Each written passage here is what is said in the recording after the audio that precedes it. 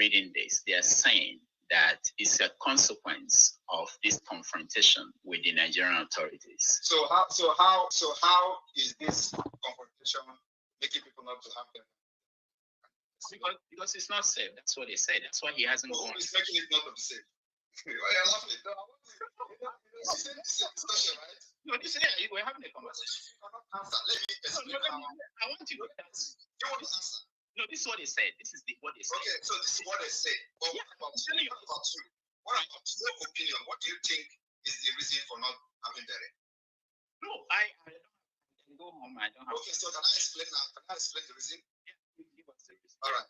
The reason is because in Nigeria, terrorist army and police have been killing our communities even before I joined the police. They killed them in our and over 150 officially was announced. Over 150 were killed in Togo. Nobody was held responsible until today. They went to President house, bombed everywhere, killed people there. Nobody was arrested. Nobody was held accountable. They went to war and killed. And these people they are killing never raised a gun against them, right? They were only having flag. They killed anybody. So when President Kanu was kidnapped, they went to Kenya to kidnap. I don't concern me how if you are hearing it, give me thumbs up. In the first place, I said, under my leadership,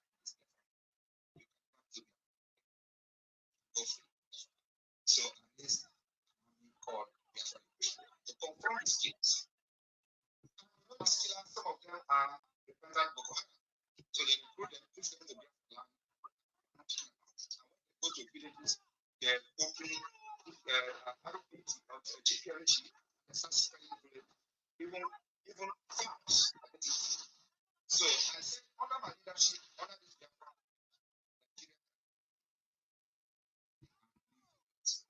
so we raised the Biafra Liberation and neutralizing.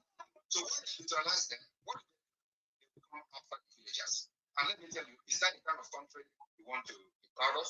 Where you have people carrying guns, defending the land, and instead of them to go after those people that are defending the land in Fona against Mesa. So tell me the way it is. So, and it is not my fault. It is not my fault.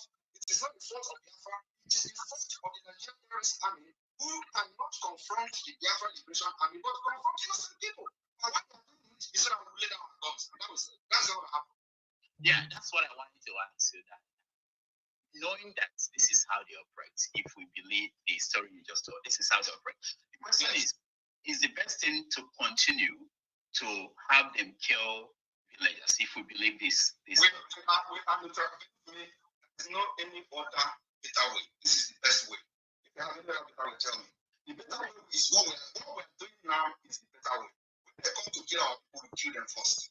And if they come, we will resist them as much as we can. Let me tell you, it will continue like that until none of them will be in Biafra. It is called attrition. War of attrition. You know, the chief of army staff said that what they are fighting is called the jungle welfare and asymmetric warfare. No, I'm not fighting asymmetric warfare with them. I'm defending Biafra people, and what we have actually declared now is war of attrition. Go and Google it. You are going to be fighting until nobody is remaining, and it is not going to be on our side. Yeah, who lost his father to it? All right, I'm going to play one more. Give me a moment.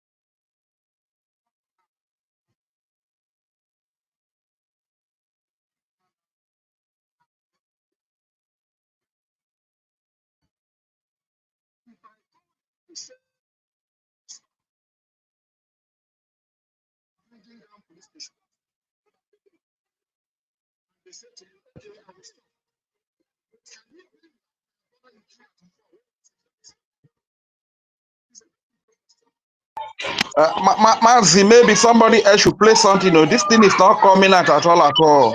Okay.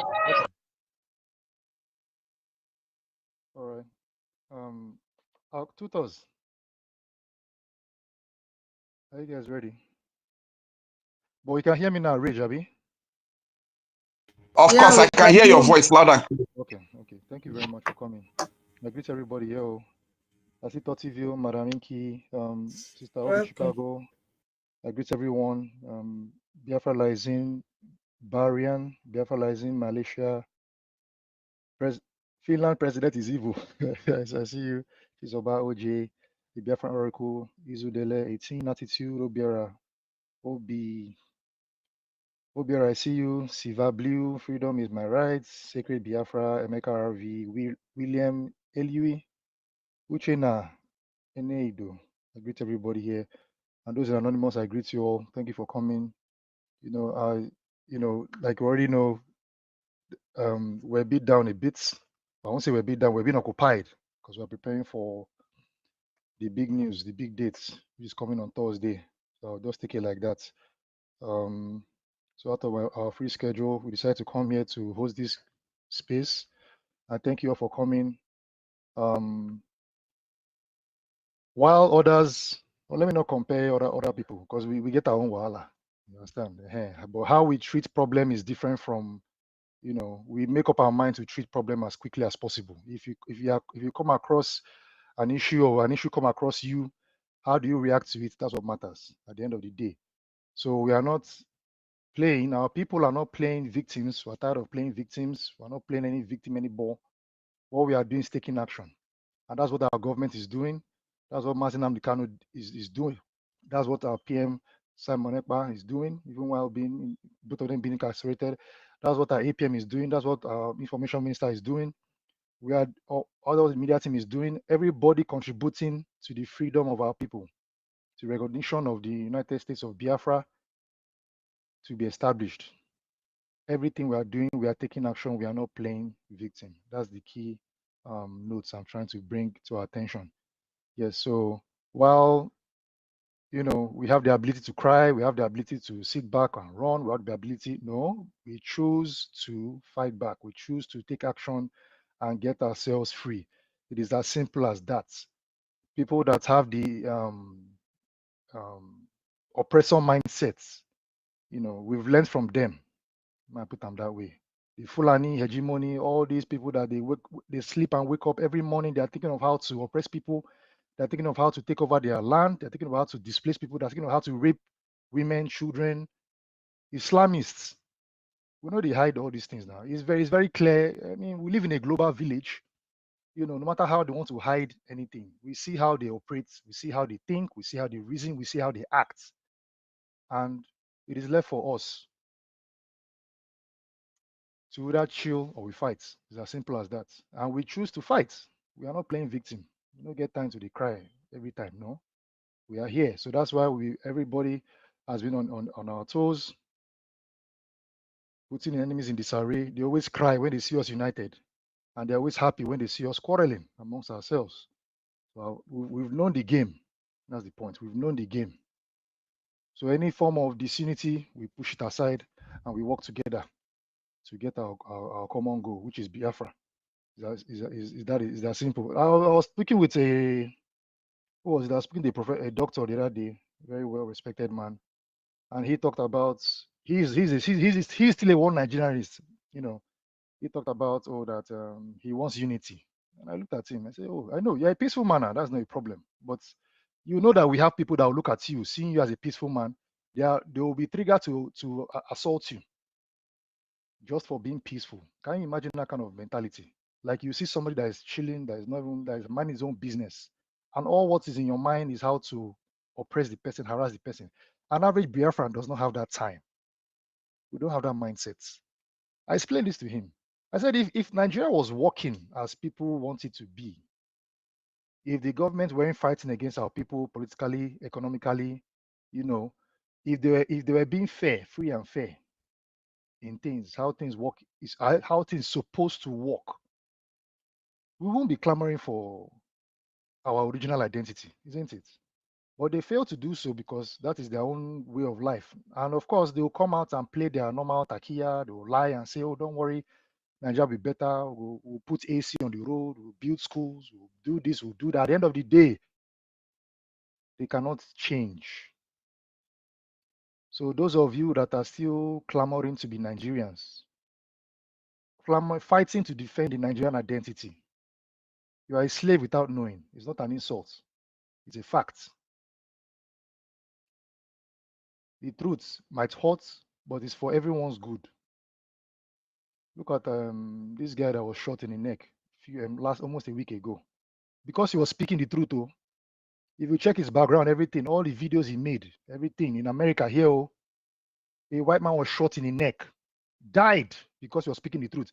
MLK, Martin Luther King, was speaking the truth. He was shot, he was killed.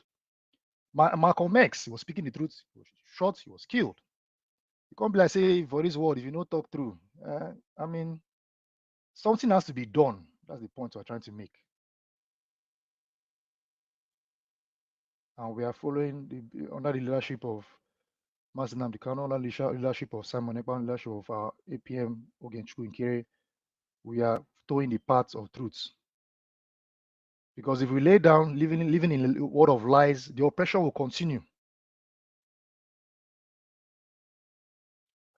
No victim mentality. So those claiming Nigeria, you want peace, you want unity, it is not going to work. In this spirituality, you go to church, you go to whatever I believe in, you want Nigeria, it is not going to work. I tell my people that are in church, praying for Nigeria, wasting your time. God will not answer your prayer. God will not answer your prayer. You are praying for something to keep you in slavery for the rest of your life. God will not answer your prayer. The foundation of Nigeria is terrible. And the Bible says if the foundation is not good, what can the righteous do? In the Bible, you weigh one unity. In Nigeria, you're a church goer. In Nigeria, if the foundation is bad, what can you do? You be righteous. What can you do? Destroy that thing and rebuild. There's nothing wrong with rebuilding. After all, in Ecclesiastes chapter 3, talked about the times and seasons. There's time to build. Now is the time to do the needful. And those that think we are not in war, we're in war, we better wake up. We have been in war for a very long time. As an average Biafran, again, I will say this several times, as an average Biafran, your mentality is just to, sleep, wake up, solve problem. Solve a problem. If you are selling market, you are still solving problem. Somebody is hungry, you are going to the farm, you are still solving problem. Somebody has an injury, you treat the person, you are still solving problem. There's a dispute in the house, somebody comes and, after the peacemaker, you see they solve problem. Versus somebody that is thinking of how to cause you harm. Your sister, your brother, your parents, your relatives, your friends, your family, your country as a whole, your community. Fulanis go about wiping out whole communities. Some people still do not understand. Then who are those in charge of Nigeria? Islamists, Muslims. That once in a while, even in America, they'll come out in the streets and pray. With all the mosques they have around, they will leave their mosque and still come out in the streets and pray. They can't try that nonsense in Biafra land. Even as underdeveloped Biafra is, they can't try that nonsense. They know how far. Because all they understand is violence, unfortunately. Lies and violence. That's what they understand. And we can't help them. But what can we do? We help ourselves. And how do we help ourselves? We defend ourselves. No time for victimhood. We don't get that time. Slavery was back in the day, it was a business. People were using it to make money. Now, this is the current century. Slavery is totally illegal. Slavery is illegal. But some people still play victim.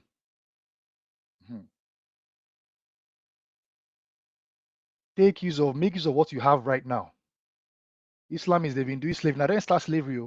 These are Muslim people. Now, they didn't start slavery. Until today, slavery is allowed. Taking women and raping them is allowed. It's even in their book. And they are ready to defend it too. to the last. They are allowed to lie. It's in their book. It is very, very allowed, permissible for a Muslim to lie. That's why I don't take them seriously. It's in their book. The book they tell them they lie, as long as it promotes their belief. So what do you want to make I talk? It's the same yesterday, today, and in the future. Now so then be. You cannot change them. In the past, slavery was allowed, but now it's not allowed. But some people still choose to play victim. Instead of them working with what they have right now to develop their economy, to build wealth, generational wealth for themselves, for their families, for their economy, for their community. They say they play victim. We don't have that time. We've learned from history. And for those that, they sabi history well, what happened to the past and everything, but they still don't understand how to change things. That's why we're here, to rub minds, to talk to our people, to remind ourselves that it's you and I who, excuse me, we have ourselves to work together and correct what happened in the past. So thank you very much, my people. Our co-host Tutos, please take over. Rage and Fury, God bless you, and God bless everyone here. Please share it to your friends, your family. It might change someone. It might bring in another donor. Please don't forget to donate to our government. Our government needs you, it needs it needs us to fund our movement. You know that we have lobbyists. Our government has lobbyists that can do the needful, that speak for us at the highest of the highest places in the world, for our nation to be recognized. No be bare handle, our money or a go culture is what the government needs.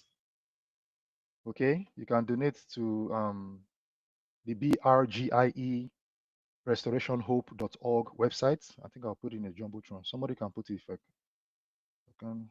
Hold on. BRGIE. I'll put it in the jumbotron. BRGIE restorationhope.org. Once I get this spelling. All right. BRGIE restorationhope.org. We're here. We need your funding. Any way you can. If you want to do anonymous, yeah, you can go through Biafra shop, get any item there. It's not still donation. All the profits goes directly to our government.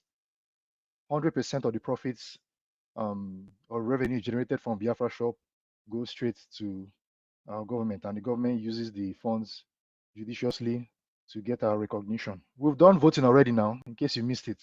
The voting has already been done. The declaration has already been done in Finland, in December in Finland. Well, I mean, I don't know what's left. There's nothing else left.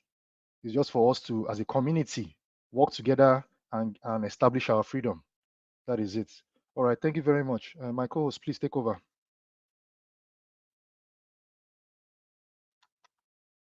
Okay. Thank you very much, my dear brother. Before Well done. our okay. All right. Go ahead. Okay. All right. Thank you, our host, for hosting us. Even when you have a tight schedule, you were still able to bring us together. Yeah, we are so happy to be in Brgie Space once again. And we are happy that you are the host today so that you can also, speak to Biafrans. Thank you so much. Thank you, my co-host, Reg and Fury. Thank you, Be Chicago, Madam Key, Tottiville, Biafra Liaison, Onyenyere One of Biafra Lanweze, Eze Bina, Cyprian, Clement, Biafra Liaison, Eddie Funky, Finland President is Evil, CN Rock, Odinawa, all of you take your salute. Esen Odogo, Sister OJ. Don't tell Alozie, good news. Izu Dede. Hey, all of you were waiting for space. I can just imagine. Knit it together. VP Moses, Freedom, Secret Biafra, Emeka. Yeah, Emeka John, I've passed your message across. William, Uchenna, the Biafra, I don't know the A, sorry about that. Chima, all of you take your salute. Good morning, good afternoon, good evening, good night, depending on your time zone. Chinedu, Lord Cyrus, blessed, oh, Godwingo, Attitude, Obiara, Salome, all of you collected, Boza, Boza, Boza, Sylvia Blue, Anyedie, Ogochukwu, Stanley, Chivo, Akaraka, Emmanuel, Onuwa, all of you are welcome, and those in the anonymous section, we say welcome to Brgie Space. This is where we worship. Anyhow, we must gather. Yes, that is our culture. No matter what, we must meet, even if it is few hours, no problem. We must open Brgie Space. I can see all of you tune in immediately without wasting time. If you'll be encouraging us like this, then we'll be opening. Not when we open, we will wait 1 hour, 20 people will be there. It's discouraging. You see? You see, Madam Kishemina liar they talk. I love what happened today. Immediately our brother opened the space. People now came in. This motivates us to open the space because it is not easy. When you open the space, you'll be playing music. Before people will log in, 1 hour have passed. Then when you open the space, pick up mic. Those of you that you know what we are doing, pick up mic to speak. You will not speak. One person will talk and talk and talk and talk and talk. How many times have Madam K hosted space? She will talk and talk and talk and get tired. She'll start playing Onyendu's voice. Onyendu voice self go tire. She will switch from Onyendu, tease everybody she can tease in the space. Yet still, nobody wants to talk. You see, we are also human beings because we squeeze out our time. It is voluntary services, but we need people to motivate us as well. That is why once you log into the space, what are you supposed to do? Share the space. Once we also see that people are sharing the space, it gives us motivation because we know a lot of people will tune in because we don't want to waste our energy and talk and talk and talk and talk and talk. Nobody is listening because this is the time that Biafra is selling in the whole world. This is a time we have to make noise with our agenda, and also media noise should be there because the world, their ears are itching to listen to Biafra. A lot of questions are being asked. What is Biafra? Who are Biafrans? What really happened? We are hearing that going through genocidal war. Let us go and I learned that they used to have space. They will ask which space. They say Brgie space, but they will not go to Brgie with CLC. They will come here because nothing is attached to our Brgie, meaning that we are the original Brgie. Hey yo, nothing is attached. But the people that stole our name, they have to attach and attach and attach, whether it will make sense. You see? So this is not the time to say, hey, it is Madam Key's space. Let her talk. Now when she tired, she will shut down the space. Or it is Emeka, or it is Tutor, or it is the information minister. No. Get grounded in what we are doing so that when we open space like this, immediately, put your points together. Not a coming to collect mic and you'll be talking off point. Put your point together. And then talk to Biafrans. Ogini, and I want to ask, do you see what our information ministers, how many of you have made a post today? How many of you have made it? He will not change his mind because making posts goes very far. How many of you have created posts today regarding a Brgie? Even the upcoming event next week, Thursday. How many of you have reshared the flyer? How many of you have gone to Nigerian news headline to attack them, copy what they're doing and give it to them, woto? How many of you have done that? Because I've gone through, say me, I be scavenger for information. I have gone through. Right now in this space, how many of you have shared this space? Ask yourself, how many of you have shared this space? I'm not talking about the sabos that are here because they don't want their people to know that they have come to listen to the word of wisdom in Brgie space. So those ones can stay in the listening section and just be tapping from the anointing of Brgie space. But you genuine Biafrans, how many of you have made a post today? You see, how many of you? We have to start this freedom domestically. You see, from our domestic homes, share the space, number one. As we are talking, there are so many things we'll be saying. Put one and one together, create a post, bag and post. Somebody messaged me day before yesterday. I forgot. He was asking how to tag. I'm so sorry, you know, I forgot to answer you. See, there is a sign. How will I call that sign? At. It is A, but there is one curve attached to it. So use this very simple one. After typing your post, then just go to your phone. When you click where you find all those signs, you see at sign, not ATO. How will I describe this one? Oh, goodness me. You will see that sign. Now, the simplest one for you to start with before you make mistake, tag me. Use me, tag me, so that even if it comes or not, the world will not laugh at you. You can tag at tutors. You can tag at Madam Key. Start from home first before you go and tag the wrong people. Before you go and tag the wrong people outside. The simplest one is at POTUS. That is Donald Trump. At the POTUS is in capital letter, POTUS. Share it. He will get it immediately. Because if you are just tweeting without tagging these people, I'm sorry, it doesn't go anywhere. It will just circulate within the family of Brgie. But I believe that was not your purpose of tweeting. Your purpose of tweeting was to make sure that the world leaders hear you. Like me, I have half page. If you see my tweet, hey, I have more than 50 people. I will just copy and paste back. Both European presidents, EU members, so Finland, this one they call Elena, all of them, I tag them, I just copy and paste. Except I'm not with my laptop, then the few ones I can remember, maybe 10. But you see me, if I'm with my laptop, I just copy back and hit them, including Arise TV, all of them, CNN. Hey, because I need this freedom. I need, yes, host, you want to say something? Your hand is up. Yes, thank you very much. You just reminded me of something.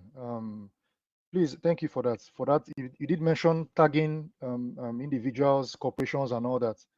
Please, if you are tagging, please put full stop before the ads. Before the I don't know if you understand. Like, say, if you want to put ads, tutors, for example, put full stop before that ads, so that when you update it, it will also reflect on the followers of that individual account or organization's account. I wanted to put out there. It's like a reminder for our people. Yeah. Right. Thank you. Go ahead. Okay, thank you so much, my host, because that tagging is very important. And that is why our information minister said we should open space by 3 o'clock. You see, if you can make each of us five posts in a day, it will go viral. Yes, so, and this our Emeka has created GIA for all of us. He has added for our information minister. He has created for our flag. He has created for our defense. He has created for the media. He has created for our APM with our PM. So you don't need to just struggle or stress. Just go there. But even if you want to say, oh, Biafra, I will die with you, tag somebody. Click that GIF. You choose Biafra flag. Once you just type in that search button, BIAFRA, you will see Biafra flag will come out. Bam. Oh my God, swinging. So lovely, very cute. If you want to write something about our defense, you will see the logo of our defense. It will come out. But if you want to write something about our APM, the accomplishment, just type the Ogechuku. Hey, you will see the handsome man come out. You will see the one he is standing alone. You will see the one he is laughing with our APM, with our PM. So the stress is gone. Don't speak too much grammar. Or you can retweet another person's post. We have to learn slowly. Rome was not built in a day. Slowly, and then we will get there. Oh, yes, so because we have to be chipping this thing in. And then, we have event next week, Thursday. Hey, you need to see the preparation for this event. What are you waiting for if you're in the US? You have to go this Thursday, 18. Begin to pack your bag. Oh, you have to be in Washington, D.C. on the 17th. There is no African time, because you have to go and relax, calm your nerves, move around Washington, D.C., but be careful, see how the environment is. Make sure you charge your phone so that you'll be uploading videos for us that will be at home and be clapping for you people, because I know, hey, that day will be memorable. I know, because it is the day that the Lord has made it for us. The day that the world wants to listen to us. Do you know what it means for them to say, I have heard your cry. Come in, Biafrans. Come and tell us what this zoo has been doing against you people. Come and tell us more, because I have seen that Tinubu is trying to hide his criminal record. I have seen Shetima dining with terrorists, and they are aware that Shetima is the founder of Boko Haram.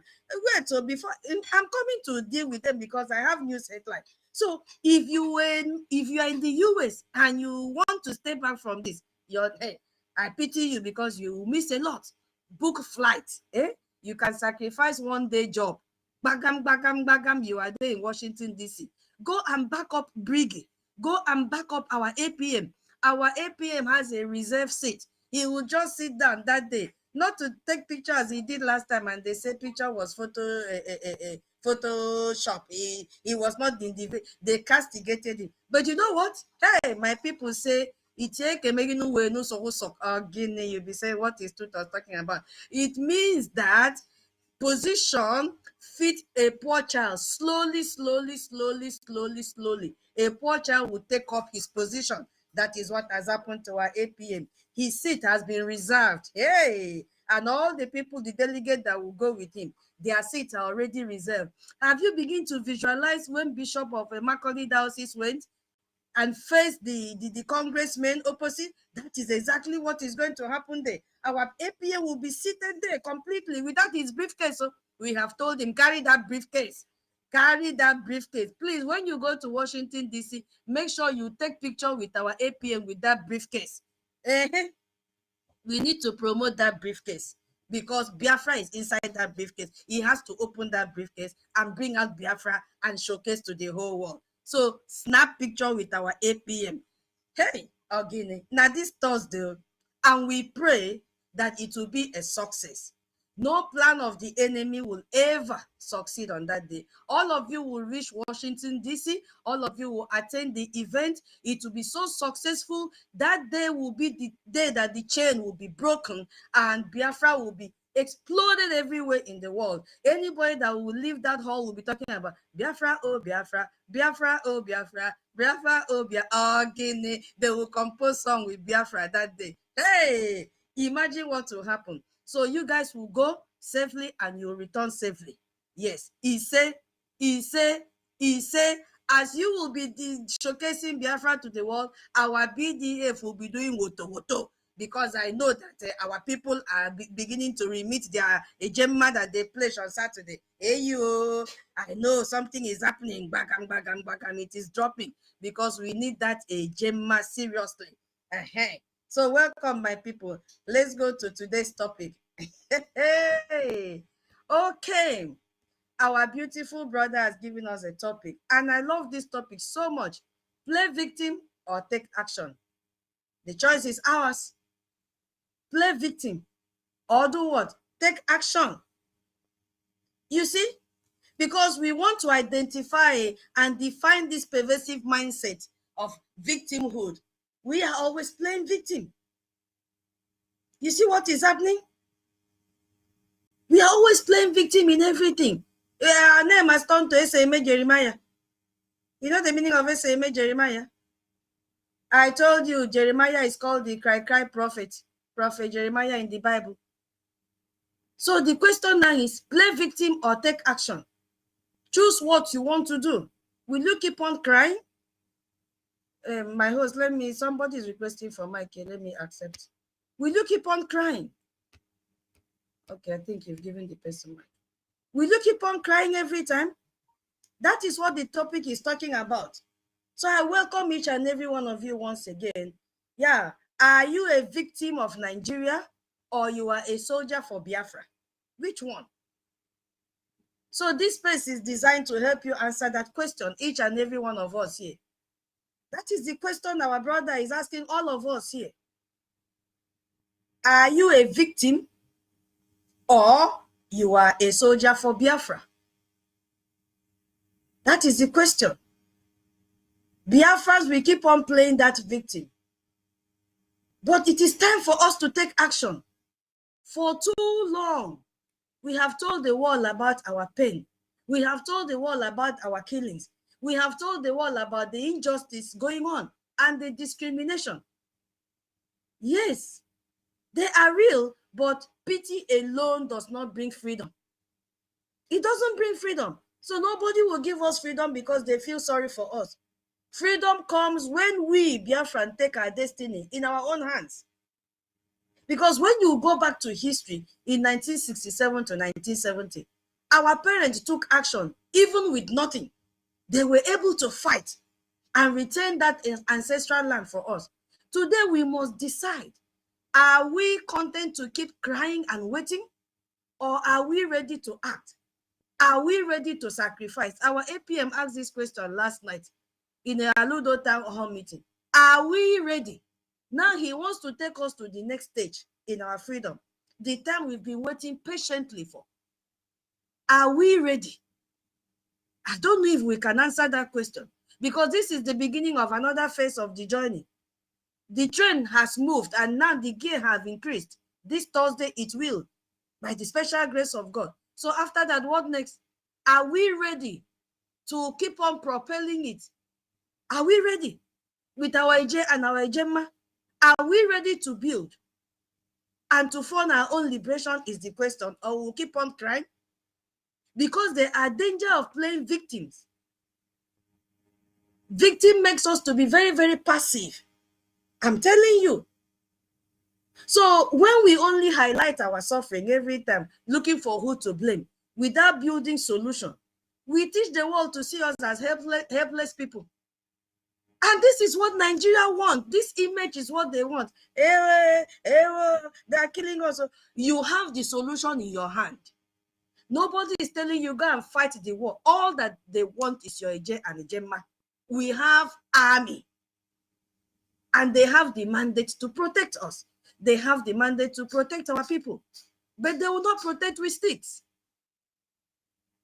Biafrans as victim, not as agent of change. That is what that is one of the danger of playing victim. Because the world respects strength, not pity. Look at Ukraine today. The world responded not only because they were attacked, but because they showed resistance and organization in what they're doing. They are very, very focused. Despite what Russia is doing, mounting December, no, we no agree. So if Biafra only cry about being killed, but show no organized action, what do you think global power will do? They will turn their back against us. Victim whom can be exploited. That is what Nigeria is doing. Nigeria is using propaganda. They kill Biafrans, but then present Biafra as the problem. They present us as the problem. And that is why we've gathered to present Biafra as the solution. You see what it means? Victim mentality means Nigeria will win both ways. They destroy us physically and weaken us psychologically. Is this what we want? These are the dangers of playing victim instead of us to take action. Victim isn't just crying. It has many sophisticated faces. Every time you complain, we are complaining. Come to social media and complain. But are we taking action? We are not taking action. We avoid to bring what is needed from us, which is EJ and EJMA. That is our problem. And the most dangerous one is those that will say Biafra is impossible, and they spread that, that cancerous energy to kill the morale of others. That is what those doubting Thomas are doing. And we also have those that I will call avoiders. They will say, politics is dead to you, and they refuse to engage. Freedom fighting is dead to you, and they will kill me. These are the people that are playing victim. You know, these are the people that are playing victim. And we don't want. We want to take action. Because Nigeria's strategy is to make us feel helpless through their sponsor terrorists, the Fulani headsmen, the terrorists, what do you call them? Bandits. That is what they want us to, how they want us to feel. They want us to believe that we are weak, so we will never recover our strength. The answer is no. Now, if you go to today's news headline, you will see what is being posted there. If you are still waiting and believing in Nigeria, Nigeria will surely happen to you. I'm talking to Biafrans that have money and feel that their money can protect them. Now, if you go to parallel fact news, you will see the condition that Niger State Governor has given. Where on earth did you see that you must submit sermon? Hey, sermon censorship. Where on earth? This is a full-blown Islamic suppression of Christians. Niger State Governor Mohammed Bago has ordered all religious preachers to submit their sermon to government approval before delivery. So now, if you are a pastor or you are a reverend father, I don't know if this covered their mosque or I don't know, because they will never give this condition to their fellow Islam. Now, by the time maybe you have to preach on Sunday, so only God knows the queue that you have to meet compared to the number of churches in that state. You have to join the queue, submit your sermon, wait until approval before you can hold your service, because once this happens, they're going to release their Fulani terrorists to begin to monitor churches and hear what you are preaching. By the time they come, you oh my goodness me, you have to show the evidence of approval that oh, Jesus Christ of Nazareth. When maybe they will position them during time for sermon, they will say, okay, it's time for sermon.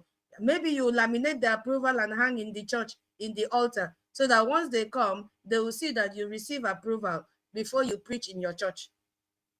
Is that what you want? Such thing can never happen in Biafra land. So it is time for us to take action. What if they don't even approve? Maybe your sermon that day is Jesus loves you, and they don't want to hear that. That means they have to nullify it. You have to go and generate another sermon and say Jesus hates you. Yes, because they don't want you to preach the gospel of love. What they will propel and force you to preach will be hatred. You have to preach according to their own script. That is what it means. So we Biafrans, are we still folding our hands? This is a state-sponsored religious oppression that I've set in, silencing Christian voices under the disguise of regulation. That is what is playing out. There is no way in this free world that sermons are being vetted by politicians. I have never seen. So this is a pure Islamization and a violent suppression of religious freedom. Nigeria is a terrorist state. How many times will we tell our people? And they are practicing Sharia in that part of the country. And you know very well that Christians are their target. So what are you doing? That is why we cannot remain there. We have to leave. And if you look at the face of this man, you see that he is a real cannibalist. He has eaten a lot of human beings with this terrorist.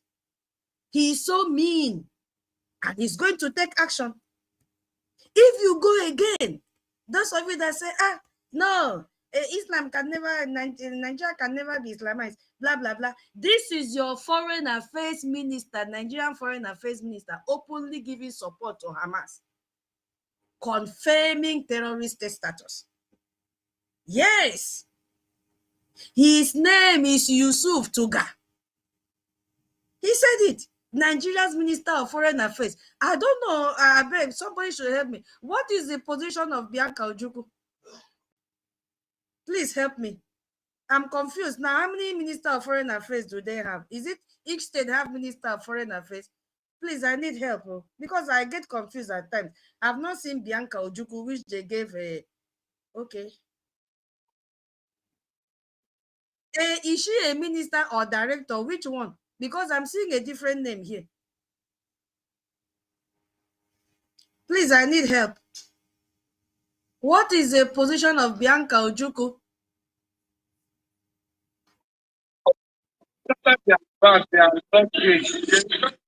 Bianca was a minister in Spain and she wasn't doing well before Nigeria government recalled her.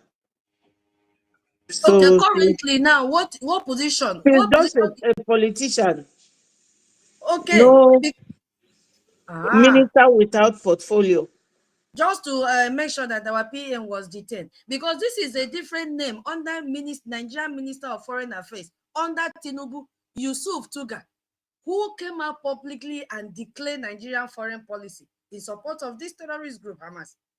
You see, and it's defining it as guided by moral precepts. That is the word that he used.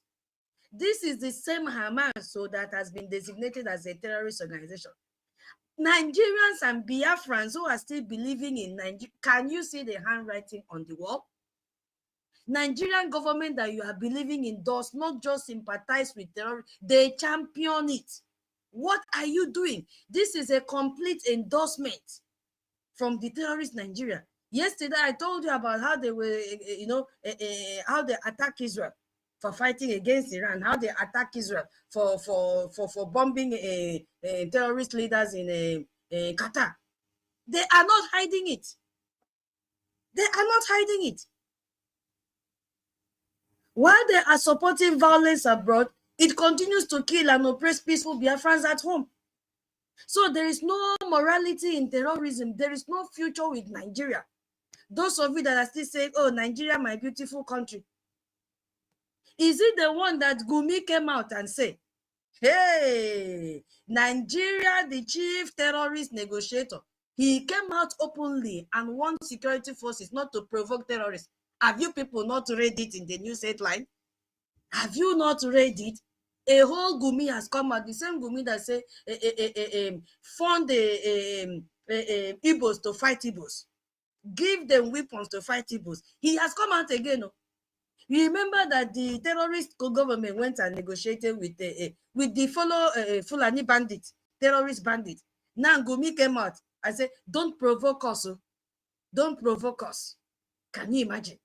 Notorious Islamic cleric that they even deny him entry in Saudi. He was deported from Saudi for terrorism. See, he has openly warned Nigerian security forces not to provoke terrorists after going into a peaceful deal in Castina. This confirms what we have been talking about, that Nigerian government negotiates with terrorists. Finland government, are you hearing this? I also tagged Finland today. Are you hearing what is going on? These are the terrorists. Gumi's statement exposes Nigerian state-sponsored terrorism agenda. That is what Gumi did. They are no more hiding it. So why are Biafrans now playing victim? Those that still want to play victim. A country that fears provoking terrorists, but they will brutalize its own citizen. It's already a terrorist state itself. Biafra will never accept this kind of what is it called? Failed compromise system. We will never. That is what is going on today. So Biafrans, are you still playing victim? I want to know. Are you still playing victim? Because for me, I know that there are pillars of action that we are supposed to take. And one of it, I think it is mental liberation. We have to liberate ourselves. The first territory we must liberate is between our ears, taking action.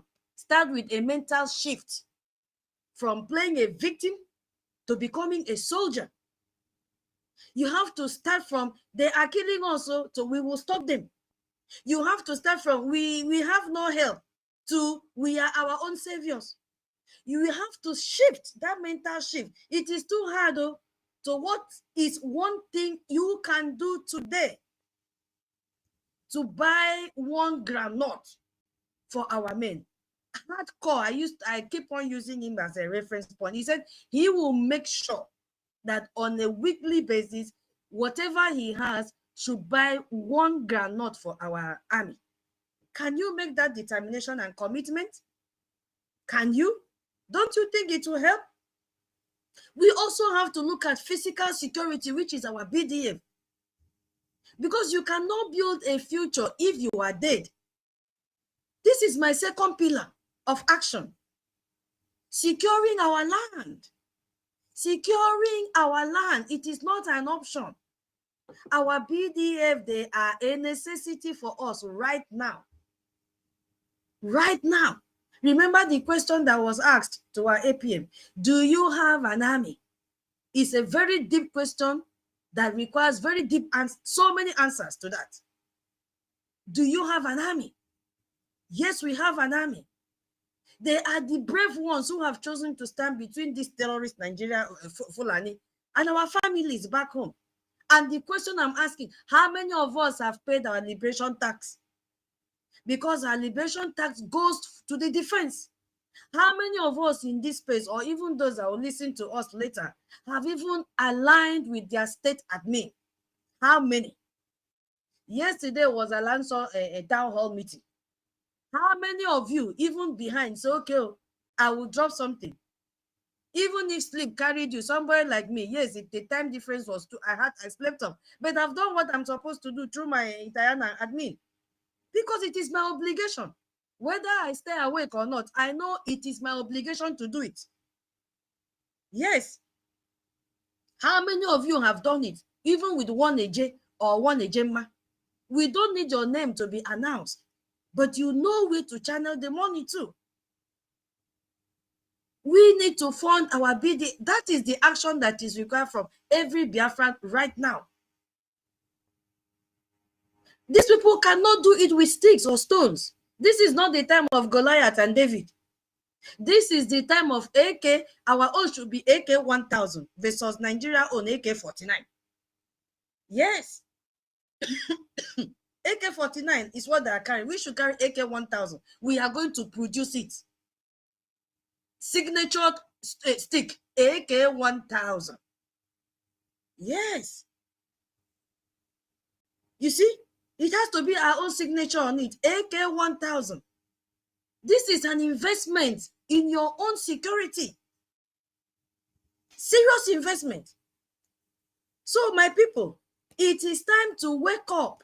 It is time to wake up and do what we are supposed to do. It is time to wake up and fund our liberation. We also have the third pillar, which I name economic resistance.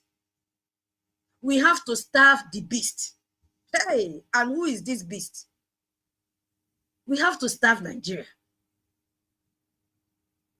We have to, because their terror is funded by money, our own money from the oil they steal from us. We have to cut off this oxygen from this terrorist Nigeria. You have to move your money from their bank. If not, they will steal it. Nigeria is looking for money. They are borrowing. Every day they're introducing new tax to your money in your Nigeria account. That is why they say, withdraw your money and go and invest in a Biafra coin, so that you even be sure it is secured. If you are putting money in your Nigeria account, your name will be sorry. Do not participate in their election. We have to starve, cut off this oxygen from them. Yes, you have to patronize Biafra business, which is we have a Biafra shop. And the person hosting us today is in charge of that Biafra shop.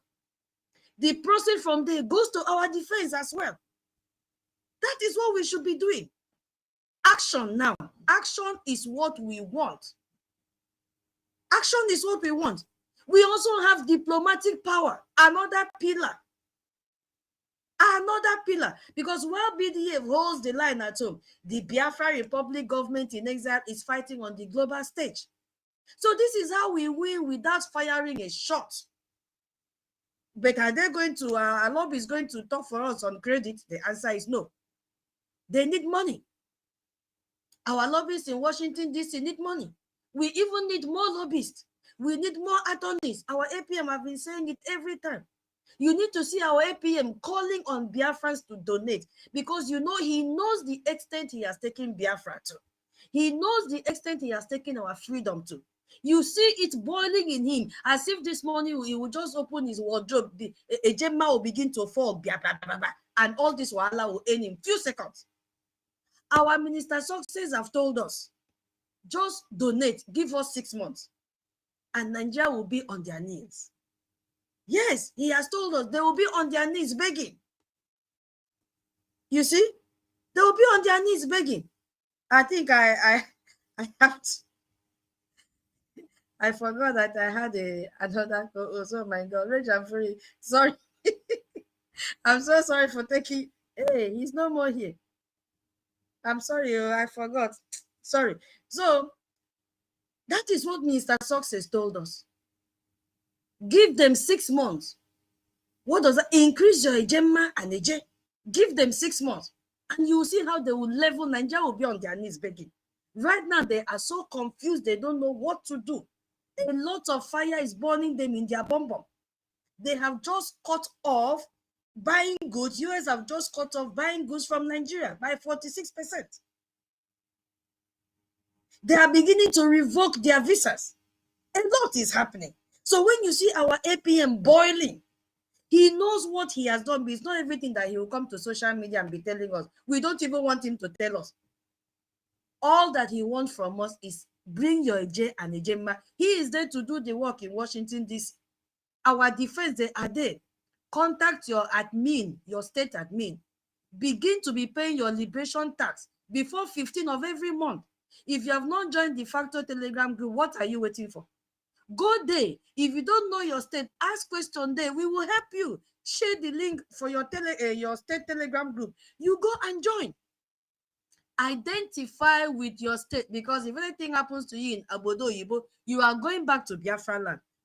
Where will you start? This is a time to take action and not play victim and not turn to SME Jeremiah. We don't want SME cry. We don't want. We want to take action.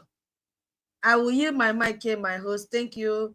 I've overtalked. I don't even know how I overtalked. Like, but I'm not a Jero that is the right time out.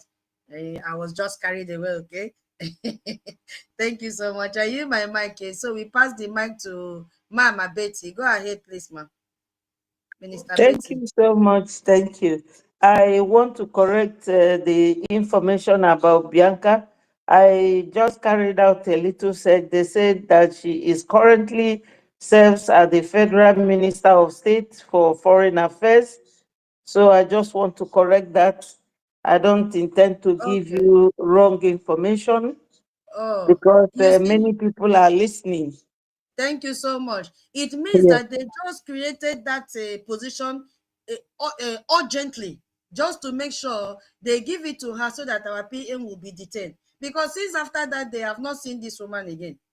I have not seen this woman again in any event. Yes. And she finished the assignment, they paid her, she collected the money, and she keeps on rubbing top gel. Anywhere she goes, she'll be shining. It is well. Yeah, you can go ahead, ma. Thank you very much. Thank you. I greet every Biafran here, and my special greetings goes to our Onyendu as usual. He is man of the moment, and our PM Mazi Simon Ekpa God will continue to bless them. They are our heroes, Biafrans. Our special thanks now should be going to our APM, who is actualizing everything that Onyendu started, and all the templates of our PM that our APM is diligently putting into place. You see, when we are doing something like this, we need people who are very intelligent, people who are smart. Some people will be claiming that they are smart, but they are really not smart when you watch the way they do things, But that is what we are coming here now to say or to do. But the truth remains that the number of people working here on the media now are men and women to reckon with. So my greetings goes to Emeka, tutors, my humble self, and my beautiful sister Obi, Chicago, wonderful Unki, Mweze, and Freedom, Cyprian, Finland, Young Man, and Odinawa, Rage and Fury, Eunice, N-It, 2G, I don't know how to pronounce this. N-It to Jeddah, and many more people. Queen, Mr. J.O., BMO, Emeka, OJ, Johnson, Babe, and many more people. I welcome our friends and even our enemies. So, my people, we Biafrans, we cannot continue to play victim. We better take action. We have to take action. And how do we take this action? We have to take diplomatic, political, economic, and social action, all at the same time, because there are things we can do. We have to make Biafra great. Follow the leader. Our APM is doing a great job.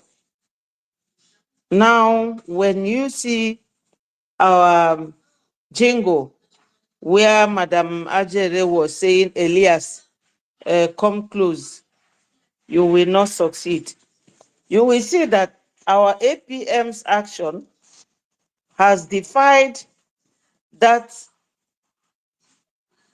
I don't know how to put it, that very action of Madam Ajere and NGOZI Fulani that say that our lobbyists are criminals.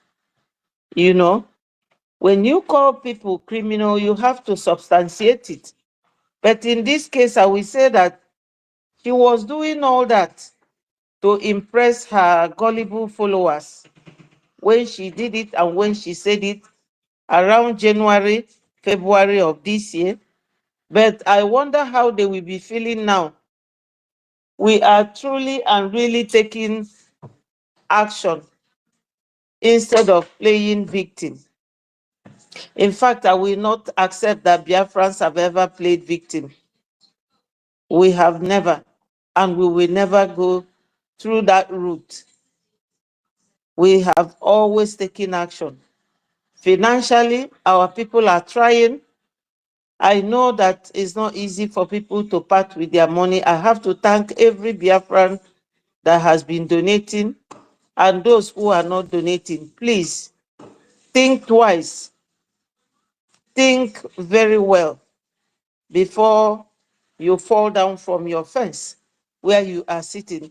Because if we all have been sitting on the fence, not taking action, Onyendu wouldn't have been where he is today. He would have come out like Owazirike and surrender.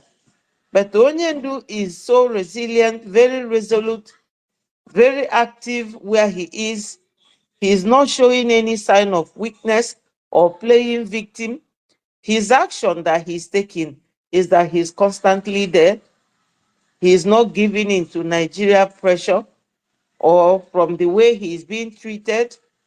He is the real victim, prisoner of conscience. But he's not giving in at all. We have to follow our leader and continue. So, my people, donation is the key. It will fight for us. The way we donate, the way we ignore any stone thrown at us, all the bullets that can never shut us up. We have to also remember that we are not commodity and we are not for sale. So there is no negotiation. And in the first place, who are you going to negotiate with? A terrorist nation? Foreigners from Futajalon?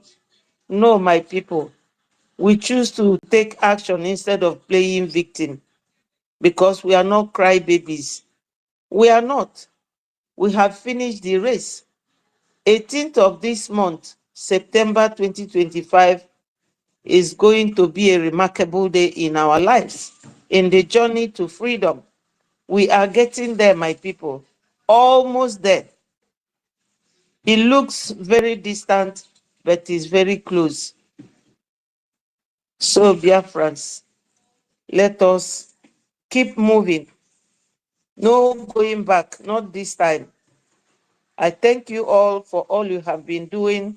You are always there whenever there is any meeting or any town hall or fundraising. You are all trying. But the game or our battle is not over yet until it is completely over. I thank you all once more. And I say, may Chukwu Okike Abiama continue to bless our leaders and our Triple General Butuzo and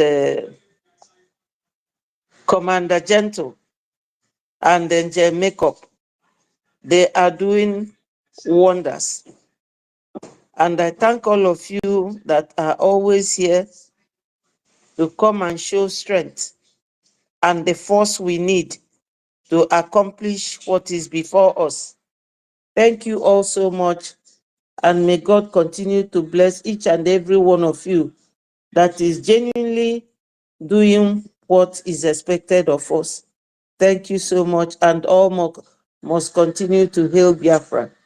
Thank you, my people.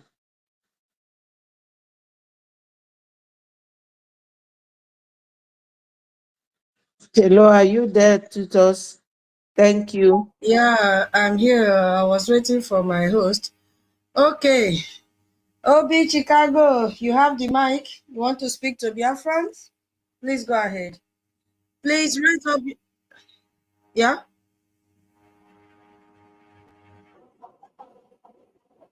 Yes, go ahead, please.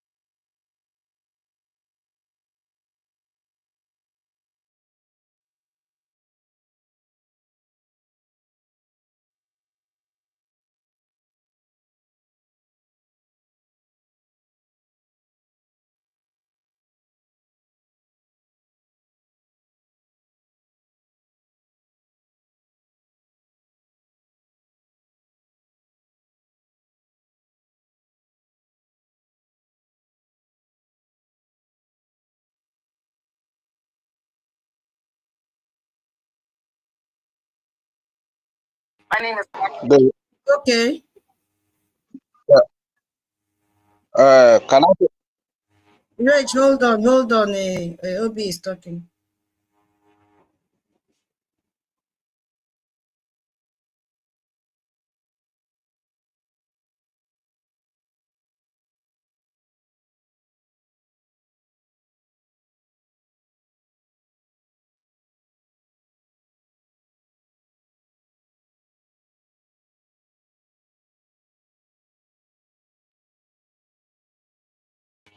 Ndewo, Obi Chicago. Ndewo. God bless you for your submission.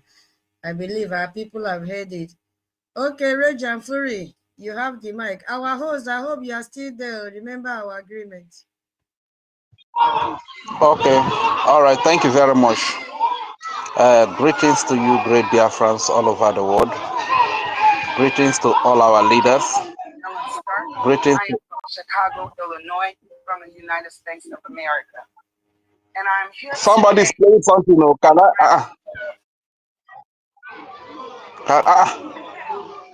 can I be heard at all? Can I be heard?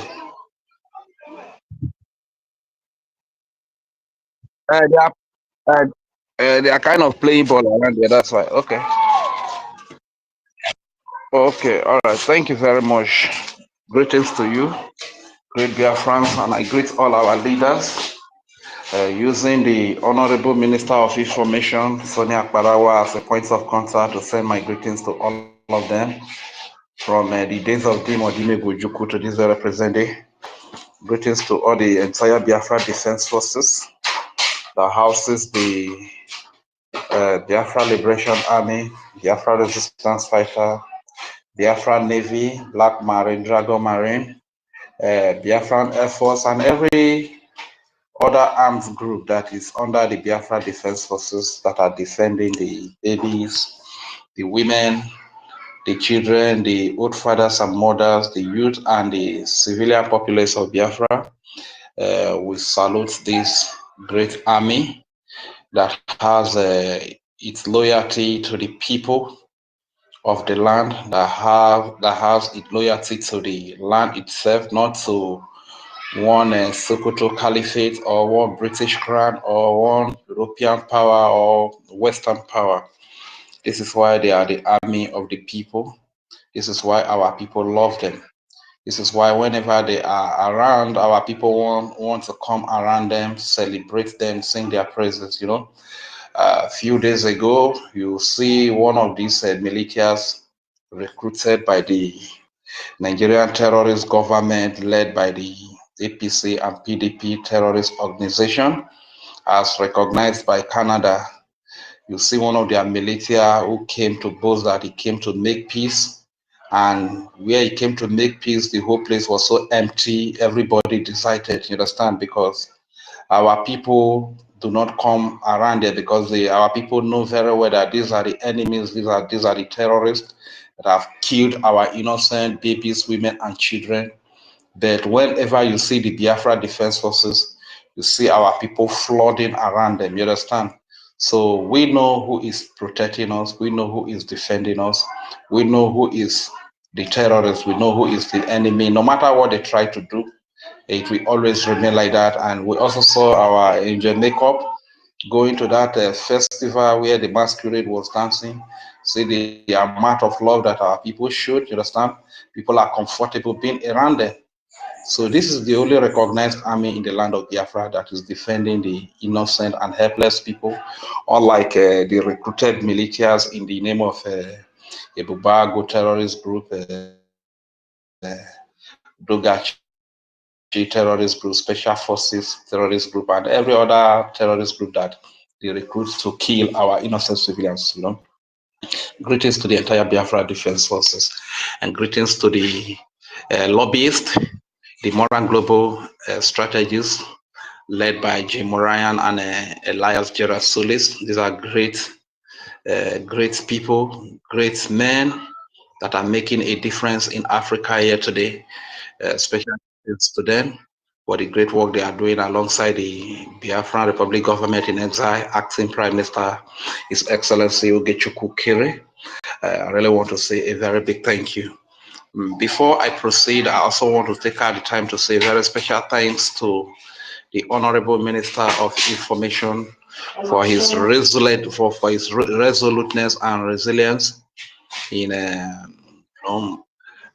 managing the media department, and the media department has been doing wonders.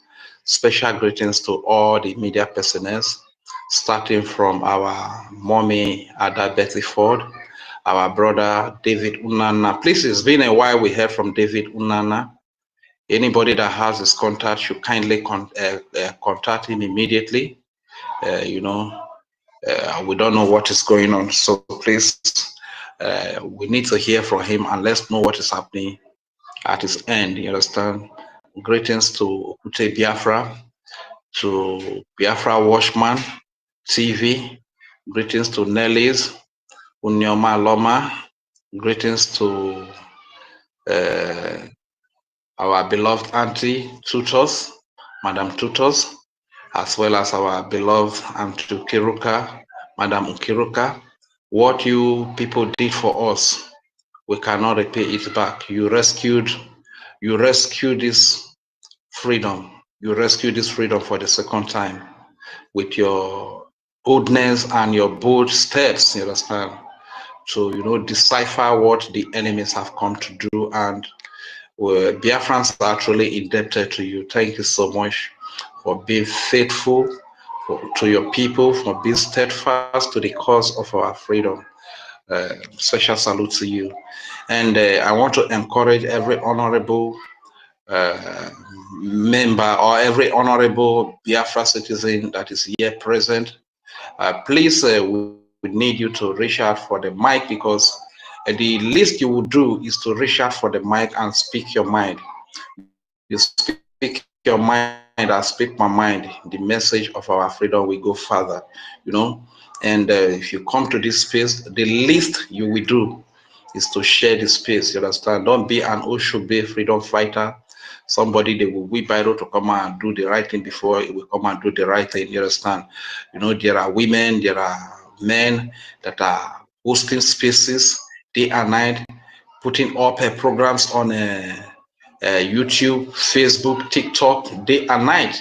But if you cannot do that, and when you come to the space, you cannot share, that will be most unfortunate. So one of the ways you can really help to push the message further is to share the programs. Whenever you see any program that is speaking about the freedom of Biafra, like the program and share it to your different groups. I've come to realize that most of our people, especially we that are guys and men, when we come across programs where ladies are shaking their bumbos, they are stripping naked, it doesn't take us time to like, you understand? We just like view to the end, you understand? But when it has to do with important things like freedom, we are nowhere to be found. We are always reminded to like or to share. It ought not to be like that. It means that things that give us life, we don't attach values to them, you understand? Things that make us free, we don't attach much values to them. This is why if we neglect all these things that are supposed to make us free, that are supposed to give us life, ultimately we have chosen slavery, we have chosen death. You understand? This is why you see we witness a lot of death, we witness a lot of slavery in our daily living and our daily lives. You understand? We should repent and change our mindset from all of these things. And I want to encourage each and every one of us that are here present, please come up to the mic. Don't just be a listener. Your thoughts will make a difference. Your views will help us to run a better government in the Biafra and the Biafra de facto government in homeland. There might be an idea in your heart that is going to take us to the next step of this freedom movement. You understand? So that being said, speaking on the topic, play victim or take action, community service, lobbyist/BDF. A wonderful topic, and kudos to our brother Emeka Oragu for putting on this space, and to our beloved tutors. Like she was saying earlier, our auntie tutors, human beings need to be encouraged. If people take out from their busy schedules to put up space, we own the duty to encourage them by sharing the space, number one, by picking up the mic and speak, so that we don't just allow them to speak for hours and hours and hours, and they keep on talking, they run out of ideas and stuff like that. No, nothing is as discouraging as that, you understand? So you coming up to speak is another way of encouraging them. And another thing I will also suggest, I spoke about it in our mother program, Betty Ford. You know, one of the reasons why you see TV stations, radio stations have a lot of following is whenever they are hosting their programs, they slot in music in intervals. They give interlude where they play music.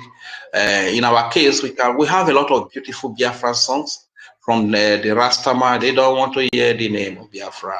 Plus the one that our beloved mother from the Biafra artist that is singing, that sang that song that is making waves today. That man has dropped a lot of beautiful songs that I feel that all the media personnel, those people that host spaces, that host programs, should have. There's this one that's saying, we are going back to our home. That guy also said, you kept quiet, America kept quiet, then kept quiet, the whole world kept quiet. Igodo, Migodo, we are one people. These are beautiful songs, you understand? Whenever we are hosting space, it shouldn't just be all about talking, and talking. In an interval, you bring all this motivational music, slot them in, they will be a source of encouragement to Biafrans as well, you understand? So by the time you are playing all this music, you have the time to take a break and relax yourself a little, you understand? Then you come back again and continue the program to make the program more interesting. What was I saying? TV stations and radio stations, they have a lot of followers because in interval they play music. Music is very powerful. Music can even send a message to somebody that your words cannot send a message to. You understand? So please let us try to also bring all these things into our programs to make them a little more lively and a little more interesting for people, so that talking will not just make the whole place so boring as well. So thank you very much for that. And that being said, I will also speak about the on the 18th of September. That is this month that we are in. The day is very close. That should be on Thursday or thereabout in Washington DC, the Biafra congressional hearing with the Washington the U.S. Congress members. You understand? This is a very big program. Let me tell you one thing, brothers and sisters.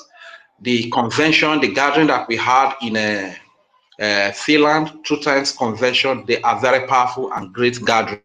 You understand? Powerful and great gatherings. But one thing I need you to understand is that this gathering in Washington DC is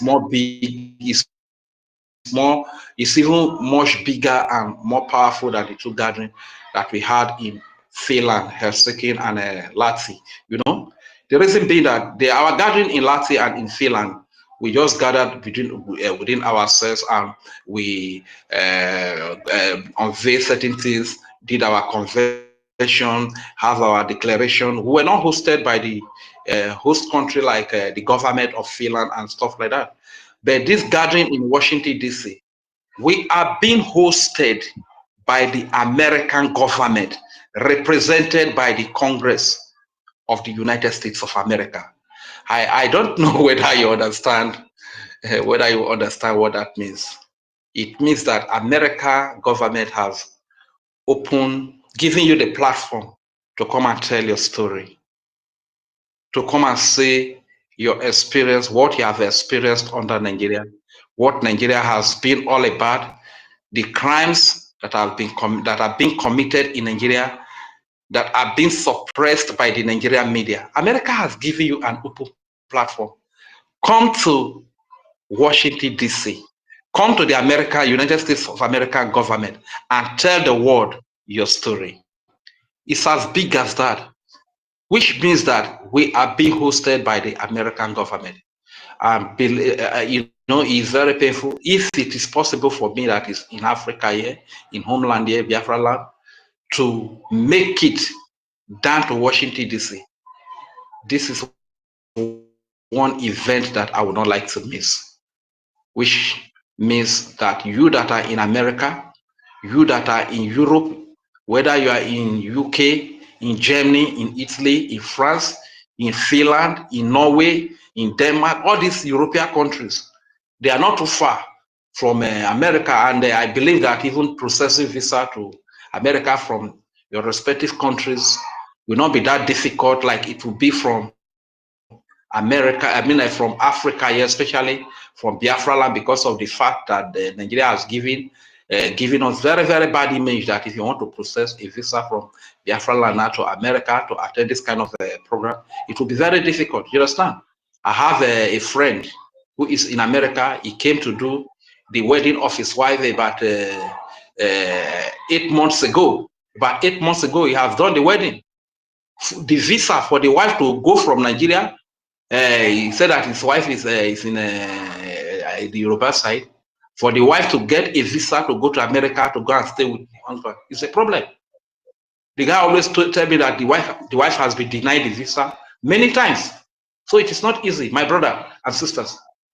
This is the image that Nigeria has given to the indigenous people in that place where they call Nigeria.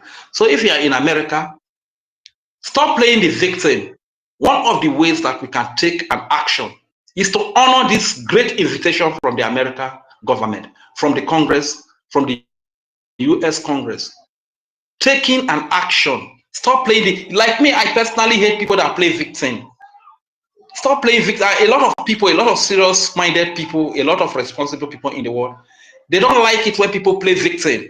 They love people that take action. They take responsibility. They don't believe in coming out to cry, to seek pity. Like, no, they want people to pity them. People love people that take action. One of the ways to take action is to honor this congressional US congressional hearing. That is one of the biggest action that we are going to take, to tell the world what we have been going through, what we have gone through under Nigeria. That is one of the ways to take action. There are many ways to take action. We should stop playing the victim like the Nigeria Unite Abi Biafra Disunite of a guy who always play victim. He's the one that is always deceiving our people not to support, not to support the defense of their land, of their people, of their babies and women and children. And when our people, our babies, women and children become a victim to the terrorists, he's still the one that will come out and begin to play the victim, show the videos so as to make his money. We shouldn't be people like that. Let's stop playing the victim. It's enough of Nigeria government is killing us. Look at the pictures, look at the videos. How many have we shown? We must do the right thing. When the acting prime minister said, told us that the congressman told him that the reason why CNN is here to carry our news is because we have not made enough noise. That when we make a lot of noise, that they will carry the news. And I believe the department that message is meant for understands.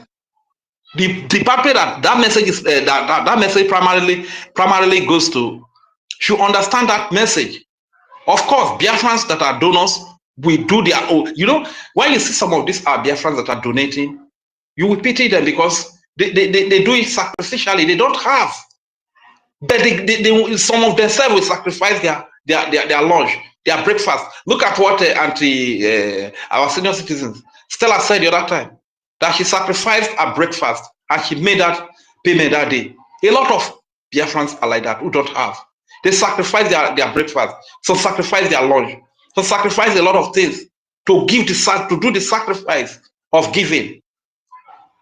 These people are making the noise in their own right. But the people that will really make the noise, that will make the CNN to carry the news, is the BDF. Let's make everything available to them. And as we make everything available to them to make the noise, let them also do what they ought to do. They should make the noise.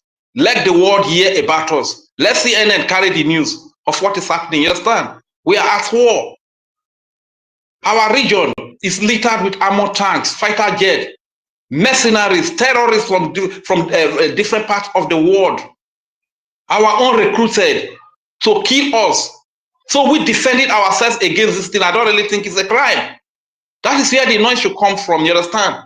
Let the needful be done in every department. I just wish that The kind of effort that the acting prime minister is putting in, every department is putting in such effort.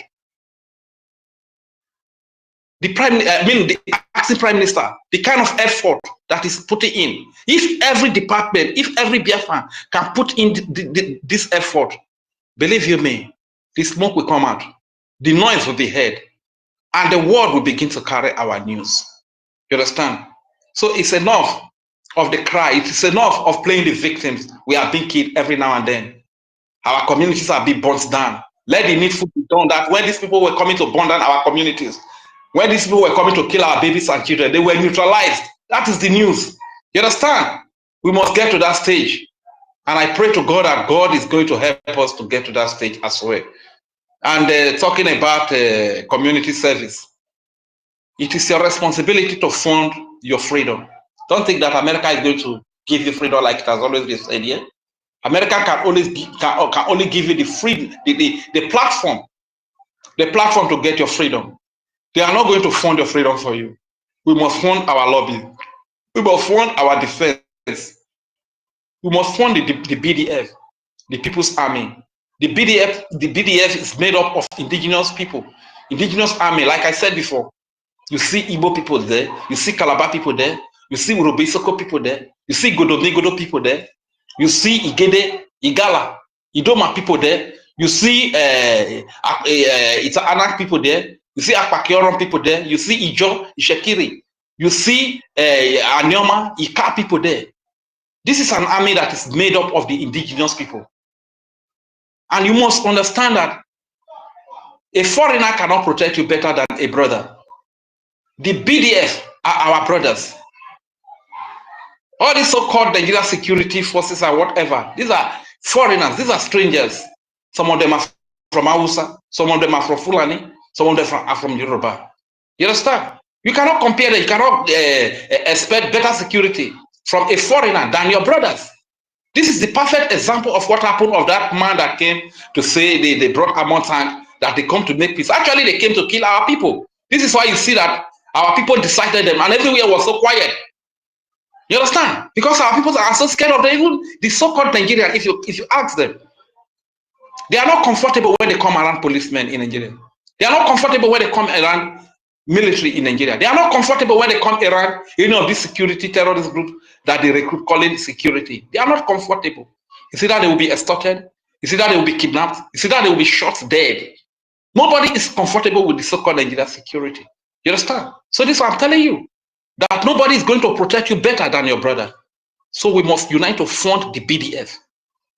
This is our most, according to our father, Emeka Socrates, they are our most treasured jewelry. They are our most treasured jewels. And we must not allow them to cry over the lack of materials to do their work effectively. We must not allow them to regret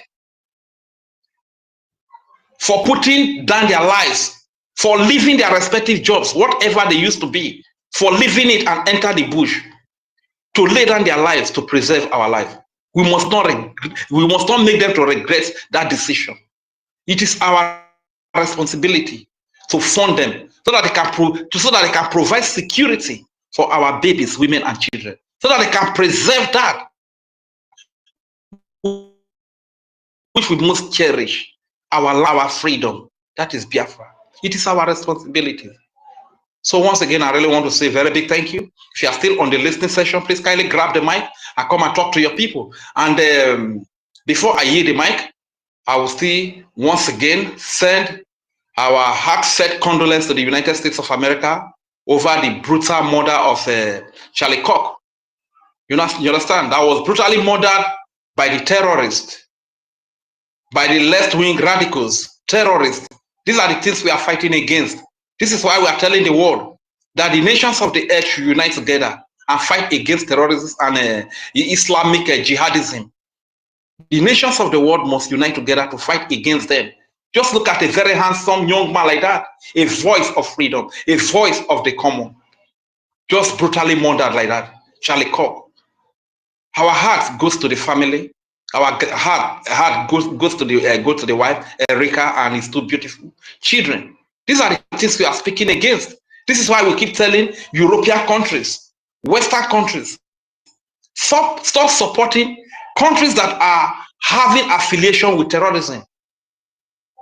Am I the one that is going to tell you that Nigeria is having affiliation with terrorism? You see the news all over the place. Everything they do, they are whenever a terrorist come to kill Israel, they don't speak anything. But when Israel retaliates, they complain that why should Israel go after terrorist leaders in Qatar? Why should Israel go after terrorists in Gaza? And stuff like that. And people that have been saying this without hiding it, can't you know the part? Can't you know the part they have chosen? Can't you know what they stand for? It means that they harbor terrorism. They support terrorism. There was a UN resolution of 1397 that was adopted in 2001 that no nation should support any state that harbors terrorism, that harbors terrorists, that supports terrorists. Why is it that Alexander Stubb can comfortably sit side by side with an alleged Boko Haram founder? Why is it that Finland, because they are so wretched and poor, we support a terrorist country that has killed babies, women, and children, funding terrorism, giving them safe haven, giving them, harboring them, a state called Nigeria? Why is it that Finland, through Alexander Stubb, is supporting this kind of a terrorist country? If we keep it, because now we are the direct victim here in Biafra land, we are the direct victim now. It may not affect you, but I've always told you that the bigger target is America. The bigger target is the West. The bigger target is Israel.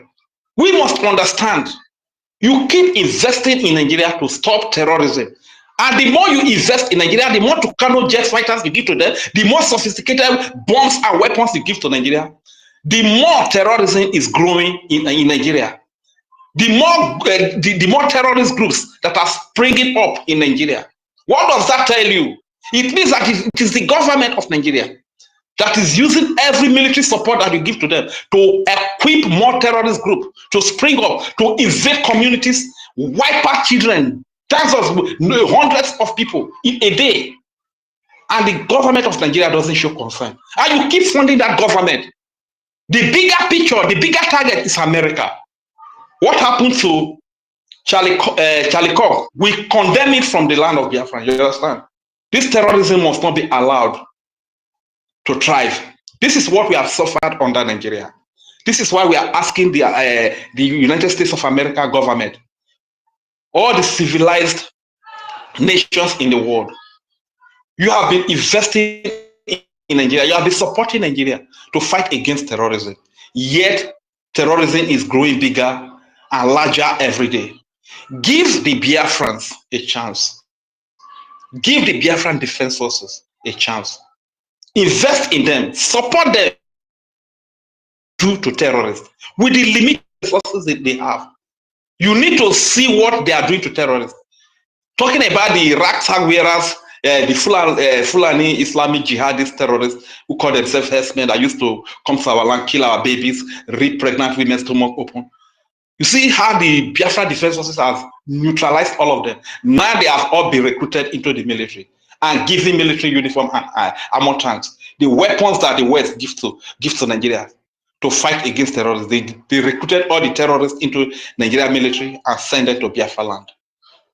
How do you expect terrorism to stop if you keep funding states that are having terrorist-related issues, states that harbor terrorists? How do you expect to stop terrorism? So these are just few questions that I really want, and few advice that I really want to give to the world. Give the Biafran people a chance to combat terrorism. Support the freedom of Biafra. We and the West, we have common values. We have common perspective. We are progressive. Even our religion, we have common religions. You understand? We are not nomadic or retrogressive or backward people. You understand? We are people that love development. We are people that love innovation. We are people that love technology. Give us a chance to combat terrorism in Africa. Thank you very much. Once again, I will yield the mic here, but before I hear the mic, I will still say, Ma birero re Biafra, uti woma, ma birero re Biafra, uti woma, o ma birero re Biafra nyavo, uti woma, ma vekwo magbe jirogenema, ma birero re Biafra, o janu retire, ma birero re Biafra, uye ma retire, o ma birero re Biafra nyavo, abomati woma, ma vekwo magbe jirogenema, ma birero re Biafra, ugunu retire, matekwo magbero rochuku, abomati woma, o ma birero re Biafra nyavo, abute woma, ma vekwo magbe jirogenema, ma birero re Biafra, o jana retire, ma birero re Biafra, uye ma retire, o ma birero re Biafra, abomati woma, ma vekwo magbe jirogene. Mayo. Thank you very much. I hear the mic here. My name is Regent Fury, aka Udewo Wachineke. Thank you, Mwachineke. God bless you. Thank you for your submission. Always very great. Yes, so Biafrans, you see, today's topic says play victim or take action. You know, when I was speaking earlier, I made reference to Gumi. Gumi gave warning yesterday, and just hours ago, Nigeria, provided us with the most perfect example of why this choice of ours is so urgent. The news has changed. Zamfara, Castina peace deal collapsed in less than 24 hours. Bandits kidnapped 50 from mosque. You see, 50. They went into peace deal yesterday, and Gumi came out and said, don't provoke the terrorists. Because this is not just news from the north. This is what it shows, that there is going to be a very serious catastrophic end result of choosing to be a victim. Because those worshippers were victim of a government that plays with terrorists. So our question today is, will we learn from their victimhood, or will we choose a different path? That is the question we are supposed to answer. You see, the Nigerian government approached these terrorists from a position of weakness, not even strength, because they went to beg for peace. They did not go to enforce them. You see? And they were openly telling them that we are too weak to defeat you, so please have mercy on us. That is a victim plea that we are talking about today. They sign a piece of paper and call it a deal, hoping that the terrorists will suddenly change their nature. How is that possible? This is the hope of a victim who believes the abuser will suddenly stop abusing. Because the abuser did what abusers do. That's what they do. They took the concessions and demanded more. You see? So the victims now, who are the people, were left more vulnerable than before. Nigerian state, by choosing to negotiate from weakness, choose to make it entirely a victim. And we don't want that. We don't want that. We have to take action. I just want to quickly read from the newspaper. Yes, so there is one place that struck me here. Let me see. They said, in the early hours of Monday, about 40 worshippers were seized during morning prayers at a mosque. This is it, Tafe local government area. Witness said that the government stormed the building around 5:30 a.m., surrounded the mosque, and forced the worshippers away at gunpoint. Who is providing the guns today? Musa. Musa is the one giving them the guns. And they say the captives were reportedly taken into a dense forest, leaving the village in shock and fear. They know where these people are lodging and camping in the forest. What did they do? They cannot engage them because power must come from Abuja before you can engage them. And they say the incident occurred barely a day after residents in neighboring Castina held peace talk, you see, with armed groups a development now seen as meaningless, given the fresh wave of violence. And they said this shows disunity among bandit factions. Can you imagine in a country? This shows disunity. So explaining that while some may engage in dialogue, others continue indiscriminate attack in Zamfara, Sokoto, Kebbi, and Kaduna. Now, if you connect the dot, these are the regions that the European Union gave them 15 million euros few days ago. Now, have you seen the result of the money that they gave to these people in disguise of giving humanitarian aid, taking care of people that have been internally displaced? This is where their funding has gone to. But we don't have anybody to fund us. So it is either we said no to our weaknesses and take up action. We have to, give action where action is needed. We cannot be weak. We cannot be lamenting. This is what is happening. It's not even up to a week. They gave them 15 million euros. Now the terrorist bandits have re-equipped themselves. What trespassed during the peace deal? Were you there? No, that was where they shared the money. And Gumi took their own and gave them warning and said, do not provoke the terrorists. Because if you do, we are coming back in full force. Now it has happened. Is anybody talking? The answer is no. They said the attackers fired into the air, sending villagers running before whisking their victims towards that forest that they are. The Zamfara police said they received a distress call. Always a distress call. Now let's listen. Yeah, I made a mistake. It was in Zamfara instead of Katsina. Now listen to the distress call. Listen. The Zamfara police said they received a distress call from the divisional police officer in Bukunyum and claim operatives have been dispatched to the scene. This is the same Zamfara that the governor said he has no control over, that the DPO does not take instruction from him. Whenever there is attack and he called them to go and engage the terrorists, they will tell him they have to wait for approval from Abuja. Now, terrorists have gone to kidnap 50 people after they had done a deal, peace deal, to cover these states that they mentioned. But in less than 24 hours, they went and kidnapped people in the mosque. Now, what do you think will be the response from Gumi? Gumi will find what to say. Gumi will find, oh, because you did not do, who knows, maybe the person that even went to negotiate might have, taken some of the money. Because there's always a mediator. There will always be cheating. This is the reason our topic is telling us today. Play victim or take action? Are we still going to lament?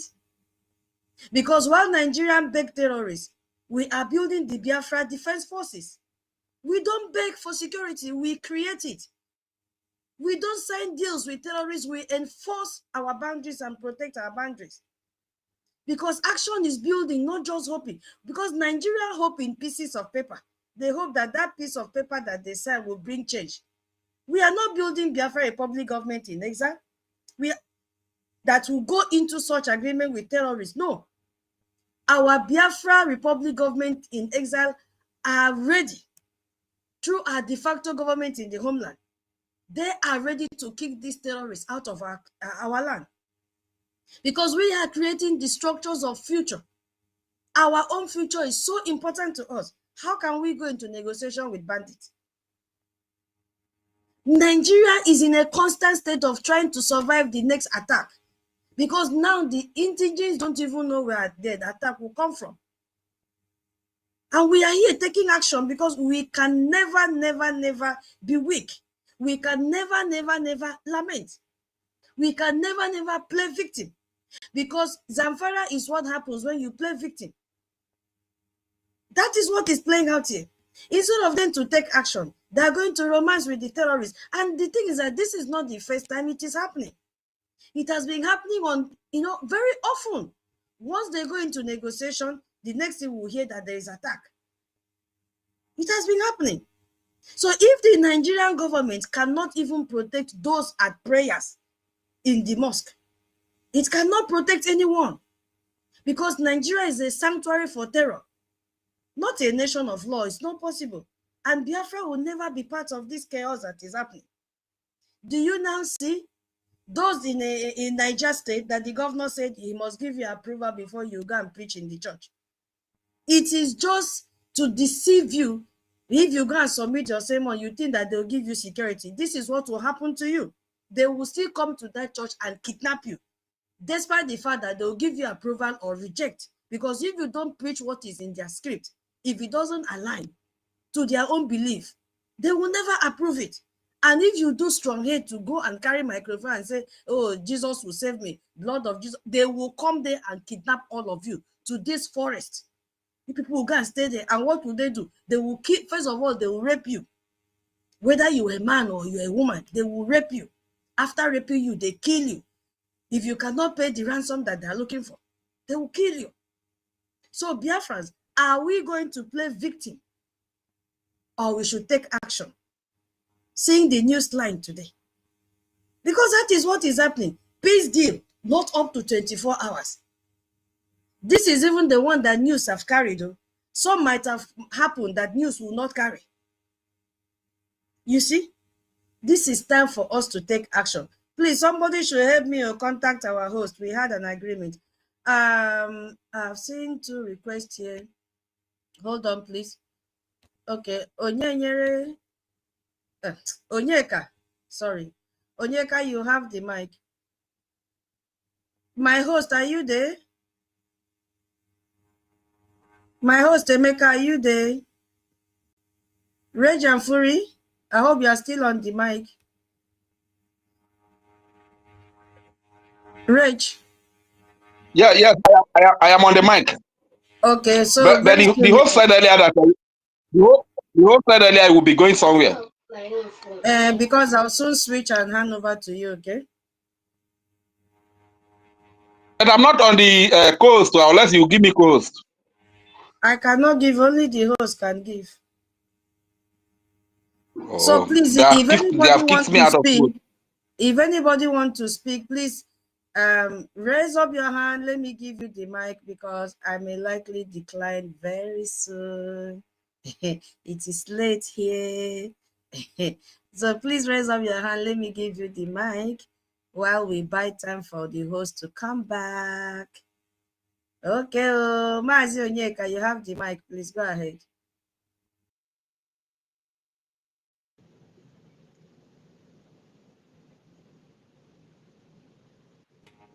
Onyeka, are you there? You have the mic. Okay, Onyeka is not here. Okay, Emeka, Socrates, please go ahead. Please, if you want to speak, kindly raise up your hand. Let me give you the mic. The host is not available. So you speak until he comes back. Okay, thank you. Thank you to Toss and Rage and Fury, NK, Emeka and the house, Sister Betty. I just wanted to start with the news you brought to us. And my take on that is quite, let me say, to some extent, a look at Nigeria and the direction Nigeria has to take, which they are taking, which we know they will always take, and also following what we've had them plan to do in recent times.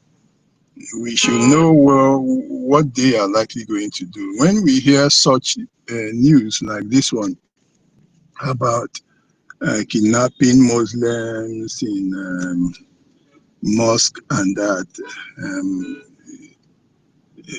most of us should. The rest of us, maybe, I don't know, a good percentage of our people should take that in with a pinch of salt. But for me, I don't believe that at all. I don't. Remember that that idiot called Okim Baloyi was telling Musa that they would help them to manage their information. So that means they will help them to organize how to put up information, the staging of what to present, the acting of what to present, and then of course planning it all through, how to execute, what to present to the public, and how to disseminate the information, and all that, directing it, supervising it, and controlling it. So when you see them saying they went to the mosque to kidnap people, don't believe it absolutely like that. It's part of the acts they have to put up. It's not real. It's an intention to show that, oh, they are kidnapping other people, not just Christians, they are also kidnapping Muslims. So don't ever believe what you hear from the Nigerian news media. They are terrorist information managers. Of course, that's what the Okimbaloyi said, that idiot, all these guys that are into begging for unity because they are desperate to keep Nigeria, because their own nation doesn't believe they can survive outside Nigeria and the mineral resources of Biafra. So they go come out and talk all kinds of it. They are terrorist information managers. They've been doing that. So this is terrorist information management. It's part of it, telling you, look at, when they said that they got how many, 80 or how many, what do they call them? They called them Chibok girls, and Jonathan's wife was asking them, present this, and they didn't present anything. Do you really think there was any Chibok, anything like that?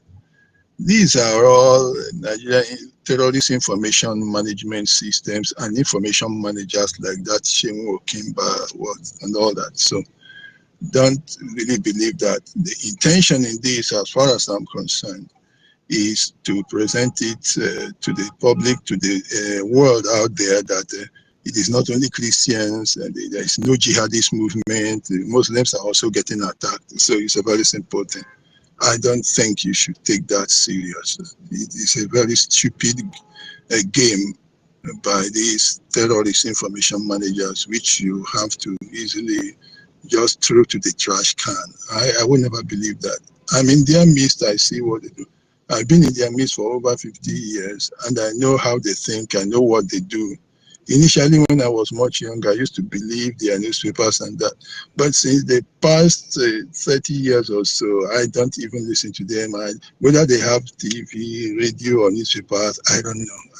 I don't read them, because I got to understand their nature. Please, when you hear them managing information like that for them, just forget about it. It's not serious. This one is even very clear. It's an intention to show that there is no jihadist movement, that there is no drive to go and conquer other lands. It is just about some internal problems within them or something like that. Well, if anybody wants to believe otherwise, it's okay by him, but for me, no.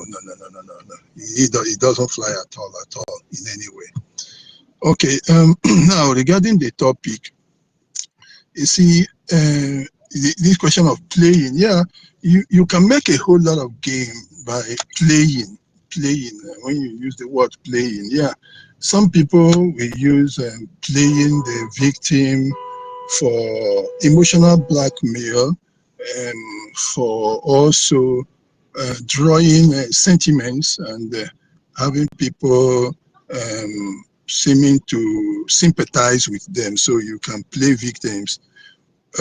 So playing the victim sometimes is also a tool, but I don't really think, I believe what you are saying is that we shouldn't accept the status of victims. So if that's what you want to say, then yes, we should rather act than accepting ourselves as being victims. That is what it is, accepting the status of being victims. And that is true. That then makes it very important for us to discuss, because a lot of Biafrans have accepted that status of being victims. That status has remained in the minds of people, and that's what I meant by saying that a lot of us we are punch drunk. We have been punch drunk, and we have seeming to accept the defeat, seeming to accept ourselves as conquered people, and then subjecting ourselves to the position of orphans, that is staying victim. So I think we should rather say that you either want to stay victim, or you want to react or to defend yourself. So I want to ask Biafrans of them, urge them to come off that spirit of staying victims. I mentioned it a couple of times that since we raise our hands, since that sometime 1st of January or so in 1970, our hands have been up that way and our people have stayed victims. They have stayed surrendered. They have stayed defeated, such that the Nigerians have also pushed them even further to the wall, where Biafrans seem to be saying forgive. And Nigerians push the word forgive. They have not forgiven Igbo people. The Igbo people will never be president. Okay, please forgive them. They fought against a nation. Forgive them. And you really see our own people making that a subject of discussion. Forgive. Yeah, because the British taught them to press that, to press that very gimmick on the heads of Biafrans, to accept that they did wrong to anybody. So by wanting to be free. And I want to really thank Nnamdi Kanu. Nnamdi Kanu did a whole lot to get Igbos out and the Biafrans out of that sort of mental defeat and the reverse, that kind of reverse judgment, where they now accepted that they needed to plead to anybody. That had made Igbo people to always want to say, oh, I'm a detribalized Nigerian. I have been saying that I'm a detribalized. And the other people don't have to say that. The Igbos who are then, the Biafrans were made to say, give a reason in order to be judged to be good. Give a reason in order to be judged to be right. This is what has put so many prominent people on the backseat all the time, and accepting themselves to be defeated. So they want to stay, they stay victim, they stay defeated, they stay there as people who have to apologize for something. So Biafrans need to come out of that. All of us that are on this platform and those who are really agitating for Biafra, like I said, I think it was 2 or 3 days ago, I didn't mention it, that some of us didn't understand the reason why we want Biafra. So some of them who were defeated, like I said, who had accepted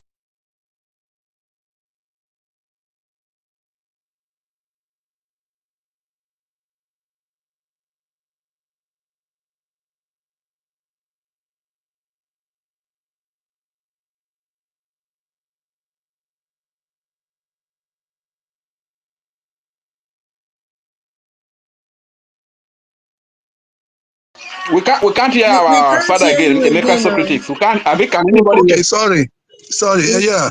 Can you we hear me can't now? Yeah, we can hear Can you. you Go hear? ahead. Okay, Yeah. yeah. So some of the people didn't understand.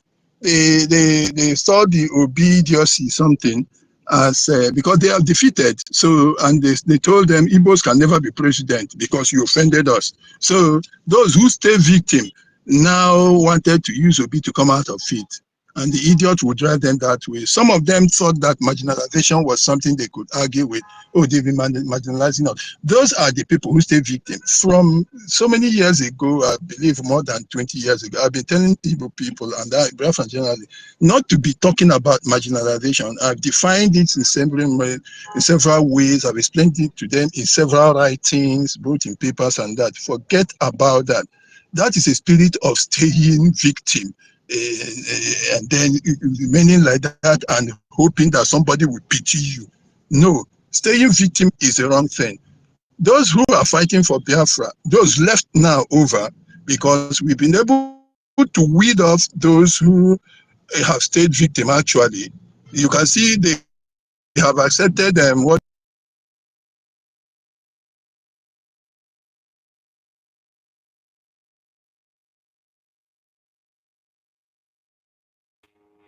We can't hear you again. Rach, are you there?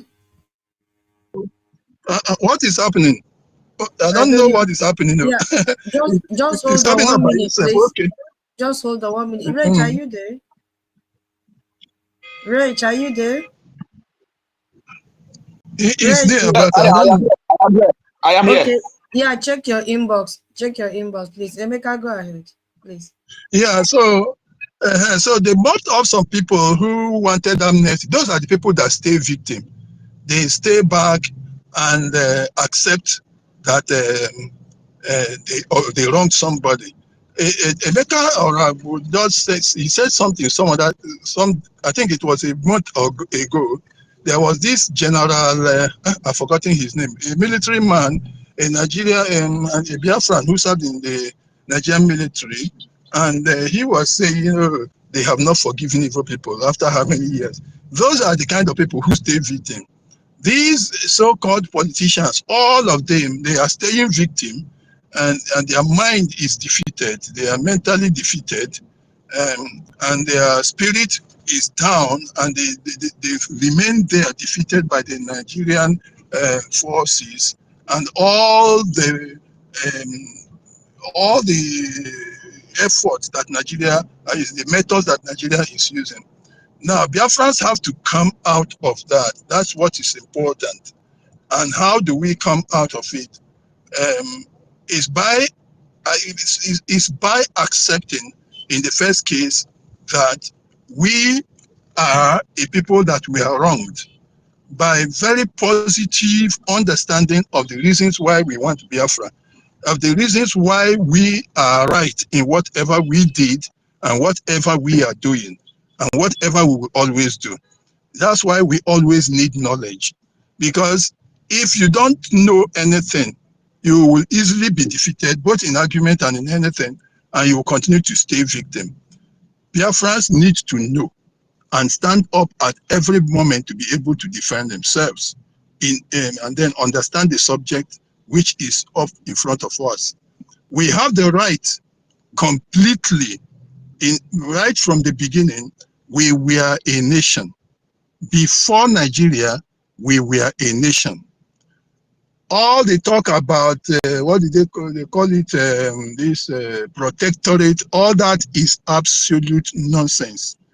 I said here some time ago that I too ran a protectorate, in that a whole, something like almost as big as a local government was given to me. I went to them, held meetings with them, and they gave me concessions to go and exploit the thick trees, and then provide their security people whatever they needed to provide security in the land. That's what protectorate is all about. Protectorate is, you give me your resources that you have, and I will provide you protection. That is how that protectorate is. Protection. I will give you protectorate and you give me resources. So that's why, and I did it for those people a couple of years before I left that place. So, and that was how this Nigerian thing came up. And when you ask them, there was what do they call it? Amalgamation in the Northern Protector, Asian Protector, and they just say, does protectorate mean a country? Protectorate is just a business of me providing you protection for the resources that take from your place. It is as simple as that. So when our people know that there was no nation before, there was no country, we were the nation right from the beginning, and we had our nation, we had our country, we had our government, and everything was intact. And then when a protectorate now engages in marginalization, what do they call it? Amalgamation. That is very simple. Already the protectorate is a business deal where I give you protection for the resources I take. So if you now amalgamate again, amalgamation is a business deal also, whereby, you know, somebody who is the owner of 2 or 3 businesses decides to put them together. That is what amalgamation is. You have another part of people merging together, businesses coming together, which is called merger. Merger means you have 2 different businesses. They on their own, not by their own, one single owner now. In this case, the 2 businesses can come together. There was a time when we had Diamond Bank and Access, and then, even though that one looked quite different, but you can have 2 businesses coming together equal times, and that is a merger. Then you have the one that is called acquisition.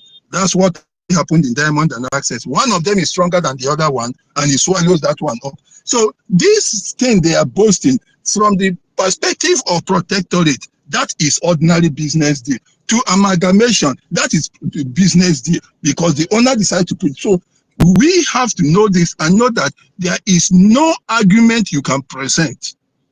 So if we decide at any particular time now and say, I don't want to be part of your arrangement, I am right. And I can stay in front of anybody and argue it. And I cannot stay a victim, because I know I am right. So I will argue it right in front of you. If you take me to Asu Rock, I will watch it for you. I will describe everything for you. We will argue it, and I will beat you hands down. So knowledge is a way by which you will come out of staying victim. And then getting out of the pressure that they are exerting on us, like when the Britain told them that, okay, you hold these people down, don't give them political position, don't give them this and don't give them that. And then somebody comes to you and say, because you are an Igbo man, you will not be president, and you are staying victim in that very argument. You want to stay, okay, no problem, help me now, okay, forgive us. That staying victim is what the governors are doing. Igbos are still staying victim. A lot of our people are staying victim. They are looking for the time, okay, let them give us presidency. That's why they are giving political solution. When you hear those people asking for politics, political solution, that it is those who want to stay victim. They want to stay victim. Instead of saying, okay, now I don't need you. I need my freedom. So I don't want your presidency. I need my freedom. If you have that spirit and you are driving it, then you are not staying victim. You can't stay victim. It is your right to say, no, you have your presidency. I don't want. Look at the other case of people coming out to tell us you can negotiate. What are you going to negotiate? You want to negotiate my life. You want to negotiate my freedom. I cannot give it to you. So knowledge is very, very powerful when you want to stay away from being a victim, or you want to stay out of the status of being a victim. You have to harden your head against the enemy by strong knowledge and by a strong zeal to oppose him. Then, of course, the later part of it, which is the strongest, is that, like I said, if your enemy is going to approach you and he sends one of your men to the hospital, you don't have to stay victim. You send 2 of his men to the grave. Because if you continue to stay victim, to cry, of course you are defeated. This is what they have been doing with us. This is what they have been doing with us. That was why they started killing from Onitsha. They killed one blogger's sister, and the girl cried. After they went to Aba, the high school, they killed, and we were staying victim. They went and we were able to take pictures. The world will hear us. And we were taking those pictures, United Nations, to the extent we took the pictures to give to our own brother, who was the chief judge or somewhere at The Hague, the world ICC. What did he do? He did nothing with it. He came to Nigeria, visited them, they gave him money, and he went back. So we cannot stay victim.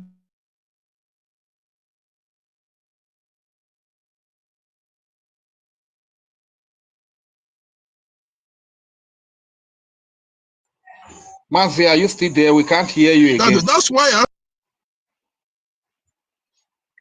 unfortunately for them, they now came up the EFIK. And when he came up with something they never dreamt of. I myself couldn't have imagined that we could ever raise up a stick to stand up against this country. But he came up and then started doing exactly what is needed to be done. You need to raise up.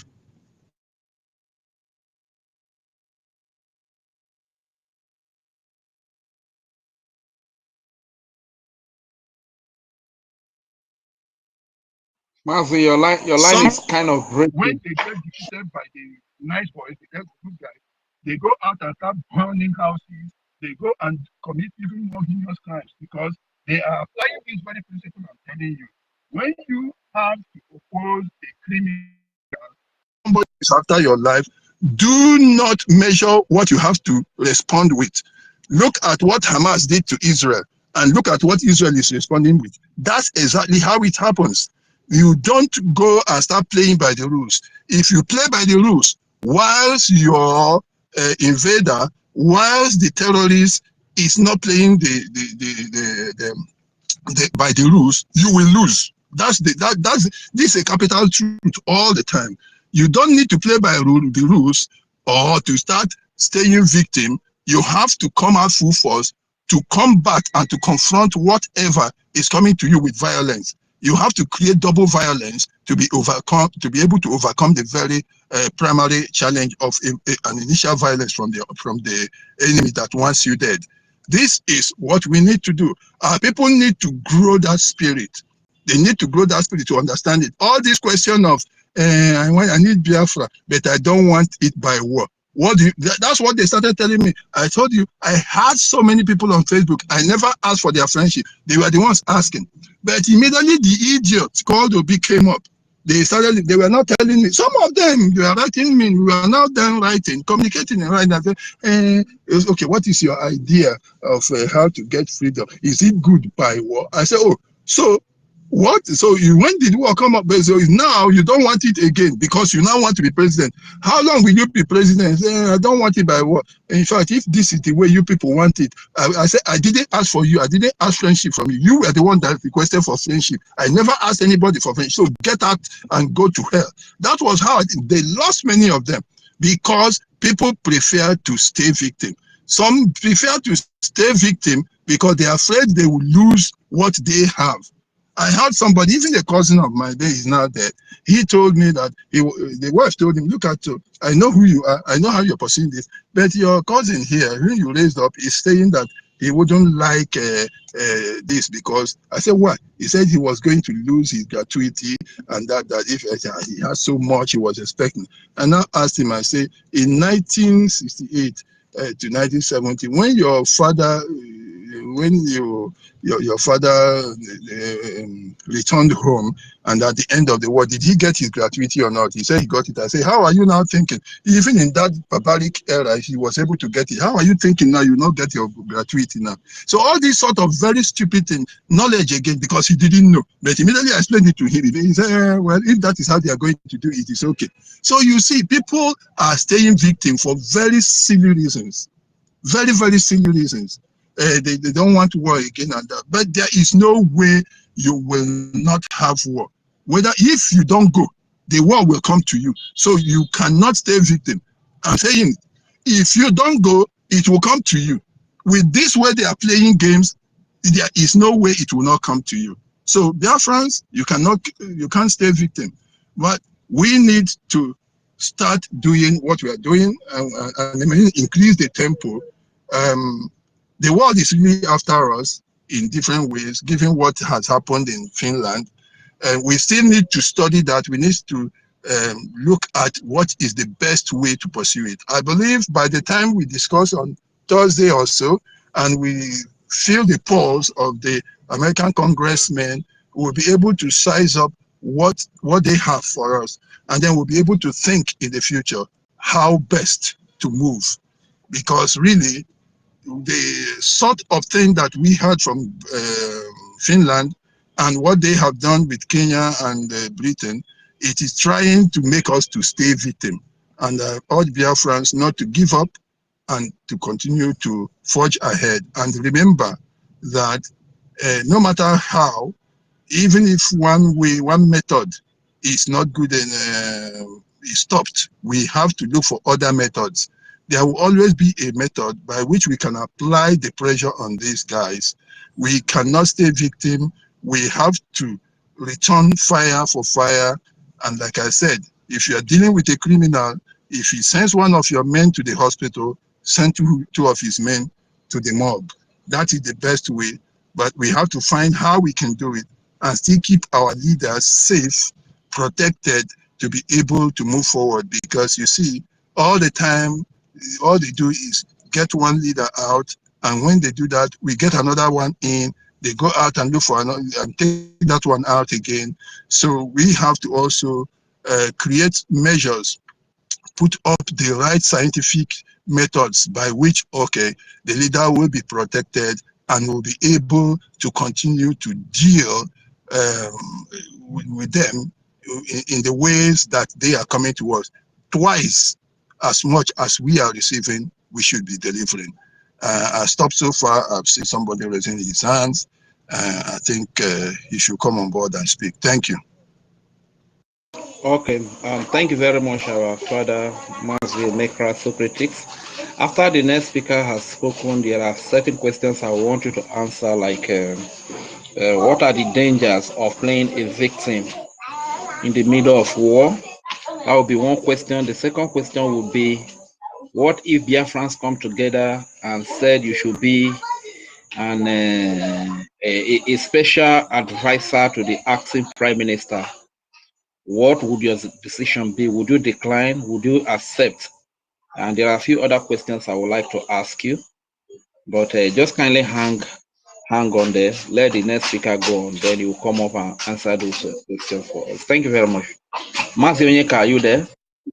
Let him go on and answer, because I'm recording his okay. The statement. Answer the question. Okay, sir. So kindly go ahead. The first question is, what are the dangers of playing a victim in the middle of war? Second question will be, what if Biafrans come together and say you should be a special advisor to the acting prime minister? What will your decision be? And the third question will be, how important is a congressional hearing to the Biafran people at this very point right now? And how would you encourage our people to turn up a mass in this Biafran US congressional hearing? These are three questions to answer. Thank you very much.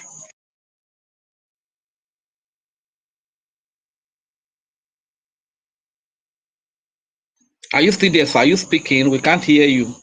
Yeah. Okay, the first one is about, thank you, Rick, thank you, Nika. You asked the first question, which is about playing victim in the middle of a war, kind of.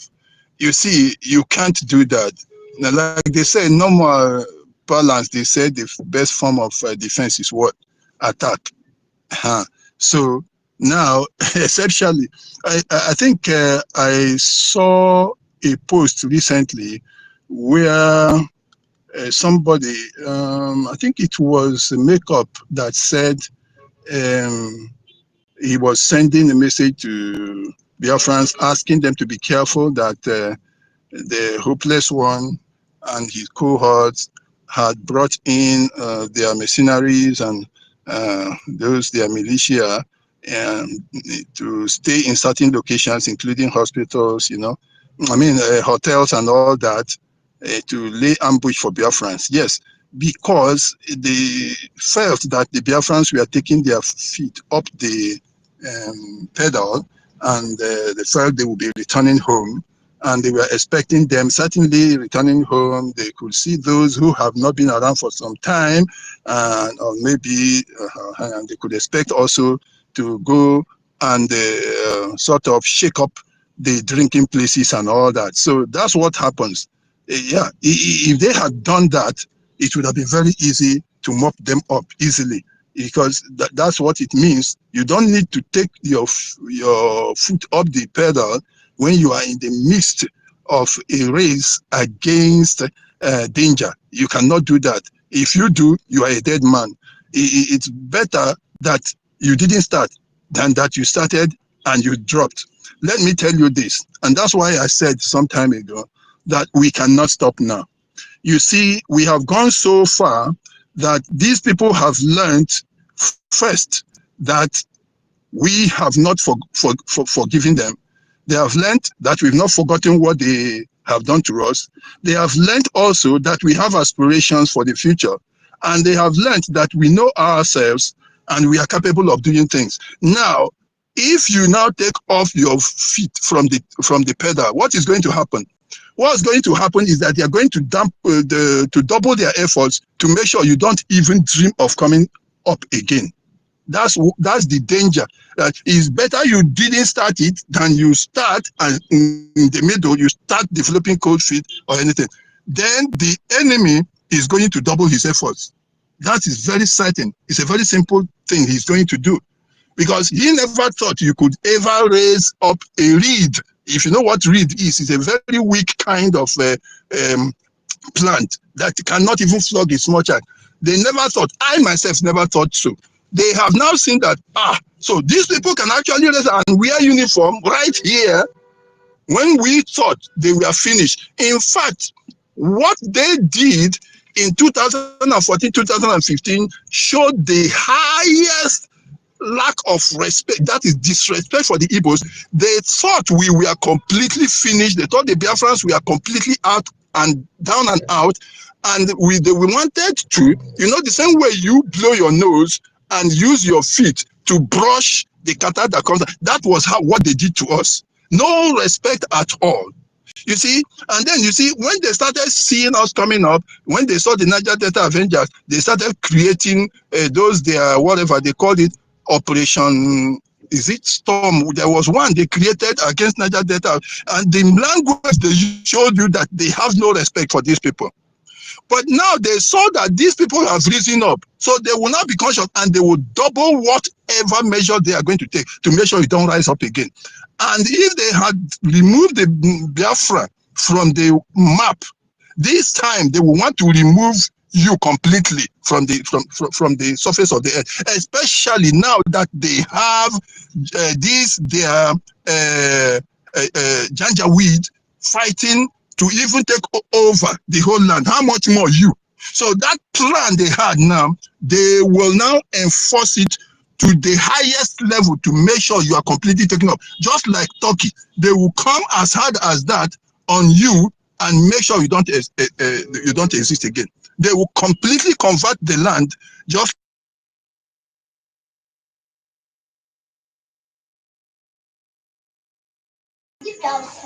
We have lost your sound, sir. Are you still there? Yeah.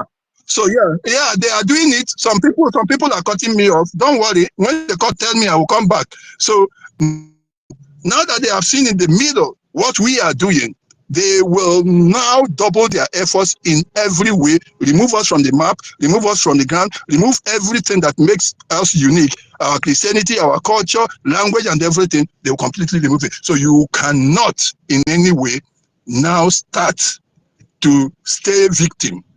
You can't stay victim. You can get freedom. You can get sympathy. You can emotionally blackmail people by playing victim. It's not by staying victim. That means you have accepted it. That is what we should do. Can you hear me, sir? Please, sir, yes, just 1 second. Just 1 second. Hold your thoughts. Before you delve into that, there's one thing I still need you to add. Some people believe that when they play victim, they will get sympathizer. They will get sympathy. Yes. What do you think? Because you have already talked on that. What can you say on that? Yeah, it can work. It can work. Some people play victim and it works. It's a tactic, but again, it works for those people.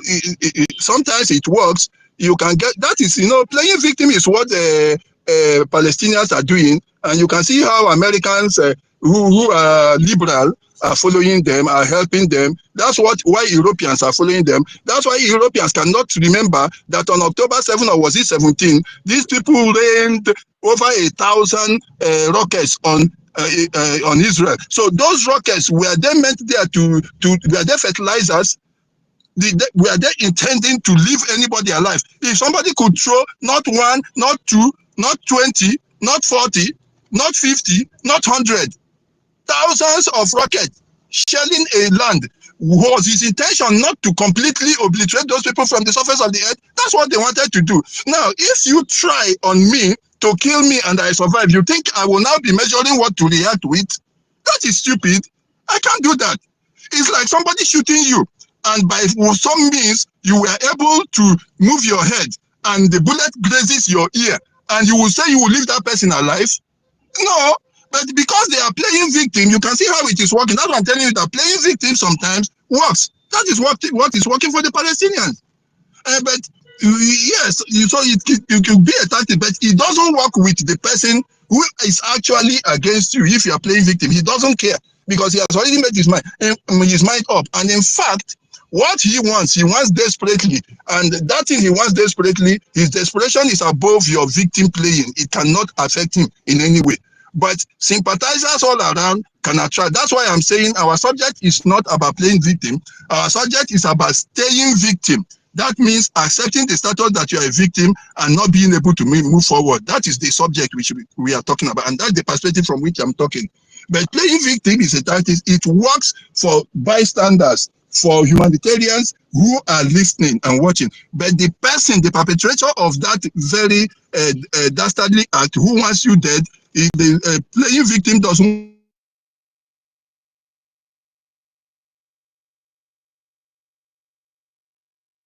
Your network, you are being attacked. I don't know.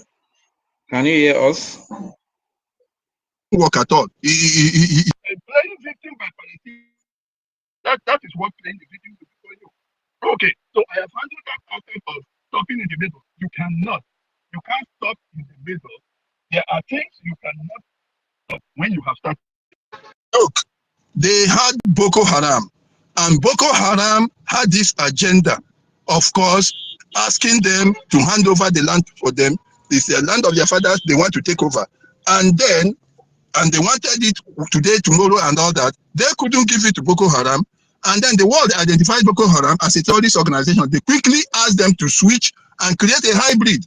They created this hybrid called the bandits. They themselves, the Nigerian army, the Nigerian government, now canonized them, they baptized them, they took them to the water and laid their hands and gave them the Holy Spirit and now call them bandits. Whereas they are Boko Haram, a hybrid that is supposed to wipe out the people in a more brutal way than, with another tactic, more brutal than what Boko Haram was doing. So that is what they are creating. Now, if you now stop in the middle, now you start saying you are staying victim. Like now, I'm not saying, talking about playing victim, staying victim. They will now come hard to completely make sure that you don't even start anymore. Because what you have done now has surprised them.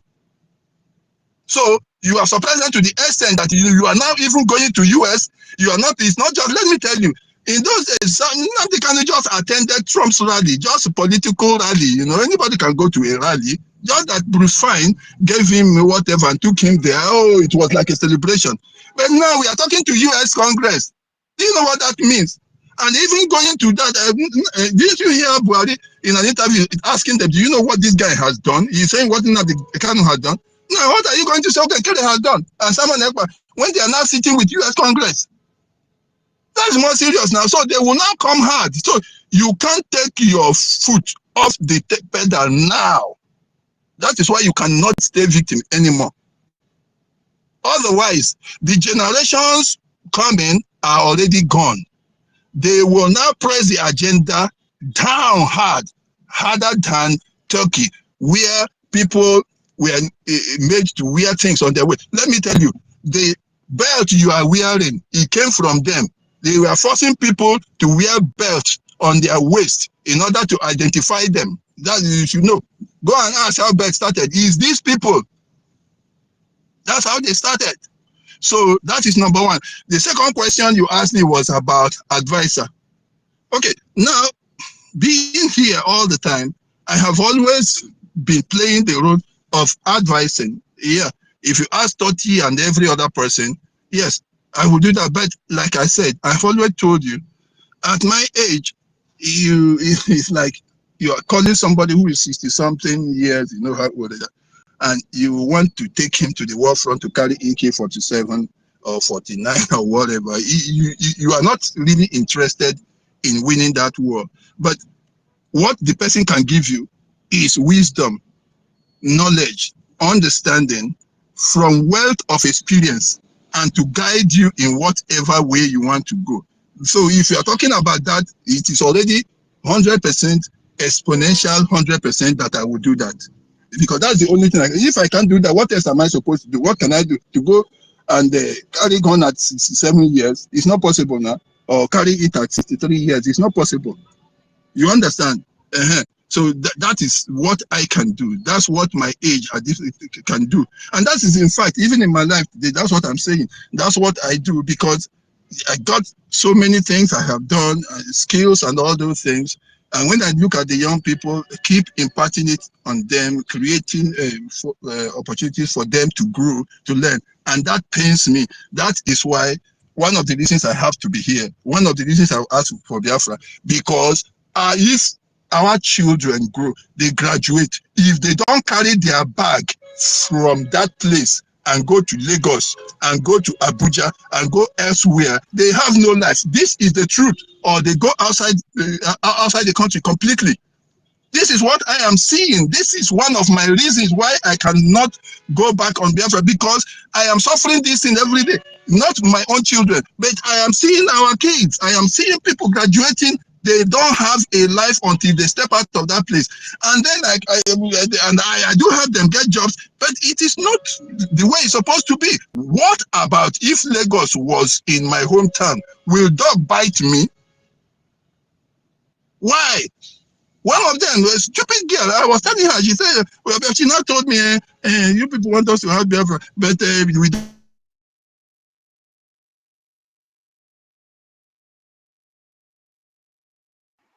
Because I was so angry that I had to stay down. Yeah, I was so angry that I had to speak to her that way. I said, this thing you are asking about having a city like Lagos or Abuja in the east, that is the more reason we want Biafra. And you are now saying if you don't have one, you will not be able to look for Biafra. Then how are you going to start? So you have to continue to stay in Lagos, and this thing will never come up. So actually, if you're asking for advice, that is what I can do. I can do advisory, though. That is the only thing. And financial support on a channel that is good and safe. You understand me? If it's for physical one now, you should have come maybe 40 years ago. I cannot fight physically now.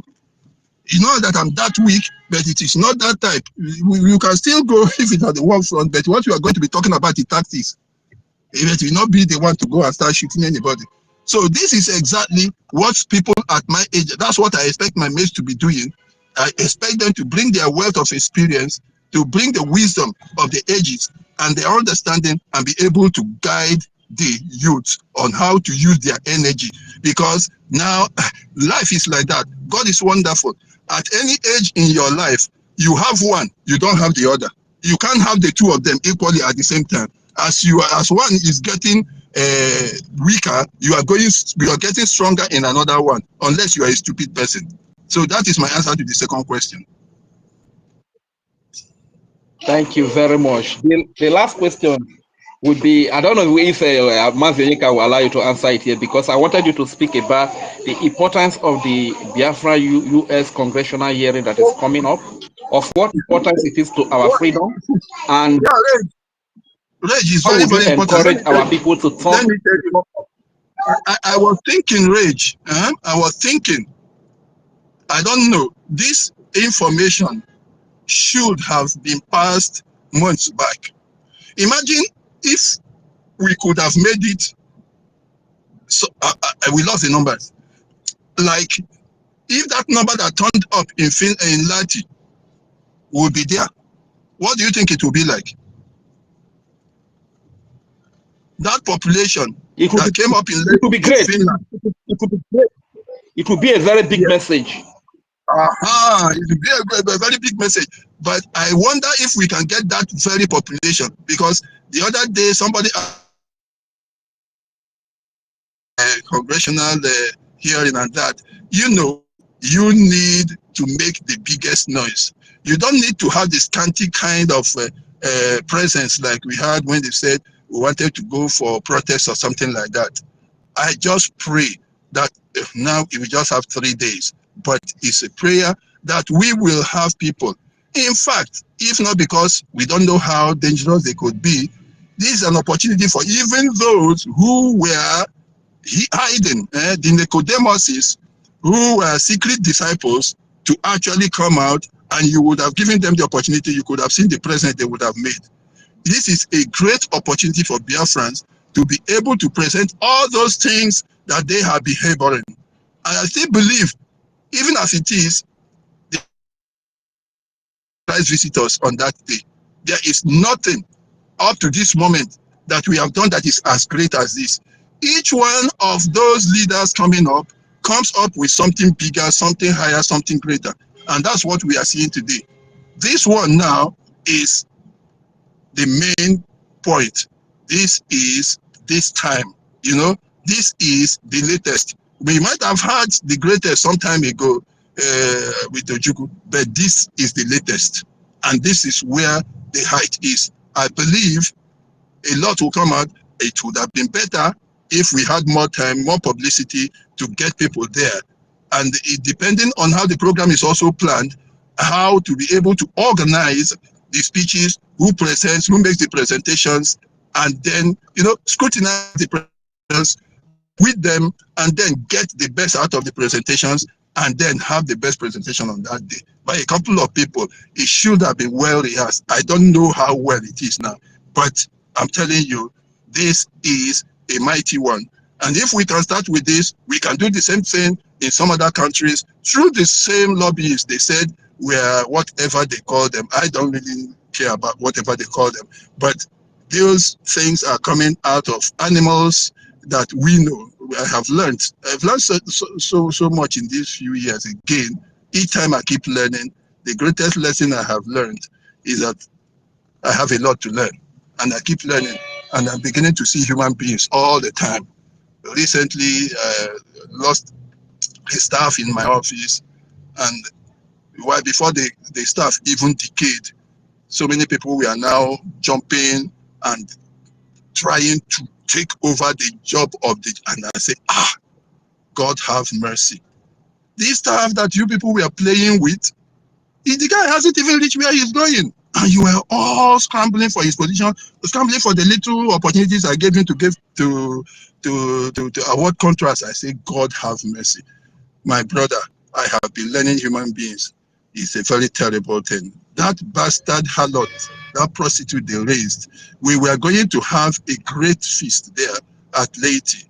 They planned well ahead. 6 months ahead, they were planning to raise her from somewhere, so that at the highest point of what we were doing, they would come there and use her to hijack it and then smash it. And that was what they did. All that time you saw her, we sent her to Korea. They were using that opportunity. The time there was, I think, voting, one kind of American voting before the real voting in American presidential election. She went and she was publicizing herself to make herself look like the second in command. Those were the things they asked her to do. They were going to raise her up, make her look like second in command, and then kidnap the prime minister, and then use her to hijack the thing and smash. And they were almost through with it. But the strength, the presence of mind of the Biafrans has been able to rescue us till today. That is why we are still here. Otherwise, they were going to end us completely. Thank you. Thank you so much, Mazi. You've spoken a lot and you answered the questions. But before, just hang on, I don't want you to go. But I just want you to throw a little light on this. Having of the US government, in our journey to freedom as Biafrans, can we have a bigger platform than this? And how big is this platform that is given to us by the US government? Thank you. You can just briefly answer that, then we'll move the mic to Mazi Onyeka. Thank you. Well, that, like I said,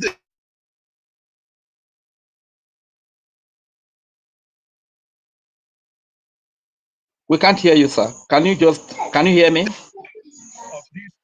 of this very hearing, is it a committee? Is it a group of those people Sir, that kindly are recap. favorable to the Biafran cause? Hello? Yeah. Hello, hold on, sir. We did not hear you. Okay, We did not hear you from the beginning. Kindly the call start just all came in, over but I again. cut it off. So, yeah, like I said the other night, you see, I'm not sure about the composition of this very congressional group that want to take the opportunity of the hearing, whether it is a committee, House committee, whether it is a selected people by the Congress as a whole, or whether it's a group of the people whom we have been meeting one-on-one and who will now gather and want to hear from us. I haven't heard from our APM, you know, he's been meeting a lot of them. Maybe now all of them want to come together and bring us together to talk so that they can now take our matter up. So it's if only I know the nature of the group that we are going to discuss, then it will be better. But I believe it is not the general house. If it is not the general house, this is a mighty one, like I said. The only bigger thing we could have is if the house itself now calls us to testify. But if the house, it is a house committee also, just like that one that decided on, you know, this country of particular concern, that is also the house. Like I told you, we had Ojuku, we fought the war, but actually the world was blinded to it. But the way this has gone, at this particular point in time, I can tell you this is the highest we have ever got, because we are in the midst of the greatest and the highest power in this world, and we are called to the table to discuss with them. This is the highest point we can get. After this, unless we are called to the main house itself to discuss on the floor of the house, after this, that is the only thing. This is the highest. You can't go and sit with the president. It's no need. These are the people that give him the advice. These are the people that make the recommendations. So we are there. We're on point. Thank you. Thank you very much. Thank you very much, sir. Thank you. We appreciate your answers, and we welcome you, our honorable minister, Minister Snow. Before we give the mic to Minister Snow, Mazi Onyeka, please kindly grab the mic. How are you doing, Mazi Onyeka? How are you doing today? Please, are you close to your mic? Oh, thank you so much. I will give the mic to our minister to say before I go on, but I want to say something to all protocol observed. Our honorable Mr. Emeka, thank you for your input. Thank you so much. I learned a lot from what you said. Excuse me. But I want to ask, if you are in America, please, whether anybody who will attend, please prepare yourself in advance, because he may be called to speak, because person like you supposed to be there. Yes, you need to be there to represent, to speak for us, because APM will not be able to speak. Can you hear me? We can hear you, Mazi Onyeka. Our dad is at home here. He can't. I don't think he can make it. He's at home here. Okay, I thought he's in America. It's okay. It's okay, no problem. At least they can even give chance to those who will speak via Zoom. Via Zoom can be allowed. So anybody who is ready to speak can prepare yourself already, whether you are called to speak or not. So it's better you get yourself prepared, because it may be allowed to be speak via Zoom. Yes, because this is is a very wonderful opportunity for us, and we shouldn't we should take it with every alacrity, with every seriousness. So that is what I want to say there. Our Minister Snow, please kindly have the mic. Then after you go, because I might be speak lengthy. Okay, thank you so much. All right. Mazi Onyeka, thank you very much. But before Minister Snow we have the mic, you made a point that rang a bell. If a provision can be made for people to speak through the Zoom, that would be awesome. And such position, having our father like Emeka Socrates, it will really be awesome for us to have his thought in this kind of congressional hearing as well. And I don't know if my host is back. If the host is back, I don't know if you want to say something, but if you don't want to say anything, let's move the mic straight up to our honorable ministers. No. Please, after him, then I my mic. Okay, please don't forget. Thank you. No problem, no problem. So, host, are you available, host? Don't worry, I'll speak Okay, in so the place host. of your. I'll speak in place of your host. I put him on relegation. Oh, no problem, no problem. Sir. Good morning. Carry on. Take it up from here. Good morning. Yes, let me take it off from here. Rich. I hear your daughter's voice. My regards to your beautiful little girl. Greetings, All everyone. right, thank you very much. Emeka, thank you very much for hosting us. And one Dobby Chicago. I know you're always here. Greetings from here. Rage and Fury. I see you. You're doing your thing today. That's how they. You're doing your thing. It's good. It's good to see you taking this, this bold step. Just making it very interactive. It is very good. Sister Ankiru, why are you not coming on Wednesday now? I'll be on Thursday. I was hoping some of our people from Europe would come to Washington on Thursday. It would have been a very wonderful one, but do not worry. This is going to be the first one, and we're going to have many more to come.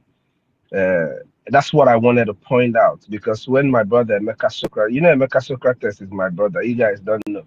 He's my brother, but he doesn't even know me, and I don't know him. But he's my brother. My own senior citizen, Stella. Greetings from here. Ben Owabo, Freedom for All, OJ. My own honorable Betty. Thank you very much for all the good work you're doing. And may God continue to strengthen you. Mary Telcam, now you talk more. Greetings from here. Cyprian, Celine, Mr. OJ, you get Y, Clement, Wachuku, Young Money, Ebo Mazi, Babe, Sunday, and every Biafran on this space. Biko, onye ọbụla, were nke a na-etu gị. I am, I don't know, for some reason, I am happy with the way the space is going this morning. I am happy with the interaction and everything that is going on. I can only thank you guys. Ewepụkwanụ unu, ewepụkwanụ ndị nọ na media, ama m ebe anyị kara ịnọ. I don't know where we would have been. Reasons are very simple. If not for the media today, this is not a question of victim or taking action. We wouldn't be no more. The intention of the enemy is to make sure that we are no more. That is why they gave our fathers 20 pounds after the war, trying to continue the starvation to exterminate us all. But hey, here we are today. Since 1970 till today, our people have been massacred every year. Every year, either by the governors or by a national call for the massacre of Biafrans or Igbo people, whichever way you choose to put it. Every year, and we can provide such data. There is no single year that has passed without we losing our people in the hands of the terrorist state of Nigeria. Losing our people, not just losing them to illness or hunger or anything, which of course hunger is part of the tools that they use. But we've always lost our people to the Nigerian terrorist state in the coldest of way anybody can think of. They slaughter our people. They send their soldiers to our communities, raping our women. Then they started using the deployment of terrorists, both the ones in rag and in uniform. So if not for this media, man, it would have been something else for all of us, each and every one of us, because as you know, anya, imi or mente, whichever way they put it, once it happens to somebody back home, once it happens to a Biafran, it has happened to you. It has happened to me, because it is Biafra first.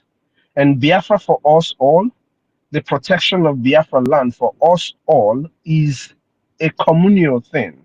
We have to defend Biafra as a community. We have to come together to defend Biafra as one.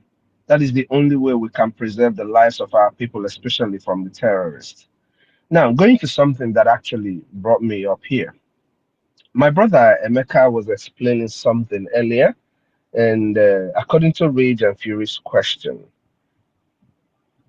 you know, the truth is this: the event that we're going to do in Washington today, even if we were told just a week before the event, we should still have our people all over that place fighting. As a matter of fact, people should be fighting to make sure that they are part of the people that are going to be in this event. Reasons are very simple. All these years we've been screaming, oh, hear us, they are killing us, they have been massacring us. Oh, we have done our self-referendum since the United Nations and everybody doesn't care about the Biafran people, and that we need to be free, that our lives matter. And you and I decided that we were going to conduct our self-referendum, spoke to our people who need to be free, and they gave us their votes. We gathered over 50 million votes, right? We did all of that because we want these people, we want the rest of the world to hear us. And where this shit starts is with the United States. The Congress of the United States has so much power, people don't even understand it. Like they can literally block something from the president. That is how much power they've got. Yes, the president has veto powers and all of that, but the congressional power is that you should not toy with. We should all appreciate the fact that we have been given this opportunity. You know, hey, yes, it came late, but this is one of those events that if you are in the United States, you take a sick leave. You can act that you are sick for 1 day, for 2 days, and come to this event. Why do you have to do that? Because when we get to this place and we show them that, like our brother Emeka Socrates was pointing out, there is so many people in the event place, even people still outside because they can't make it inside the hall. It rings a bell. It tells the people that you have come to speak to, the people that have called us, because hey, don't forget, they are inviting us to hear from us. This is not us going to them and calling them to come and hear. No, they want to hear us. They want to hear what we have to say about all that is going on, about the plight of the Biafran people. So I admonish everyone in the United States, as you see me now, I'm packed in front of an office. I'm going to keep preparing things for this event. Just like every other person who is preparing, going for this event, is doing one or two things to make sure that they are there and to make sure that the event is very successful. So if you are in the United States, make it out there. In New York, in New Jersey, anywhere you are, make it out there. Hey, it might be expensive for you, but use your credit card. Pay it gradually. The reason is this. Mberede nyiri dike, mana mberede ka eji ama dike. Ihe a okwu ndị be anyị. Our people said this for times like this, for us to remember and use things like this, statements like this to remind ourselves what we ought to do. So this is the first time that we're being called for the Congress to hear our plight on Biafran issue.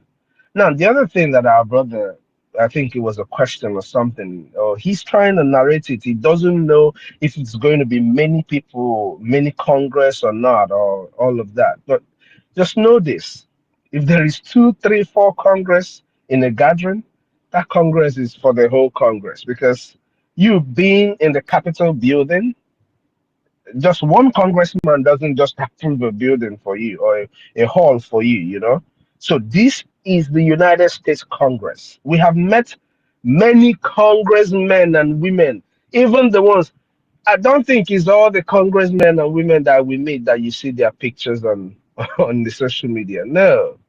More than half of the people our APM has met, you've not seen their pictures. You've not even heard about the conversations on the media because it is meant to stay that way. Don't forget, our fight, our plight, our quest with the United States is a bipartisan quest. It is not a Republican, a Democrat, or whatever, or no. This is the plight of the Biafran people, and the Biafran people do not care about who is speaking on our behalf.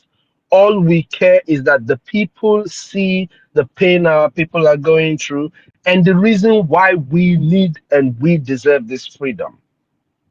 Now, coming to back home, BDF and every other person who is listening to us, you can never get this freedom in peace. Come and show me where they have fought for freedom and they just sat on a round table and discussed it and people became free.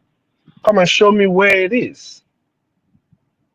It is actually you're being a coward to think that you can get your freedom without fighting.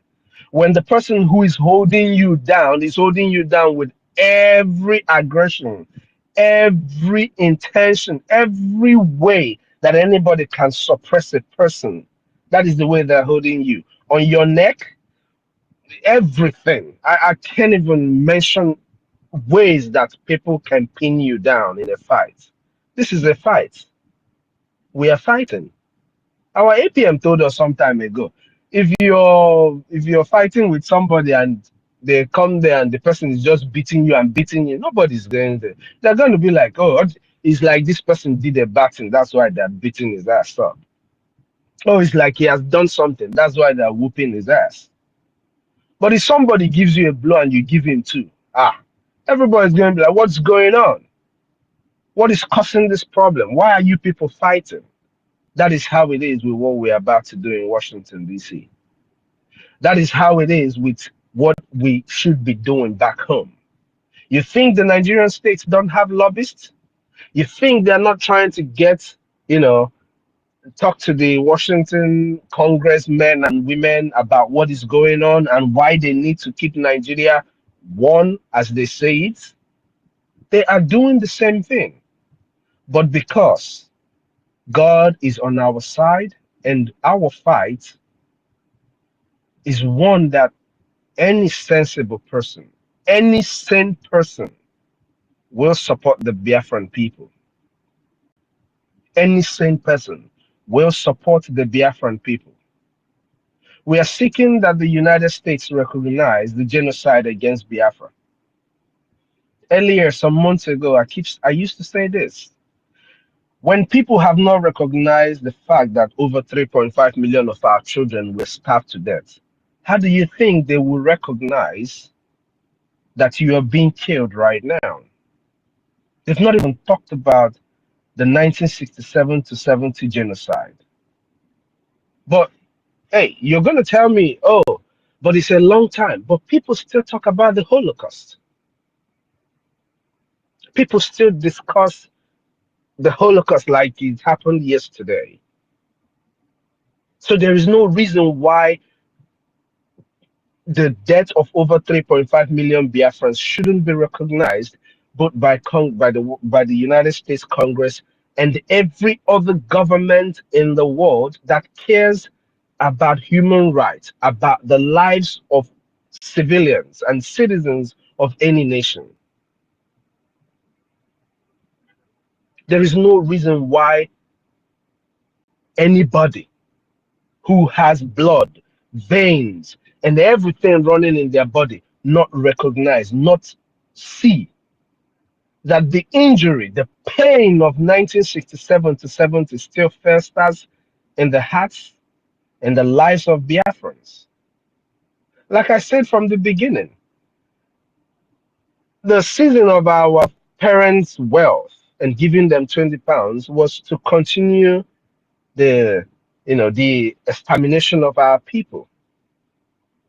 Now they had their 3 hours. Coincidentally, Nigeria had 3 hours: reconstruction, rehabilitation, and whatever the other R is. And coincidentally, we are working with 3 hours to make sure that we restore Biafra. Restoration, sorry, redeclaration, which is restoration, recognition.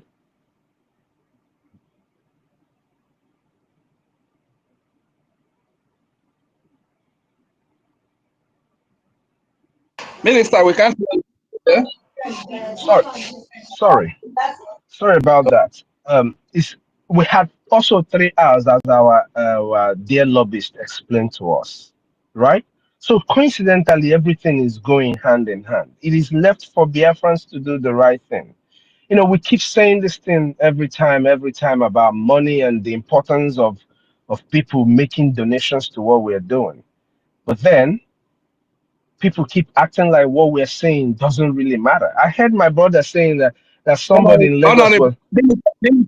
Minister, please, a minute, Minister.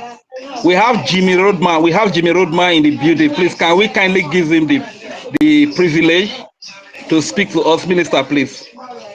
Thank you very much. Jimmy Roadman, please, can you kindly grab the mic and speak to Biafra? It's an honor to have you here, sir. Thank you very much for coming. Jimmy Roadman, please, if you are close to your mic, kindly grab him. Oh, he's gone again.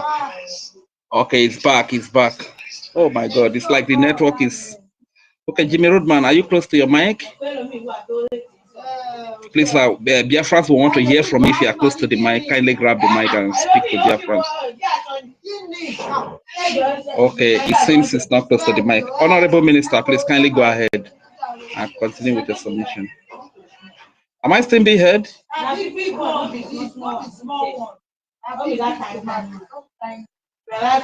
Okay, but I can't hear anybody actually. Is the minister, has the minister been kicked out of the mic? Minister Snow, is he still there? Okay, if it's not there, then let's give the mic to Mazi Onyeka. Mazi Onyeka, please grab the mic. Thank you very much. Thanks for your patience. Thank you so much. In case of next time, we would have loved our minister to finish before giving the mic, because sometimes network don't allow people to speak. So I will allow him to finish before giving to the person. But that is No, of course, you are very correct. But I believe our minister is going to come back. He's going to come back. Yeah. Thank you. Thank you so much. Thank you for the good job. The hosts, the co-hosts, my ministers, ladies and comrades, friends of Biafra, thank you so much for what you are doing. Yes, I love to listen to positive conversations. Yes, I hate every negative in this Biafra agitation. We have gone through a lot, and we are not asking to be pitied. We don't want to be pitied. What we are saying that the rule of law should be followed, and we follow the hand you used to approach us, the same hand that we used to respond. Okay, yes, Akonye Wetra and Wesuya. Anybody who we're in our land, we're not in anybody's land. We never cross to take what belongs to anybody. So, and we can never play victim. I heard that so much. When any armed robber come to your house, are you going to seek for anybody's consent? The armed robber is in my house. Should I defend myself? Should I attack them? You don't need anybody's consent to defend yourself. To defend your vulnerable one. Yes. As long as when you go outside, they chase you from outside, you run. You come to your own ancestral land, are you still going to run for strangers, invaders? No. That is where you have to put up the fight. If man has to go down, let it be there. Yes, they live there. I had to hear some people when they say, hey, if you have anywhere you can run to, run to. When I see people telling people that this, it used to, in fact, itch my stomach. Run to go where? When you are in land now, anywhere you are this moment, you are placed in abroad, you know you are in abroad to fund this, to make sure that you participate in funding the international recognition and also to defense of our land. And those who are in Lagos, you are also in abroad. Those who are outside Biafra land, you are in abroad. One thing that you are exempted. As long as you have something doing, you cannot, that's your enemy. That person you know that is your enemy. You know that is your enemy. No Fulani man is in Biafra land today to live with you, to cohabit with you, or to be a good neighbor to you, or to come and do business with you. His intent is to annihilate you and take over your land. So when you know this, you don't have to. When you discover a saboteur among you, iota, you don't have to try to address it or pamper it. You have to cut that cancer off. Because if you fail to do so, the next chance may be your head down. So that is what we must understand. Our dragon flag is up and it will never go down. Yes, we have crossed the Rubicon. Rubicon, we have crossed it. We can never, never iota remain stagnant, let alone retreating. We must remain forward ever. Yes, and our destination is rigid, is not flexible. If as we are focused, just like train, when a moving train is moving, no object will stop that a moving train. Either you crush that object or the train crash. Okay, you can't slow because you want to that object you divert. No, we don't divert. That particular object in our front must be brought down because that our destination is our destination. Okay, we are not playing victim.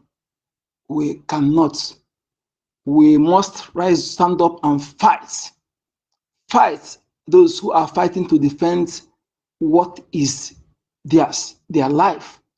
Our territorial heritage is our life, is our portion on this planet Earth. We don't take what belongs to anybody. It is our own portion, and our right to self-determination is inalienable. We don't need any apology. We don't need any excuse, any permission from anyone to exercise it. So, therefore, the creator of the universe that are given to us, he gave also to others. That is why one of our greatest philosophy is Egbe Beru Gobere. Yes, live and let live. He who come say will not live either. Oberibuanye must go down. Yes, Oberibuanye must go down. We must bring that Oberibuanye down. That is our stand. Okay? Every Biafran sons and daughters all over the world, we must understand that this issue we're talking about, the enemy have used this infiltrated blood to play this game very well. They have played this game that's whereby they made us to look as if we are pleading for our own or we are asking for what, I don't know. They have used them to play this game, put us in a way that, if not for Mazen and the Kanu, I promise someone else, and all who have stood to support them, people like we have today here on this platform, you know, people who have been in the ancestral land, you have been, so I'm even thinking that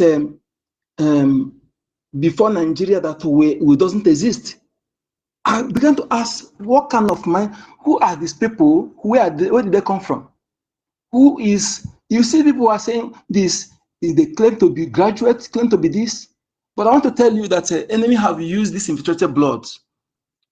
That is why they use them to ridicule us, to ridicule our identity, to ridicule our culture, everything about us. They planted them in every place.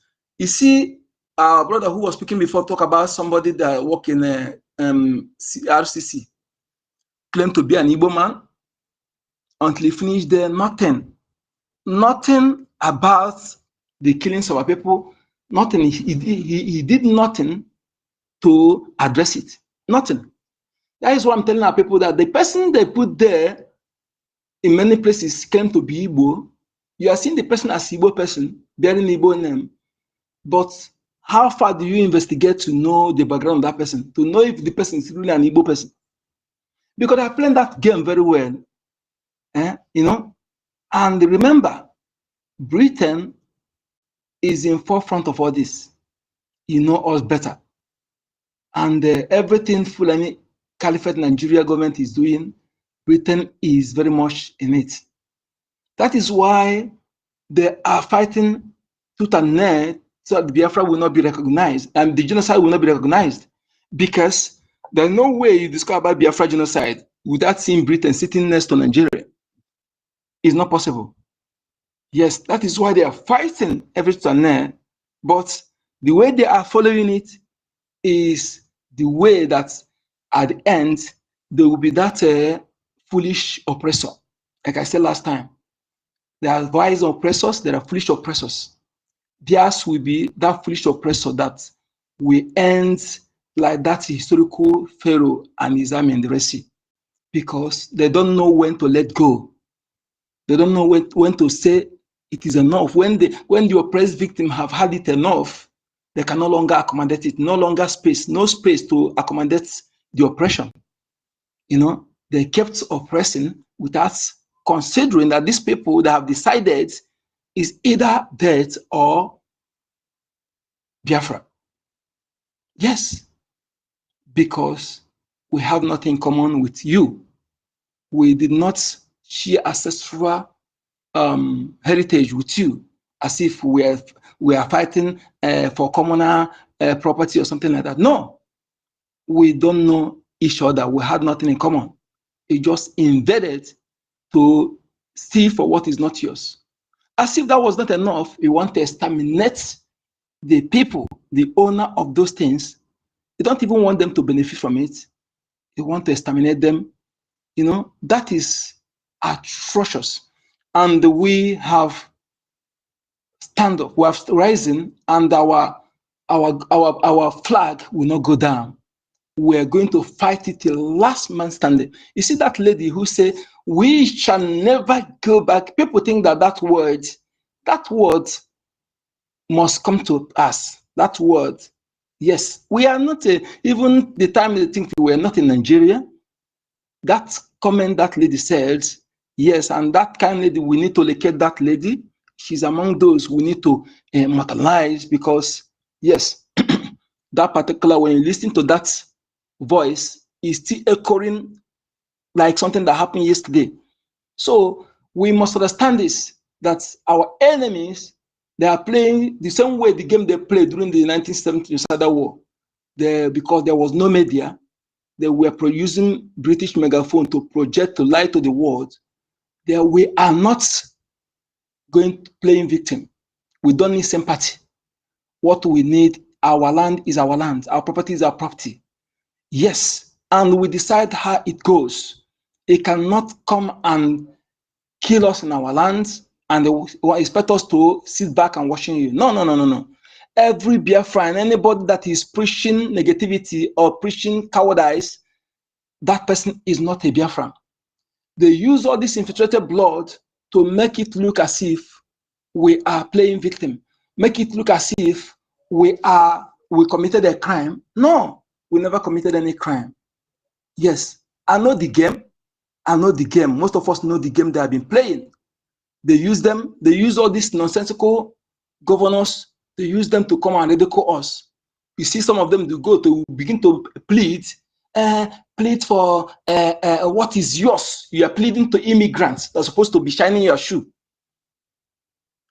What are you trying to do? To ridicule us, to abase us, to outrightly abase us.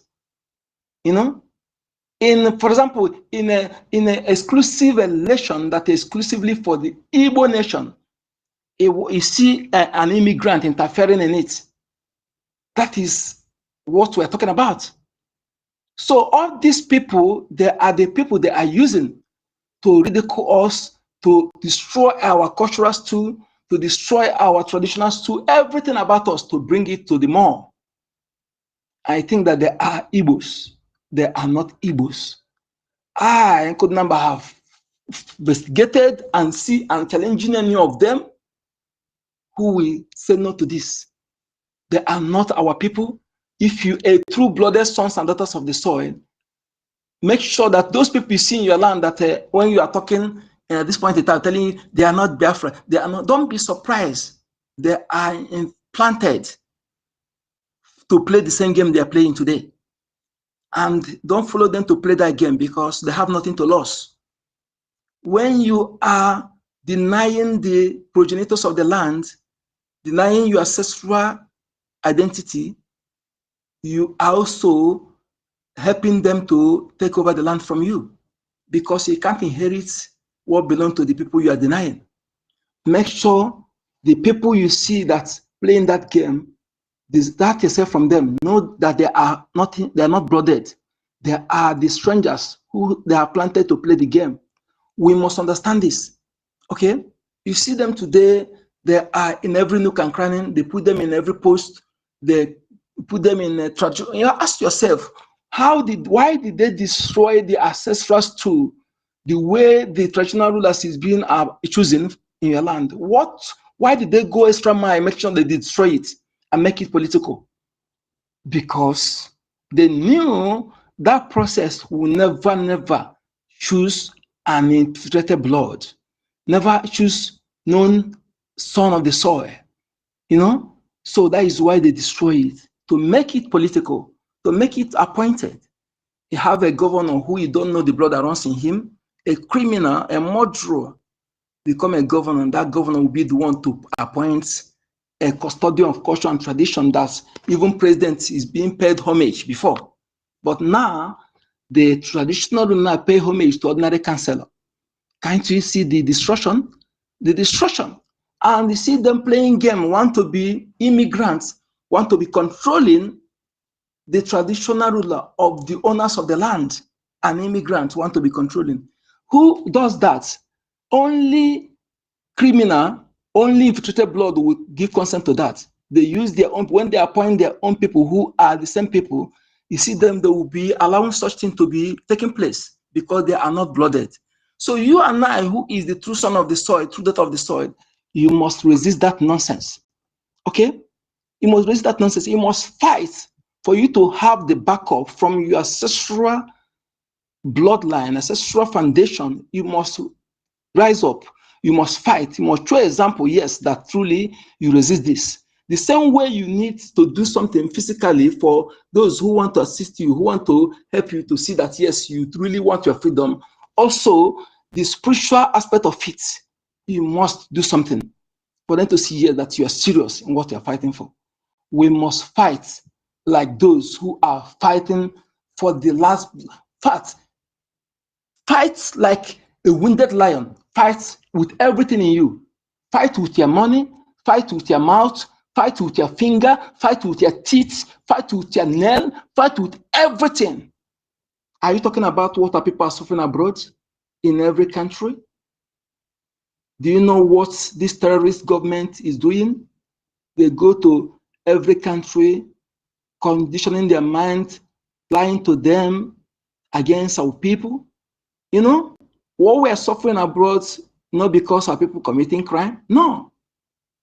Is because the game they are playing for us to be hated, to say that every people hate, we are hated. Yeah, leave us alone. You don't want to leave us alone. We are going to destroy the invaders. It is better to die doing so than to sit back and allow enemy to destroy us in our land. BIAFRANS, we are going to fight. We are not playing victim, and we can never stay victim. We are going to fight. We are going to fight. Fight, fight, fight, fight. Those who are afraid of fight, let me tell you something. That thing you are afraid of will visit you in a very cowardized way. Yes. Last time I checked, those who often die are those who are scared to fight. Don't be scared of fight. You fight. For you to want, for peace to reign, you must fight the oppressor. You must fight those things that bring absence of peace and harmony. Yes, like I said last time, I don't preach peace. I don't, make peace, because those things, you cannot preach peace, you cannot make peace. All you need to do is to fight those things that is bringing absence of peace, absence of harmony. You fight those things. Make sure that rule of law is upheld. Make sure that justice is done. Make sure that punishment is given to those who deserve it. Make sure that justice and fairness is given to those who deserve it. By so doing, peace and harmony will take place. Yes, that is what we are doing. And we all know one apology at your time. We are not playing victim. We are going to fight. Biafran, if you're true-blooded sons and daughters, the best place to die is if you have to die. Instead of dying cowardly, die fighting, defending what belongs to you. I am speaking in open place without afraid of anyone. A person come and ask me, I will tell you why I'm speaking. Yes, and if you are a stranger, if you don't know where we are coming from, I beseech you to know where we're coming from. Yes, we're not asking you to support us, but we're asking you to do the right thing if you are humanistic. Yes, if you know where we're coming from, then if you wish you to support us, support us. Thank you so much.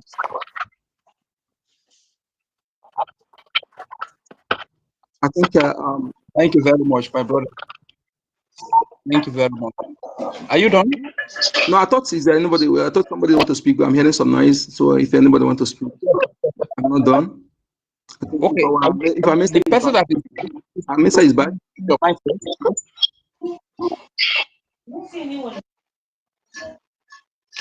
Okay, Matthew, I believe you are done, right?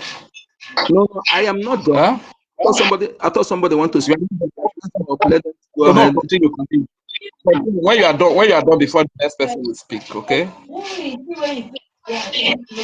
Just go ahead and round up. Thank you. Yeah. So, Biafrans, we must understand that what we are doing is do or die. Okay, is do or die. Yes. If we stop, it will be worse. We can never stop. We can never retreat. It is forward ever. We have no in between. We have no plan B. We have no alternative. We have no anything in between. We have no alternative home. That land is our portion on this planet Earth. Is our own heaven. Will we fight with everything in us? Okay, like I do say every time, it is better to lose 50 million of me than to allow stranger to take over that place for us. So if you know what it means, know what that means. So you prepare yourself very well. Okay, it's not bread and butter. Yes, if you know you cannot do it, use your money. Bring that your money. This is not the time of building mansion, not the time of buying flashy car. If you are blooded son of the soil and you're hearing us what we're saying and it's still adamant to go and flex and buy cars while our land is under siege, I am not cursing you, but let me look at what will happen to you. You will not live to enjoy those things. It is not a cost, but it's part, I'm telling you. Yes, because the money you have today is to fund the defense of that land, defense of our vulnerable people, women and children. Those who refuse to utilize the effort of Biafran people in 1970, they destroy those things. They destroy those things. Ask yourself, why did they kill Okadibo? No, ask yourself that question. What is that Okadibo found out? Why did they murder him? You know, when you begin to ask all these questions, all those things, you know that yes, that they never want you. They want us, like our comrades, comrade Emeka said that it's very important for every Biafra to listen. Yes, don't play victim, don't act victim. We have to double whatever we are doing, because if we give them an iota chance, they will come with full force to wipe everything. Okay, for that reason, we need to 10 times double what we're doing. Yes, to be brutal, ruthless against our enemy. Don't every cancer, cut it off. Any saboteur discovered, PC, don't show mercy, no mercy to any saboteur within and without. Thank you so much. Good number. Thank you very much, Mazi. Thank you so much. And before we yield the mic to the next person, I want to quickly tender my unreserved and honest apology to all of you Biafrans, especially to our Honorable Minister Snow. You know what happened now? What happened today was I just flashed back to what happened some time ago when a man came in from the United States of America and he was delayed a bit and the man left, and we later found out that he's a very close ally to Donald Trump, and you know a lot of our people were really taking it up against our sister who did not give him the mic on time. So when this Jimmy Rudman, though he's always on our space, but he doesn't usually request the mic. So when I saw him on the mic today, I flashed back to that experience. So I don't want what happened then to repeat itself. That is why actually, because minister is our own, I just felt like, okay, maybe we should just give the man the privilege to speak if he has any question to ask first before we went further. But unfortunately, when I gave him the mic, the man even left. And I know a lot of our people are angry as well, but you know, we now understand that even as they come, if you delay to give them the mic, they will leave. If you still rush to give them the mic, they also leave. So my people, we are just anxious. We are desperate to have our freedom. This is why all of these things are happening. So we should not take it as a fight. We should not take it as a fight against ourselves and upon ourselves. But besides that, I also apologize to all of you that may get angry, especially our honorable ministers. No, sir, I need you to kindly come back to the mic because I still have questions to ask you. Don't be offended about whatever that has happened. Thank you very much, Mazi Onyeka. And before I yield the mic, I think my brother Holland was putting up his hand. I don't know if he's still close to his mic. And Defense was also here as well who wanted to speak. Please kindly request the mic again and come back. And Mazi Onyeka, there's a question I want to ask you before I'll give the mic to Holland. The question is that people believe that playing the victim, they will get sympathy. And a vivid example is the Hamas terrorists who have gone to commit acts of terrorism against innocent Israelis. And today they are playing the victim, and a lot of the world is giving them sympathy, and they are giving them support as a result of that. How would you explain to our people that our case is quite different from the Hamas, who have the big medias to run propaganda for them, unlike us, that our Quickly, case is different from their. yes, you see, those who are playing victim while you are, people know, we know that the world know that yes, what we are saying is truth. So you don't have to play victim while you are victim already. When something is happening to you already, theirs is that they will be the one, they will start the problem, and when they are fighting them back, they will start playing victim. The lack of Palestinian, those ones. Our own, everything we are saying, we don't make it up what is happening to us. So we can't come and begin to play victim again when we know the world know that such thing is happening to us. You know, only those who pretend as if they don't. No, so we don't have to. We need to fight back. We can't be when we know that yes, this thing is happening to us. Yes, they are killing us. They know that. We can't not to be saying they're killing us. So why the whole world know that? They know that those who are doing what we know to do. We have said it several years, since 1970 to 70. We need to fight back because when we continue in that, if we continue saying we are playing it, then we still be, you know, by so doing, they will penetrate you, because when you fight back, those who are fighting us, they don't understand that kind of language. Language you understand is language of fire for fire. You have to understand those who are fighting you, what they understand, what penetrates them most. Yes, as they come, they bring yours down, one, you make sure you bring theirs 5. That is the game, that is the language you understand. But if you continue, they bring your own 5. Yeah, like, you know, the next time they'll come and bring 10. Remember when they started attacking churches? That is why sometimes when I blame all these puppy bandits. because by the time they were attacked church, had it been they concocted the spirit of self-defense into our Christian brothers. Know that it is your right to defend themselves. Not that the people that are stronger than the Christian, no. But they've used that cowardice this thing. Please do not judge you. If they slap you here, turn this side. Pray for your enemy. Vengeance belongs to God. That nonsense made them to penetrate deeper. Had it been that time they started attacking church, that when they attack church and key 5, you have to mobilize and bring their own 10 down, we need to have come to this level. So we should understand that particular this thing doesn't pay, rather it continue be to our detriment. So that is why we shouldn't remain in that aspect. It is fire for fire, an eye for an eye, tooth for tooth. What I'm saying, when they bring us down, one, make sure that theirs down, 10, that is the game. That is the game. That is what I want. That is how it could be. That is the way I want it to be. Thank you.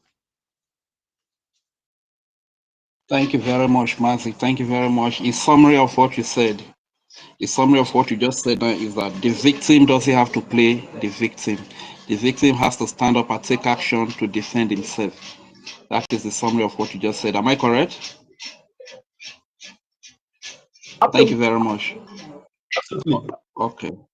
Thank you very much, my brother. Thank you for your thought as well. And our brother Holland, you are welcome. And I don't know if my co-host is there. If co-host, are you there? I don't know if you have anything to say, but if you don't have anything to say, can we move the mic to the next speaker, Holland Franklin? Holland Franklin, please, if you are close to your mic, kindly grab the mic and speak to BIAFRANS. The world is listening. Thank you. All right. Rich, brother, thank you very much. I want to appreciate every one of you. I want to say thank you for giving me the grand opportunity to hear my pain and speak my mind as someone that has been pushed to war, but rather he has no other choice but rather to react back. And before I will go further, let me quickly acknowledge everyone in the house. I want to thank every one of us here. I want to appreciate the host, Emeka, and as well acknowledge the co-host. Thank you. I want to appreciate all our ministers in the house. With all honesty of heart, I dot my heart for your commitment to the media space. You will never leave the fight for us. This is a kind of Biafra we are fighting to have.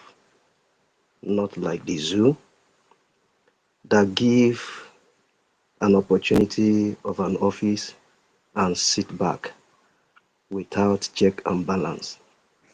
Your presence on the media space is more like check and balance to see how the war front, how the heat is going. The purpose of you visiting the space and sharing the views and encouraging us and speaking your mind as well as a captain that is leading the army. It gives us much comfort and strength. So I want to appreciate and permit me to stand on that existing protocols to acknowledge every one of us here. Thank you. Before I go further, I'm just coming to the space. I've been quiet in my quiet time because we just need to get involved in every mechanism that could help us to get delivery of whatever victory Biafra will really attain to achieve. So while I was like commune in my quiet time, I stumbled into something that really struck my heart and I was so happy about it.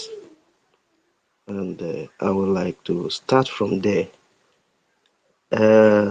Amos a book of Amos. Let me start with from there before I dive completely to this topic. I did not start from the beginning, but as a good freedom fighter, we are not taking unaware. There is no topic that can be presented on a space as an experienced freedom fighter that we not have one or 2 points to digress about. And so why I stumble into that thing, I was touched. I say, even God, the maker of heaven, he understand well and he know much than we that he created. Of course, that is why he's the Almighty himself. Why is he called Almighty? Almighty. He's not called All a lazy God, Almighty. And so Almighty God. So he understand and is the one that created the universe. So there is a place I stumble into which says about I, the law, will defend them. I can't just go further. I take just a breath to meditate on it. I, the law, will defend them. I, the law, will keep them from every marauding forces. I, the law, will keep them. I will not allow my house to be destroyed. I will watch over them. You know what that means? It goes a long way. It goes a long way. So from that topic that I'm having on this space, playing victim, no, I will cancel that victim. Please that no, you put or take action. Good. I will mark that one, and I will mark community service. Yes, I will as well align with a lobby / BDF. Good. Why that playing victim will be pushed back to the zoo, to the caliphate, to the misbeloved among us, to the sabos. These are the one playing victim. When you hear them speaking out to say, I'm a full-blooded Nigerian, you know they are trying to play victim. When you hear them speaking, we can make Nigeria to work again, they are trying to play victim. How do you play victim? After killing my father, you kill my mother. I have no father. I can't trace my uncle. I can't relate with aunt or niece. I was just left like a little kid that have no family. I remember the story of all our veterans from that Finland.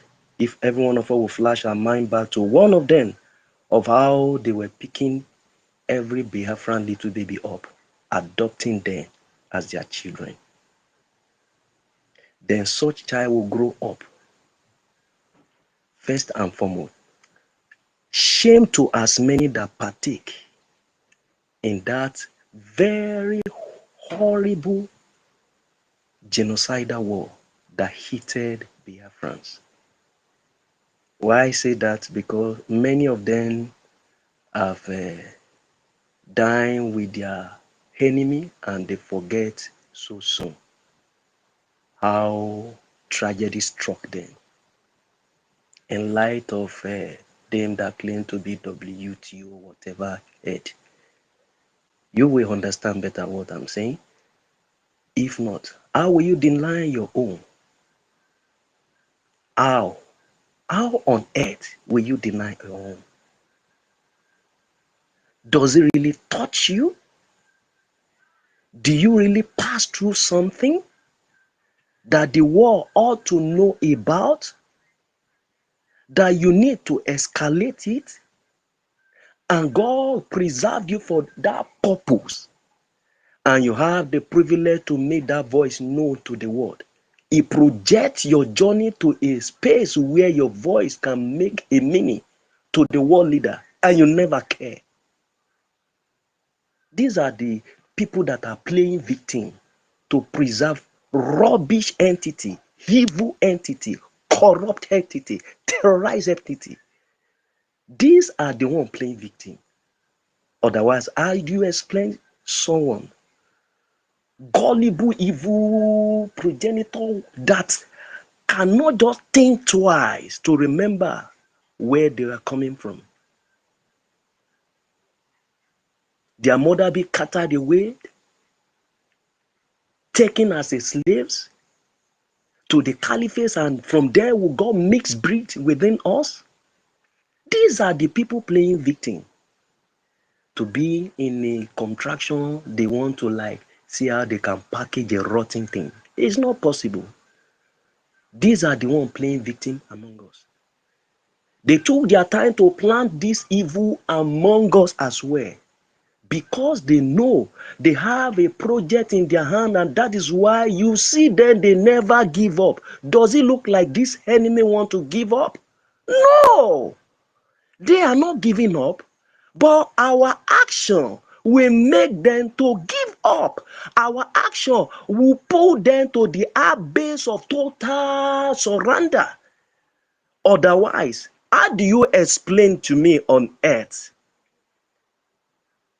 October 7 attack, or that fateful day in the land of Israel?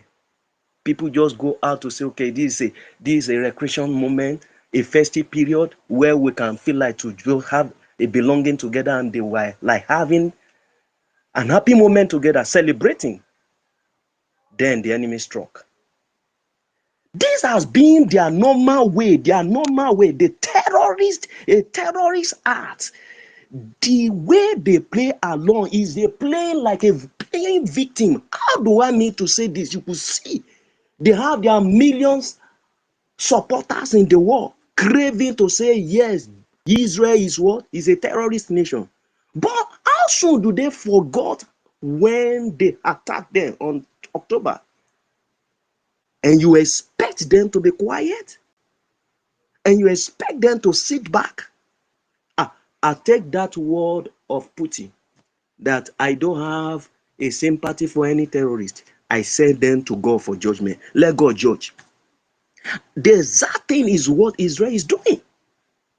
How do you expect to be in that state of horror that cannot be healed so soon as all their victims be released, as all of them be fully restored back, and you expect them to be playing victim? Meanwhile, what Biafran passes through were even more horrible. Our story was buried. Our story was not escalated like we have it in this our generation. The golden opportunity of this internet, God bless you. God bless you so much. If there is one thing you have done for humanity, you have done something for Biafra. Elomos, I want to say thank you. I want to applaud you for making this platform of this space of X to escalate what has been buried for long. Not that they didn't know about it, not that the world didn't know. The world actually know. They know. But it is always easy to quickly forget about. But here we find ourselves tirelessly, repeatedly, every single day, appearing on the space to open our wound, unhealed wound. How do you play victim over this? We can't play victim over this. You come to my village, my own fatherland, where I have it, not that they conquer people to have it. No! The God-given land, not that we conquer someone to have that place. No! Then you come there, you brought what to the doorstep of my father's land. You took them away into captivities, and we see them standing strong, that they would rather stand to die than to be a slave. That one aside, Britain never take off their hand.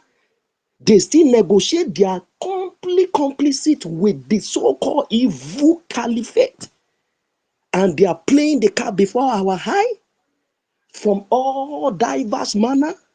But the internal enemy especially use them to kill them. And you expect me not to take action? Where is that? Where is that? Where is that judge? Where is that court on this earth? Where is that law on this earth that will ask you to fold your hands? It is not going to go that way. September 11 attack. You see what happened in US, and you expect US to just play victim as if nothing happened? No, nah. Osama bin Laden collector now, woto. You expect me to fall hand? No, it can never happen. And that is why it becomes a very important thing to every genuine Biafran that understand what freedom is all about, to take action without looking back. We don't need anybody to encourage us. We don't need anybody to ask us to do it. We do it ourselves, just as we speak our story by ourselves, just as we tell our story by ourselves. We take the action by ourselves. If the outsider now saw that we are fighting against an opposition and the helping hand is given a long way around, good and fine, but we do the work by ourselves. Expect us not to take action? Action will be taken. Action is needed than ever before because it was spelled out, just like one of us rightly said, and I've always been saying in this space. 20 pounds is a stigma of that the war is not over. The war was never over. If the war was over, how will you give me 20 pounds out of billions of naira, or even, let me even say, a million of naira? You are not giving me 20 pounds to do what? Is that how to reintegrate? Is that how to rehabilitate? Is that how you want to reconstruct? Is that how you want to bring back peace? There was no peace from that time. If our forefather understand what played out that time, it will not come from the mouth of Efion, our late hero. We not open his mouth to say the children will fight back. In the nutshell, he was simply saying that the children will fight back. Not that if he didn't treat them well, the children will fight back because they were not treated well. The money, was it their money?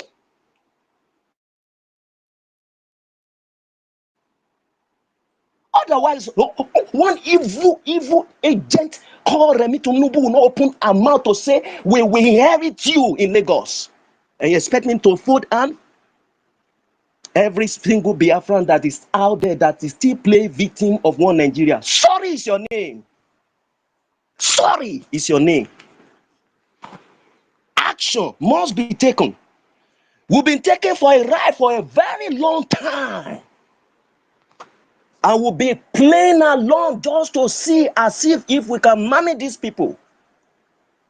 There is nowhere this story will be spoken about. There is nowhere our issue will be tabled. And a good judge of this earth will not do that which is right. And that is why we decided to have a lobbyist who can be a voice for us, who can speak for us, who can make this intensifying fire before the Committee of Nations. They can make it happen for us. Why that is taking place, you expect us to sit back and watch our committee be ravaged? Range, I sent something to you in the morning. Don't you see what is happening in the axis of Equara? You see what happened there? You see now, even let me tell you, even those that you think we are looking to them, that know they are claiming to be one Nigeria, our Milokan, that they are doing that time. Even the team is pinching them than ever. There is always a reaction for every action. There is no way you will pretend, no how you want to pretend. There must be a reaction for any action, either good or bad. There must be a reaction towards it. You see that they could not hold it back again after they have given 20 million naira, according to the demand of 7 people. A father, a 3 wife, and 3 daughter, 3 children, 3 wife, and a husband. 7 of them, they demanded for 20 million. They gave them 20 million, good and fine. The man that took the money down to them, these evil terrorists, who please, to as many international journalists that is here, we don't have what is called bandit. They are terrorists. They are not bandits, but rather they are terrorists. The money was taken down to them. What is the next thing they do? They tie the man that brought money, they hold him down. They are demanding ransom again.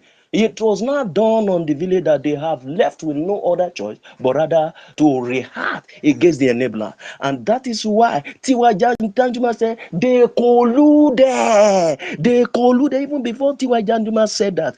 Our whole Yendu has spoken about it. That these people have been what? They have been colluding. They have been colluding. No one wants to believe, but it's glaring to everyone's eye that they actually colluded. Now you can see action being taken. They they block the way, they cross the way off. Say if they don't have any guns, so they were just empty-handed like that. Even and the army, they were not afraid of death again. Don't you know when you push me, you push just as if we have it in our layman adage back home that when you push, you go to war. He has no other choice but rather to react back. Biafran has just been pushed to the wall. And the only thing we best know to do now is action, taking action. Taking action. And that is why we have an army. We have an army. I keep shouting it. We have an army. We will react back. In fact, we are army as we find our way even on this space. Every single one of us. Our words are fire. Our words are weapons. Our voice is going far.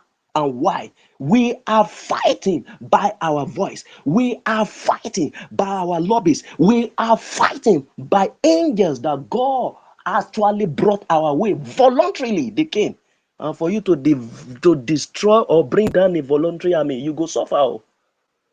You go suffer, because the funniest thing is that you don't recruit them, you are not paying them, they volunteer, and many are still ready to volunteer. We fight this fight until we have that victory.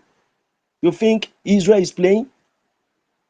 Even what happened in Qatar, even when president as US president has not actually taken a war to the favor of them, he spoke like a hero who understands the game of the enemy. We are not going to fold our hand. We will fight. We are ready to fight, and we will fight. We were born not a lazy people. We will react. We will fight. And the fight has started even from the internal enemy. Starting from Orabo Fulani, every one of them collect. Nobody. We are not going to play victim. We are not ready to play victim with anybody. Collect. That is just the truth. We are ready to take action, because folding our hand has never really helped us. It has continuously bring our number into reduction. How long are we going to fold our hands when our men are being reduced? Then who will marry our sisters? Who will marry our sisters? When you eliminate all the men finish, then who will be the head in the house?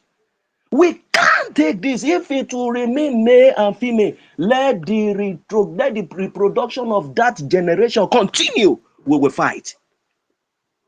We are going to fight. If God himself can vouch to say, I will watch over them, you know what that one means? I meditate, I start to meditate on that word. Say, I, the Lord, will watch over them. You know what it means? We have BDF that our Biafra Defense Forces, they said they are ready to watch over the land. They are ready to watch over the community. They are ready to watch over every part, every loose and clean, both in the bush and even they will watch, and they have been doing that. They have been doing that in a very amazing way, and they are not tired. They are not repenting. They are not giving up. They are not withdrawing back. They are not going to say they are playing tiredness in any form. They are standing gidigba.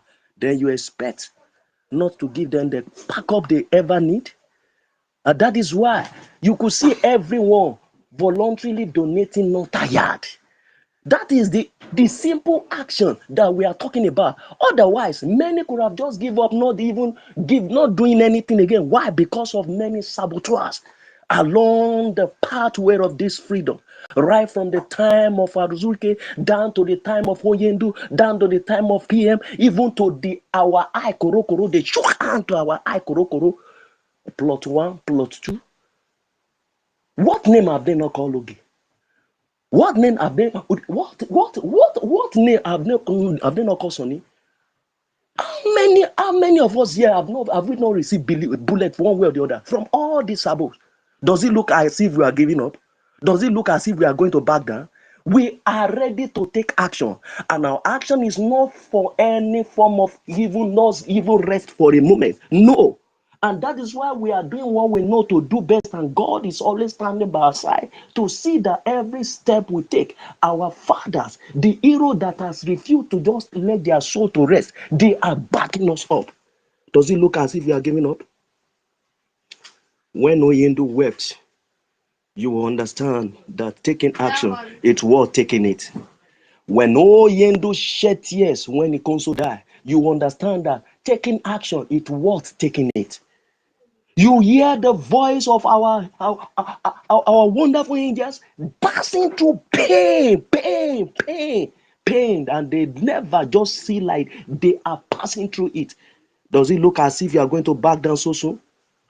In fact, the era we find ourselves now is the era of fire, not the era of mercy. The era of mercy have wiped off. And I am pleased and happy to have heard that word from the mouth of the horse's one that can boldly speak with any fear or favor before any nation of this world. Do you have an army? I'm pleased to hear that word from the throne room of freedom word, a space where people hear their opinion and nobody will hold you to it. In as much what you are saying is right. United States can ask our APL to say, do you have an army? You know what that means? Are you a coward or you want to fight back? Then you expect me not to take action? Sir, ma, to as many of us that are here, we are so determined. In fact, we are unrepentant freedom fighter. Until freedom is here, we are not giving up. Does it look as if we are going to give up? We are taking action, and that is why we are not tired.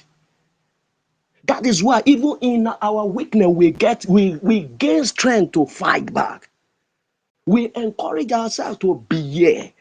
We encourage our men to be there. We encourage our lobby to be up and doing it. And that is why it's not going to be a time of playing victim to as many of us that understand what our enemy are playing and throwing at us. We are not going to take any advantage of playing victim. Playing victim for who? They are the one playing victim because they want the union to continue in the slavery of that entity, evil country that's supposed not to exist among the community of nations on this earth. If there is a rejected, in fact, Sodom and Gomorrah is far better. Far better. Do they kill like they kill? Where a blood of one American, what than anything to them, but right there in the zoo, blood of millions of any of the Nigerian citizens, what nothing. A coarse and a very disastrous situation can be going on, and you see the evil Tinubu traveling, flying from one place to the other. A system whereby no is a death trap for you to have a flying road. And they are having their headway through airline.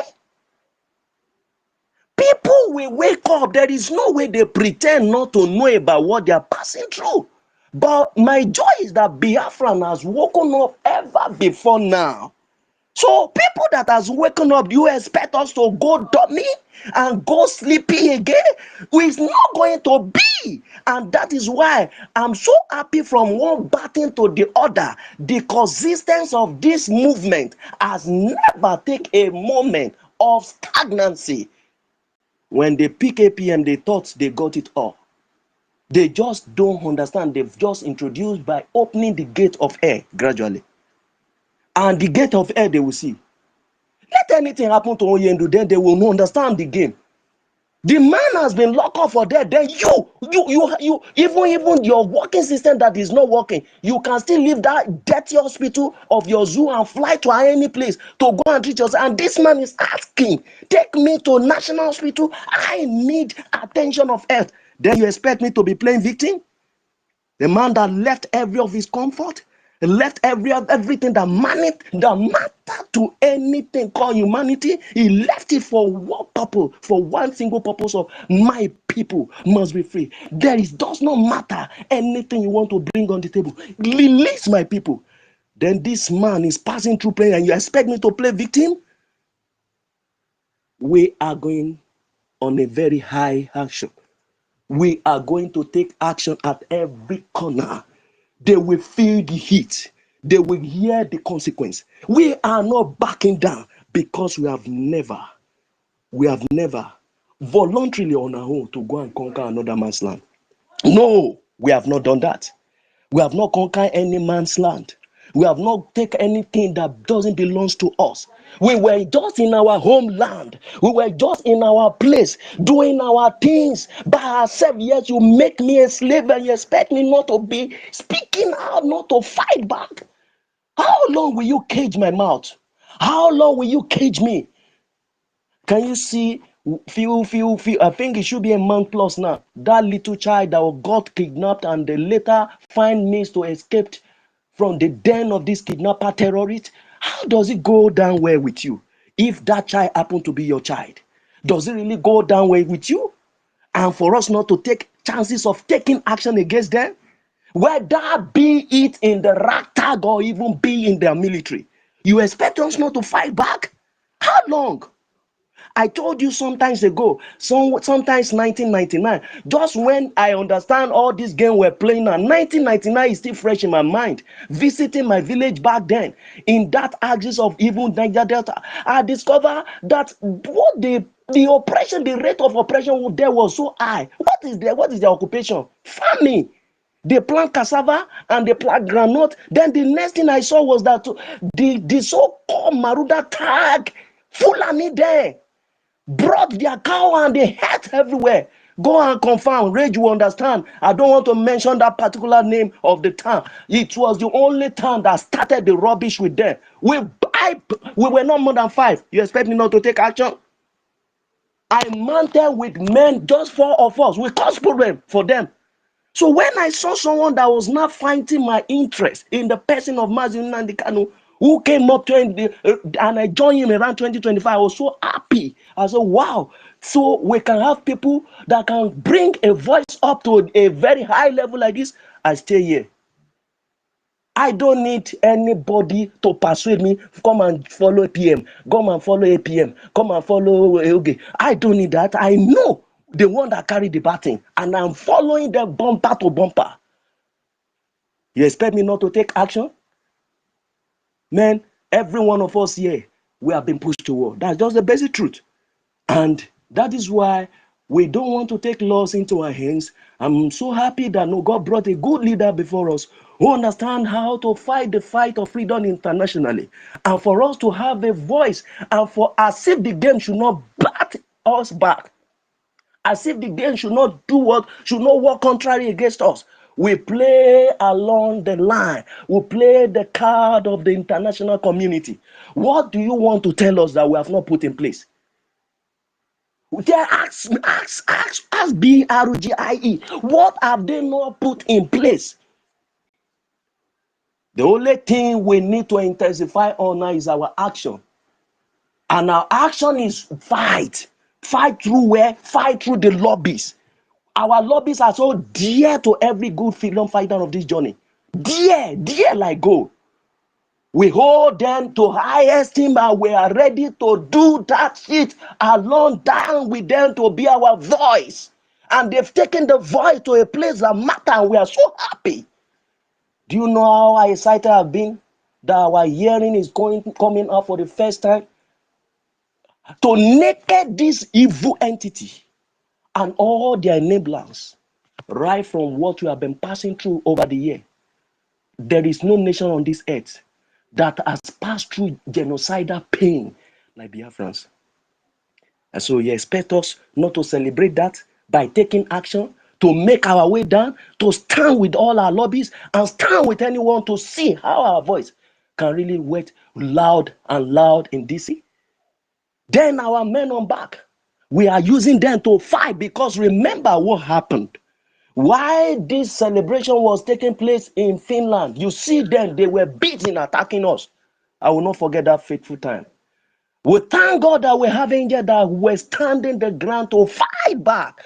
If we are not taking action, what could have been part of all this game? Before Musa can cry in that floor of their red chamber, dirty, blood-sucking chamber, before he could cry out, you know what that means? It means a lot. It was action. If action was not given to them, the guy will not cry. That this guy has taken every single opportunity to do. Let's see how we can capture him. They should wake up. They should do something. Okay, good and fine. Now he has gone to where they want to keep him, but he has not left us, because what he planted has germinated to this extent, and we are ready to take the action. All repenting. We are not having a slow down. No, go slow. We are going on the momentum of what we can do best, and we are ready to fight. We will fight. The only way I understand is fight back your enemy. They are not ready to give on a prison. Does it look as if it look as if they are giving up? Why are they bringing more terrorists? They opening the border every now and then, porous the every environment. At the end of the day, they are not opening their mouth to say they're having a seat with them, negotiating with them. Bandits, they call them, who will not understand that they are terrorists, but rather they cover them up to use the language of bandits. What bandits? They are the people known to the citizen of the land as a terrorist. How do you come from somewhere that you begin to mesmerize with the citizen of a strange land that you are not permitted by law, welcoming them by law? No, you came just to terrorize them. Then you expect us to fold our hands? No, now. Please, can you hear me? I can hear you. Thank you. Just calm down. We Christians must save Christianity in Africa, especially in the land of Biafra. We must save Christianity, because I know you are trying to, create sense in the senseless population. I want you to hear this. Then I will talk in 2 minutes. So, thank you very much. I really want to appreciate you. In my end of submission, there is no way that is being projected to us that we are playing victim. We are not playing victim. We are only taking action to save our life. Why? Because they understand what God created us to be. Why? They understand what God has imparted us to be. Why? They understand what God has planted in our land for us to enjoy with, because He didn't just create us empty. He created something with us. My brother, do you understand what I am saying? I think this is Brigie's space. Yes, sir. Did you understand what I'm saying? Please, sir, you can bring my mind back again. Do you understand me? I did No. not get your point clearly. Okay, hold on, Franklin. Thank you for your submission. All right. Honorable Academic Hannah is about to play a tape for us to listen to. So please give him that opportunity. Thank you. Okay, thank you. This is Brigie's space. I know that the anchor of the program is Emeka Orago. And all of us are Christians. But at times, when we speak, we should not exaggerate. We should allow space for reasoning, because We Christians are the victim in Africa. You cannot come here to exaggerate with biblical quotations. When you quote, you allow others, to also reason and flow. You should not be projecting yourself as if you are doing pastor. There is nothing pastor has done to us. Pastor is under Fulani hegemony. So when I tried to play that song under Christianity, you should have understood that we are trying to flow under the same vein.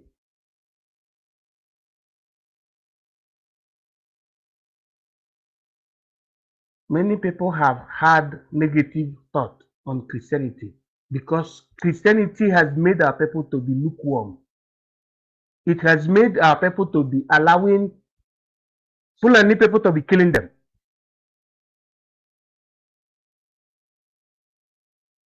And young people supposed to address Christians in such a way that they could defend themselves, not by using biblical quotation. Our people say, God of Israel, help us. Israel is using bomb to destroy enemies. That is the level of understanding that all of us are supposed to be. Not to be rigmaroling. Israel is using IBM and something that is bigger than IBM to destroy enemy. Israel, if I am speaking today, the 15th day of the month of September 2025, it is not more than 10 million in terms of population rate. But Israel fights against the whole Arab nation, and there is nothing the Arab nation can do. There is no need of staying here quoting Bible and saying tomato. Without Christianity doing what Machiavelli said, the armament of the people. The people of God are people that are armed. Even in the Bible, it is written that the angels are armed. Angel, what do you call it? Angel Michael is armed. Only Angel Gabriel that is not armed. Angel Michael is armed. Forget about angel now. The man that introduced Christianity is called Constantine. He was armed and he's still armed. He was the one that delivered Christianity from Islamic invasion. Why can't we Christians speak the language in a clear term, in an understandable way, and we be speaking spiritually? This one will happen, this one will happen. Spirit does not exist. What is existing in this world is practical. Why they are doing this thing against Nnamdi Kanu and against our Prime Minister, Simon Ekpa, is because they see that we, the black Christians, we don't understand the rule of law. We don't understand the way we're supposed to comport ourselves. So that the white people will know that we are fit to becoming a nation. Nation is something that has to do with a people. So we should not be dwelling too much on this religious biblical quotation that has nothing to do with armament. We have to do what? To do exactly that thing that America is doing, that thing that Israel is doing. America, Israel. That is where I belong to. America, Israel. If you see what Israel is doing, do it. Israelites, they are not Christians. So, are you getting what I'm saying? They are not Christians, but they are united. They respect the ethics. And they are fighting the enemies. Americans, that is the same thing. There is no need of confusing of our people, quoting Bible and all those long grammar, all those long story. Don't bring it here. I want you to tell us how many bombs you can produce. You see it? That is how it is. If you see all this biblical quotation, let us keep it one side. The people that brought Bible, they are using IBM. That is the same thing we're supposed to be doing. They are killing our people in Igbo land. I can't never quote the Bible. Nobody should be using biblical quotation in reference to what we're doing, because those that are killing us, they don't use biblical quotation in killing us. We use the same thing that they used to kill us to push them back. That is what I am trying to let our people to know. And that is how it is written in the Bible. When Angel Michael fought against the other angel, they were fighting in the heavens. If in the heavens people fight, why can't we fight? Then here we are using biblical quotation. That is not correct. All these people make biblical quotation. Let them know that people have understood that that is not the thing they're supposed to be using. People have understood that those using biblical quotation, when they are killing our people, that they are deceivers. Let nobody be on the side of the deceivers, but on the side of people who are trying to do what? To make their people to be rescued and be human beings. Let us forget about whatever we were called when we were in the church. But let us face the reality. Many reverend fathers are crying today. From America, where I am now speaking, that they never knew that the whole, what do you call them, Fulani people did obey the sheikhs. The sheikhs are like the reverend fathers, Islamic clerics. To the extent that even the Nigerian government converted the Boko Harams into the military. And at the same time, our own people do condemn the youths that are trying to resist those that are coming to rape their mothers and their sisters. Our people should understand this particular thing. If you like, you can quote Bible from here to tomorrow. But if you don't understand that after quoting the whole Bible, the people that are in charge in your country are the Muslims, it means that you are not a Christian. Lastly, sorry for the way I interjected. Fulanis are having pastors. So Fulanis today, it is less than a month now. You'll be seeing them doing deliverance. They'll be using olive oil. Our people are still there quoting Bible. If you don't understand history, to separate Hausa, Igbo, and Yoruba, it means that you're killing yourself. Thank you immensely. God bless you. Thank you very much, Academic Highness. We no come here come discuss religion, like you said. I agree with that. So, very happy it was. Who is next on the mic?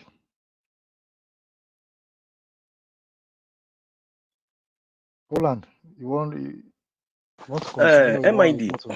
Thank you very much. MID, my minister, please, may I not be misquoted, just as I rightly get your the point you brought about. The reason why I brought that quotation is that God is Almighty Himself. He fights. God Himself fight. Is a man of war. He fight. Many unseen battle in every individual life on the face of the earth, that the hand of God is on any one of us. There are battles that are won in the realm of the spirit. This is a realm whereby engagement or fight is involved. But we are talking of this physical fight here. And that is why I make reference to what happened in Israel October 7. We don't know the Bible more than that. These are the covenant people that God navigates on the face of the earth. They reacted back to their enemy by fighting. We saw what happened in September 11 attack in US. We'll see what happened. They reacted by what? Fighting that enemy, and they brought that enemy down. So how do you expect people to fold hand? It is not going to happen. We are going to fight, and every one of us are ready to make that fight happen through our BDF and through our lobbies and every possible means that we can still take the fight far. But this is the major two channel of which I understand our leaders are be able to put us through. And it's working, it's giving us results, and we are not going to relent, and we are going to fight. And that is why you can't be on the ground as a on being there as an army on ground to fight the fight, but your money is there doing the fight. Why? Because you bringing that money to do the needful. They are buying that granite, they are getting the stick, and fine, the fight is on. It has been on, and it will keep on like that until finally we get what we want. Then we will now know that we have been pronounced and been recognized as a nation. Then we defend it squarely, like Israel is doing today. We will not defend it squarely. We will be defending it until why finally we'll get recognized. So we are not going to relent. We are going to take action. So I'm not the type of a Christian who open his Bible and you see your enemies coming, you slap me and say I turn the other one. God punish you. Which Bible? How does that quotation go down well with me? I could think I can't just remember that particular state that thing happened, but it should be more than 7 or 8 years now. I want to like flash our mind to it. There is a pastor that when the Boko Haram came, a pastor was buried, if you all remember, and they chopped off his neck, remove his head. Before the man went, he made a prayer. See, what's supposed to have been carried out that time? They failed to do it in the body of Christ. We're doing fasting and prayer. Is fasting and prayer is the answer? You see Kuka, all of them, they are when you see you see what is the Pentecostal Church of Christ, whatever. None of them could react. But just tamper one Muslim or just tamper one Northerner, you will see reaction. So how on earth can someone be unaliving you and you expect not to react? I'm not that kind of type of you hear me, and I have all means to defend myself. What will I be waiting for? I'll bring you down. I won't wait a second to bring you down. And so that is why what we are doing the needful. And there is no one, no nation on earth, a leader of any nation on earth will say what we have done is wrong. So bringing our opinion to that place, they've only helped us to they open their nakedness to the world. So, and the stage we find ourselves now is for that smoke to go, the smoke go high. When it go high, then the enemy see the language they understand is anger. What these people know is you give me back iron, I give you back iron. Oh, you bring smoke to me, I bring hell to you. That is just the only way out. We don't have pity at this stage. You give it to me, I give it to you. So that is why it becomes very paramount, it becomes very essential to see that no way they heart back. And the only way we can do that, the best way we can do that is just doing the needful by action. The action which I still succumb to, I align with. Number one, our lobbyists is key. They are doing it. We are seeing the result. Our BDF, they are doing the needful. We are seeing the result. And when aren't we see it? We are seeing it. So will I be stepping down my action? No, I will push more the action. So I know they should do. Maybe they give me the song, they rejoice, they dance. They back them up. If that time I call they use prayer, they back them up. God protect them, no, may they not sick. If they're sick, may they get money to treat themselves. Yes, because they cannot use their mouth to treat themselves. They need drugs to treat themselves. They need food to eat, to have strength. All these engage in money. So if we are holding that money back while we are here, hustling up and down, then how will the game sweet? How will the dance sweet? How will the granules tune well in the mouth? How can the stick really dance the dance? So all I just want to say here in my submission is that no, action, action, and action. Thank you. All right, thank you Yeah, very much. thank you so much. Thank you. Just allow me to address a little. What I'm saying is this, brother. You spoke through Holland, or are you Holland? That brother that spoke last that was quoting Bible. Are you Holland? Yes, it's Holland. Yeah, this is Holland. Okay, good. Okay, no problem. So what I'm saying is that there is no need for spiritual pere. If you're Holland, you will understand. Don't talk too lengthy. Don't take more than 15 minutes. If not, people they won't comprehend. I myself can't comprehend you. Also, you don't know the Bible more than Jesus, or more than me, or more than Muhammad. Alhamdulillah. Watch the time. Okay, that's by the way. But if what he's saying is that we have won over the enemy, it's a welcome development, because nobody can come here and tell us that Muhammad is the savior of the world or Jesus is the savior of the world. Are you hearing what I'm saying? If Jesus was the savior of the world in Africa and Muhammad was the savior of the world in Africa, why is it that Africa is depressed? So, but I keep it like that, no problem. Onye Nweluche, anybody that have modulo blangata would understand. They only bring something that will make us to be killing ourselves, but they don't bring us technological advancement. That's why Ibrahim Traore saw that ministry and told them that he doesn't want 100 mosques, but he wants the control of the territory and the control of the economics and the control of the banking system. So if somebody continue talking about religion of Jesus Christ or Abraham, and you if you don't understand, we are not well. Nobody should be bringing anything religion too much here, but let us use positive science, because the colonial master have dealt with black race. Don't you know that you have people like Imai Gwali, you have people like Martin Luther King Jr., you have many people that are greater than me in America, but they cannot, after them discovering, do you know that it is black people that discovered mathematics? Do you know that it is in aeronautics, it is black people, but when you are registering people that register that thing, people that discover that thing, that, you know, with the brain, you cannot hear the name of that black man. Honorable Biko, You cannot. we are going, you know, we are going. And we're policing our media team. You know, we'll be giving instructions Thank to you, avoid thank you. anything. Yes, thank you very much. You know, I this use my mic. I use my mic. thank you very much. I appreciate. You know, it's a very, very dicey topic. You know, please don't be offended if someone spoke out of, you know. So I mean, okay. So let's move forward. Sister Stella. Salute you, America Minister, America Honorable. Salute you. It's been a while now. Yeah, thank you very much. Salute everyone. I salute Obi. Chicago is back. Salute you. I hope you're good. Madam Unki. Salute you. MID. Salute you. Betty. Salute you. Minister. Salute you. Holland. Stanley is here. Eunice is here. Ume. Memetic. Memetic. Salute you. Senior citizen Ibem Benowa boys here. Salute you. And Biafra shop. Salute you. Biafra shop. Is it still a Mecca?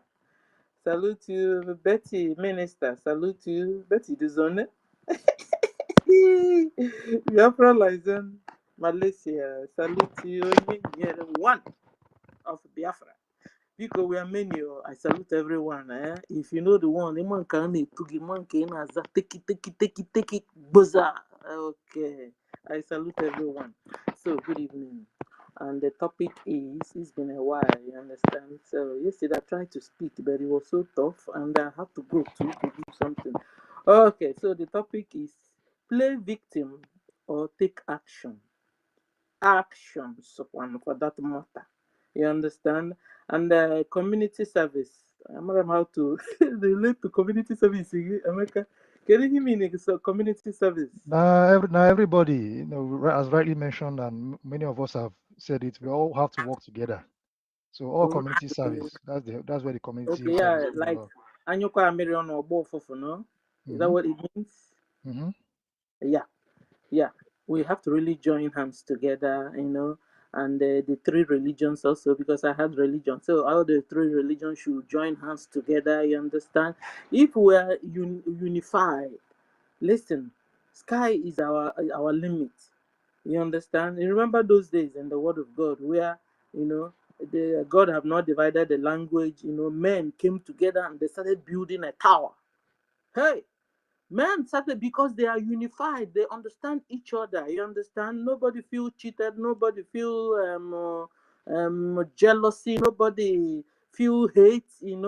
And they really started working together. Started building this tower, and God looked and said, "Go to."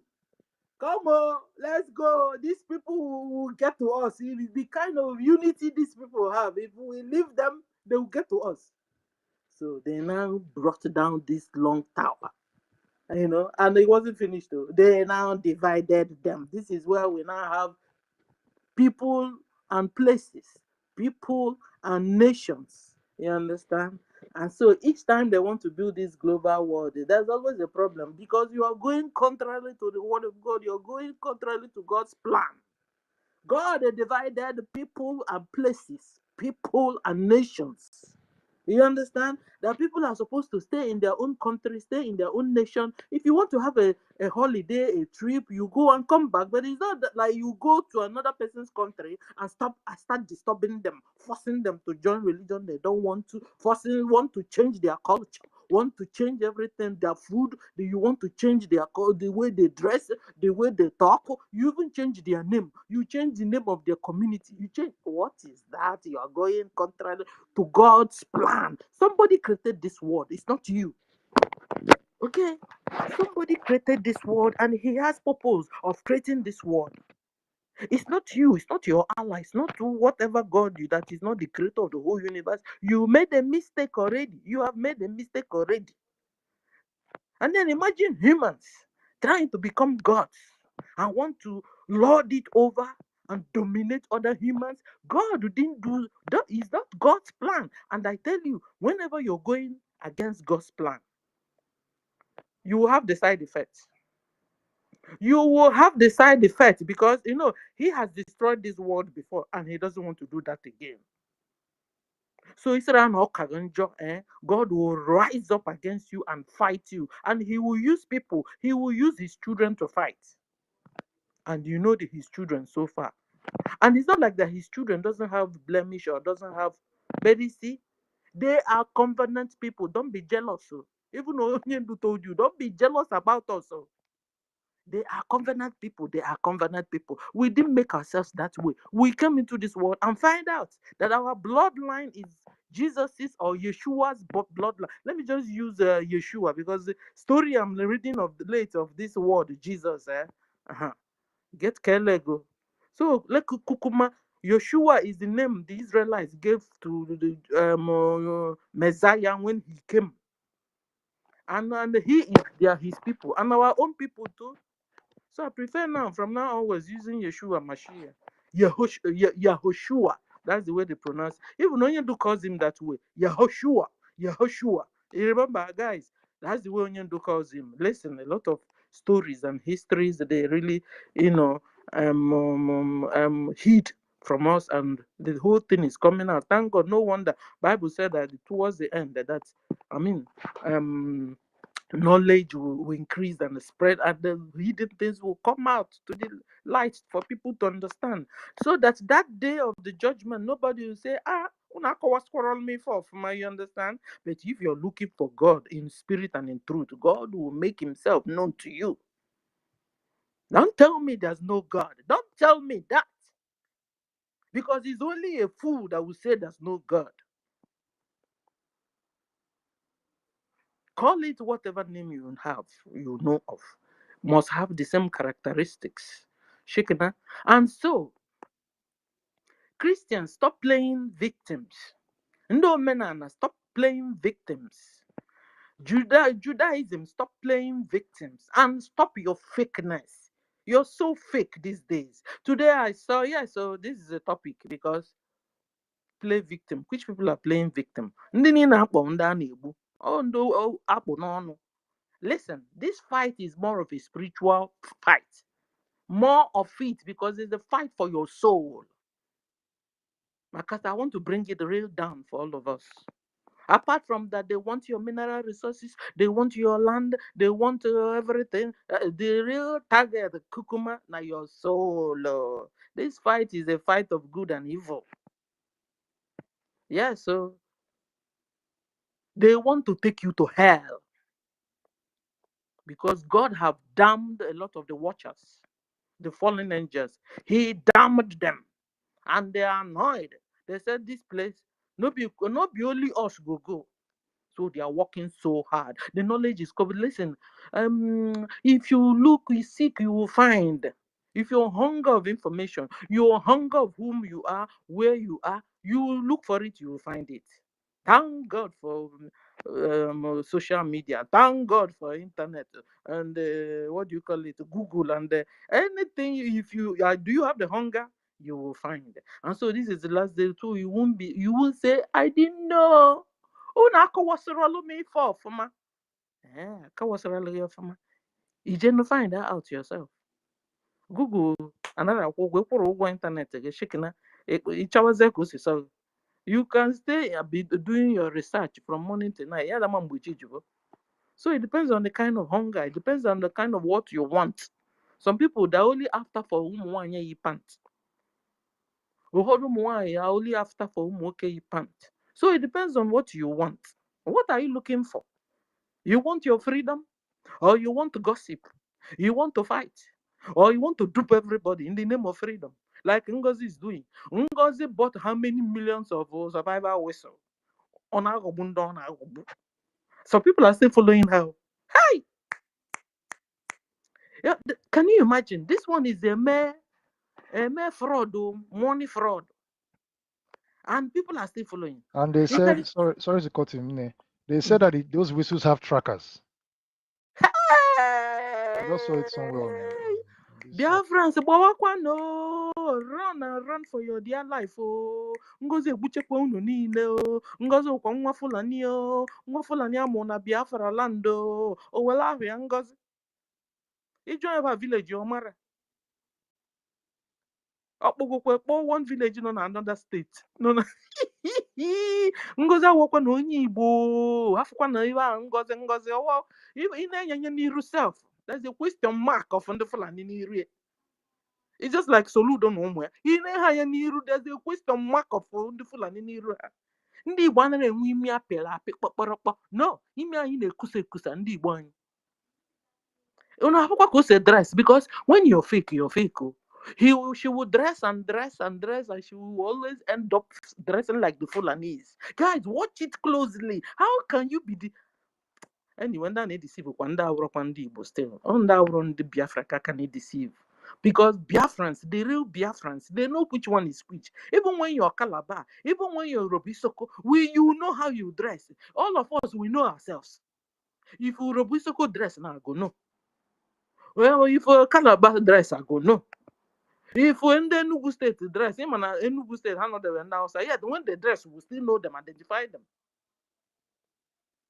So now, okay, now the people they will be deceiving this time. If your genetic intermix breed of the Fulani and the Biafra, you'll be deceived.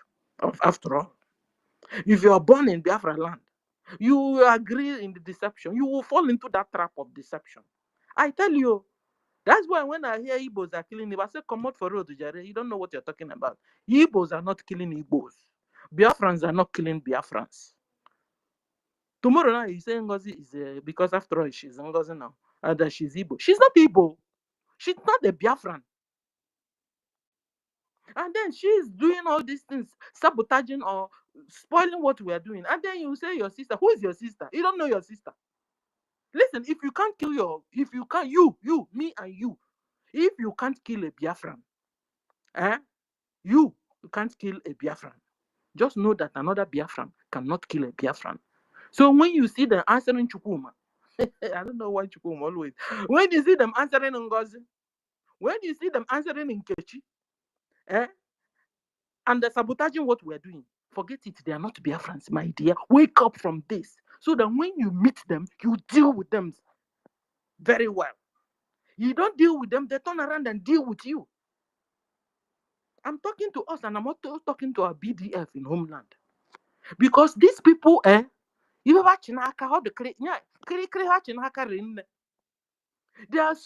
are masters in deception. You must rise up, Biafrans, and understand this trick. When you carry obi buo a Biafran niru ka obi menyive. Also when you na nkechi. All real nkechi areje bungozi. All real ngozi. Real ngozi arebu Stella. You understand what I mean? Identify your enemies, Biafrans. Identify your enemies so you can fight a winning fight. Because no, if not so, you continue to go around the mountain. You know the Israelites. I'm reading Exodus these days, and my eyes is like open. Chai. Today I heard that. No, before I change the topic, hold on, because I learned one thing today. That's why I called my children. You know, I'm only during the time of Moses. So these people, they also have slaves. You understand? Helpers, like house helps and helpers, but they call it slaves then. Okay, to Israelis, Israelites. Okay. So these people, if you have your boss, you're a slave, and you're staying in your in your master's house. Let me call it master, not boss. Your master. Okay, and your master is treating you well. You understand? And you're also master. Also, when your master have given you a wife, in those days, and they make yourself. I remember when somebody, our house help, one boy pregnanted her. You understand?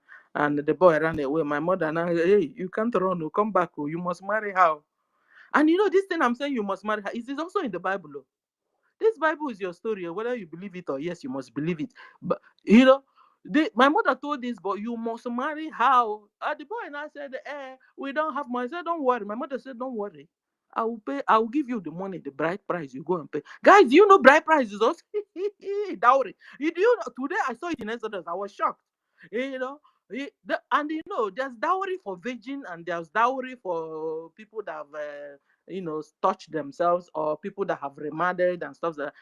Different dowries in the Bible. So this family. So if your master helps you in marrying you a wife, and then along the line you love your master so much, your master is taking good care of you, take care of your family member. You have become part of your master's house. Okay, and then you don't want to go. And since you don't want to go, you stay in your master's house. Your master will now, this is the law Moses gave to them all. The master will now go to the court and get a paper, to formally declare that you are his own.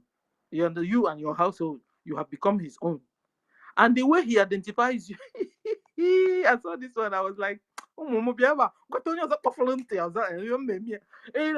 the way this master will always identify the slave, you understand, is by just a guys,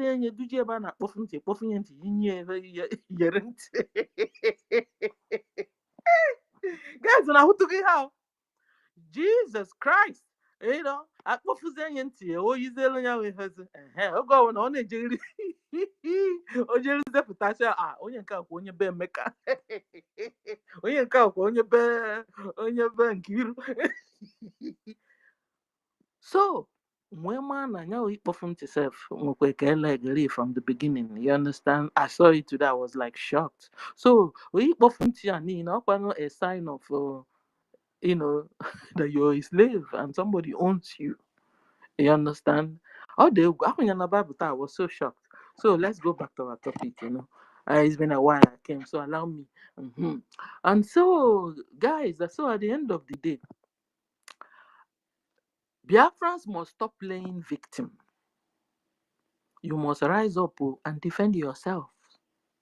You have right to defend yourselves. It's not a sin when you're defending yourselves. Remember the children of Israel, your cousins. You see what happened to them. They will always, even while they are in exile or they are still in the wilderness. What is their name? Amalekite. Amalekite came to fight them.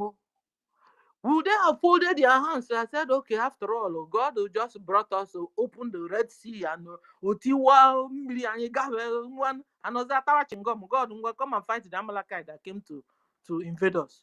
Why they are in their tents on their way to their promised land? Amalekite came and fought them. What did Moses do? Moses turned around and organized men.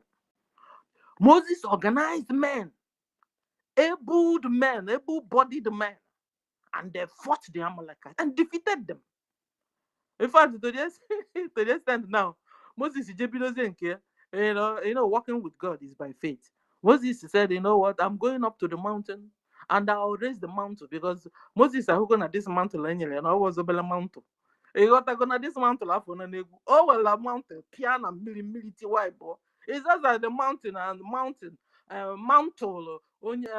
onion do give to Simon Ekpa, from Simon Ekpa. Now the mantle now landed on APM and they are working with it.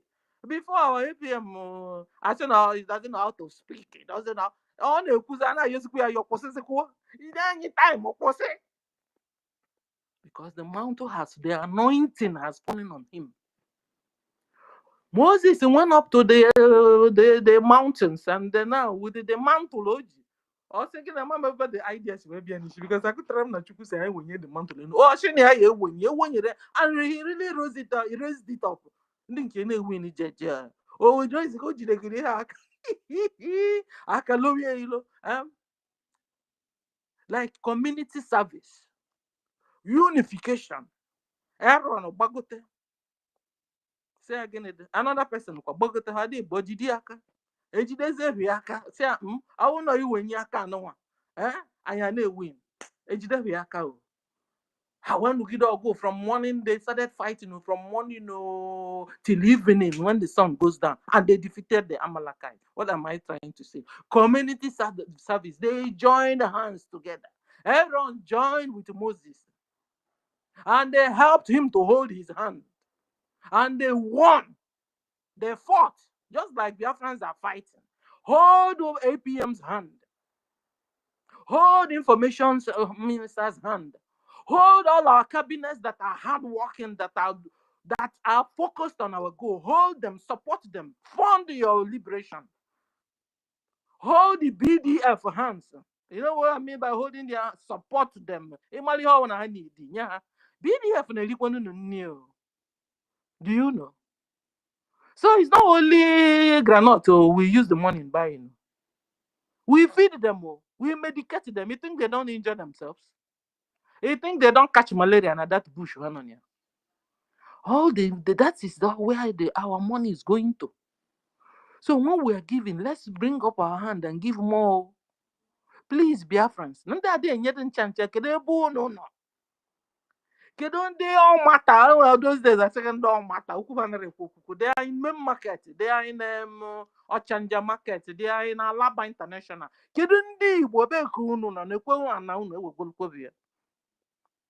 In the Fulani, egwukwelu na ana unu ebee ka unu nọ. Ndị Igbo ebee ka unu nọ. One girl gụrụ egwu wee na-asị ebee ka eme nke unu nọ, ebee ka nwanne unu nwoke nọ, kedu ife unu na-eme.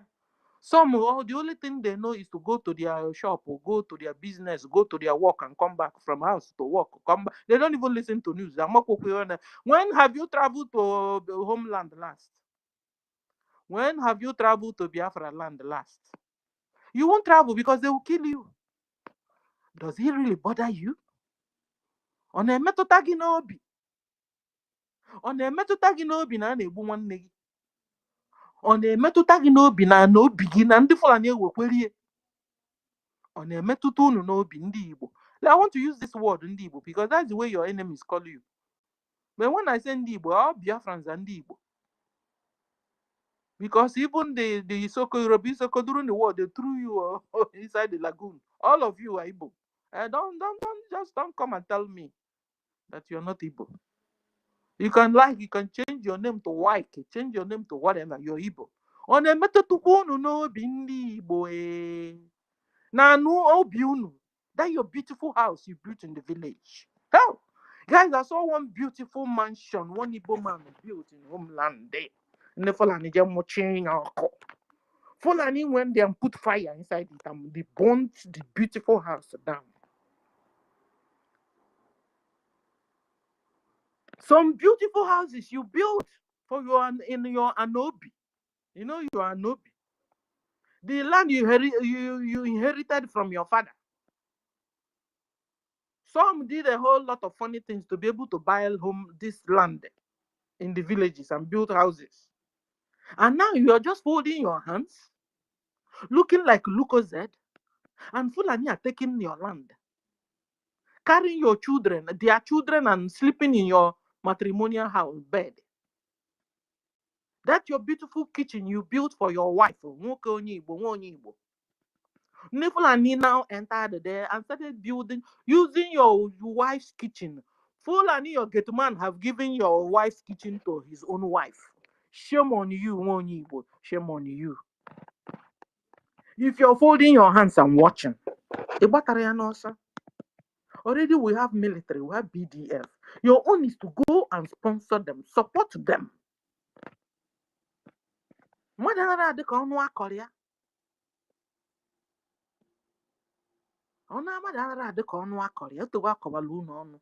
You know, they will even how do I say it?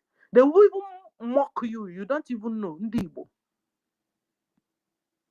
Then you'll be in the New York and you're doing New Yam Festival, doing cultural festival. Shame on you. This nonsense.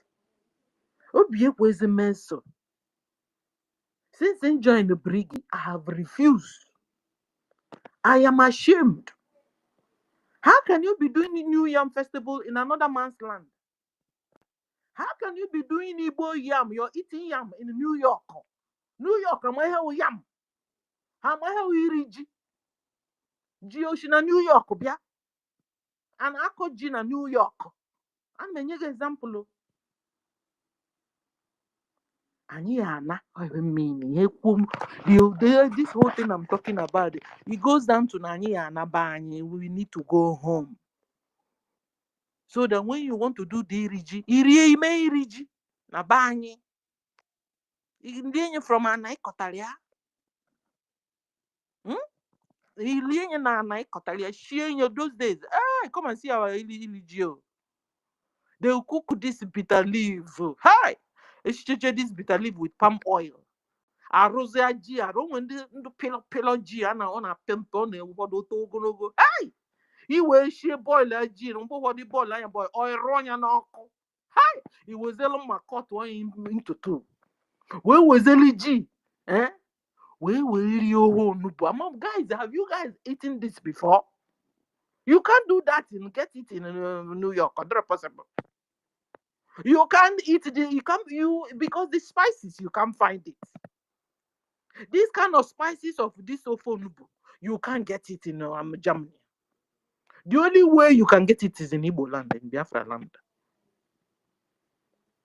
You were Robert G. No, Korosha, well, Maquania, pa. Hi! Pacha, Chokabri Melkuno, Kamamona ya Chena.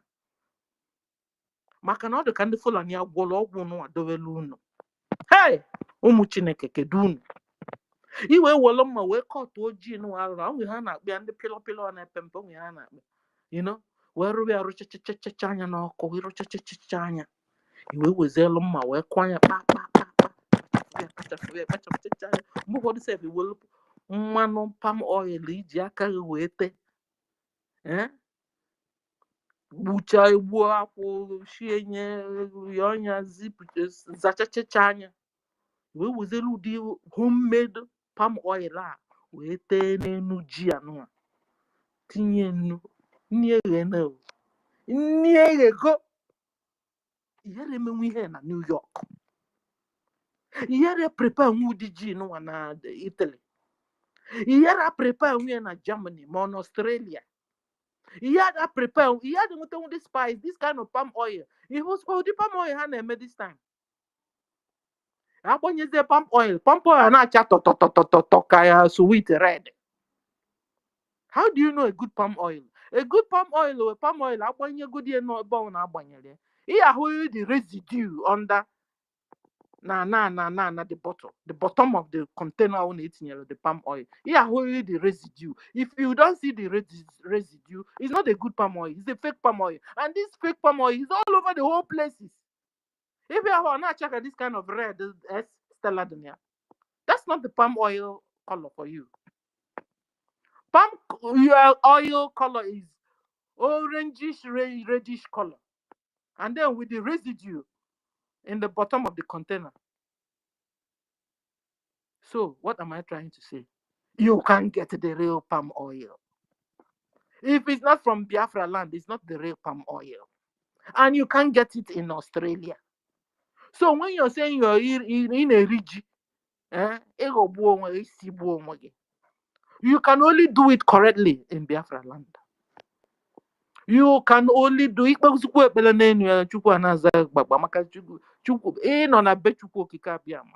Biafra land no na Bechukwu Okike Abiama. And I have told you guys, there's this prophecy that we were told to hurry up and go home, because that's the place God will protect us in the calamity that is coming. Oh, you've not heard it. I'm not prophesying. I heard it from somewhere else, and I believe it. It's a common sense thing.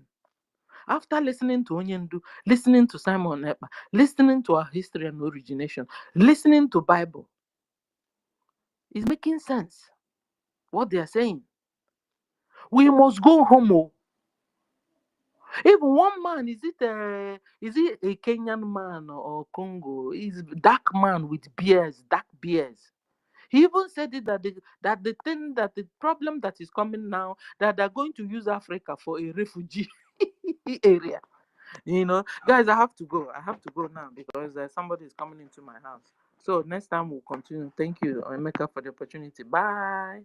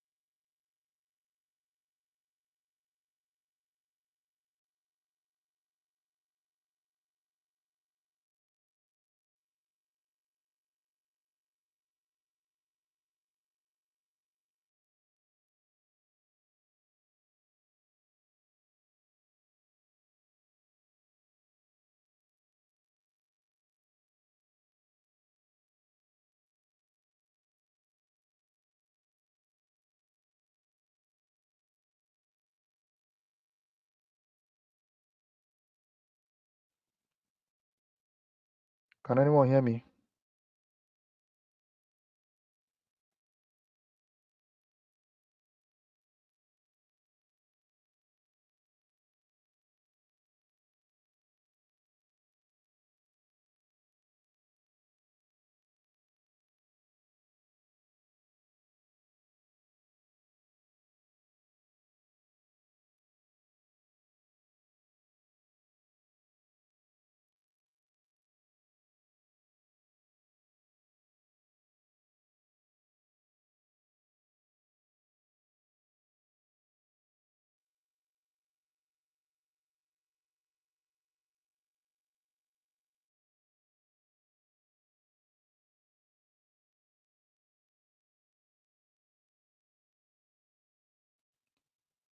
If you can hear me, give me a thumbs up.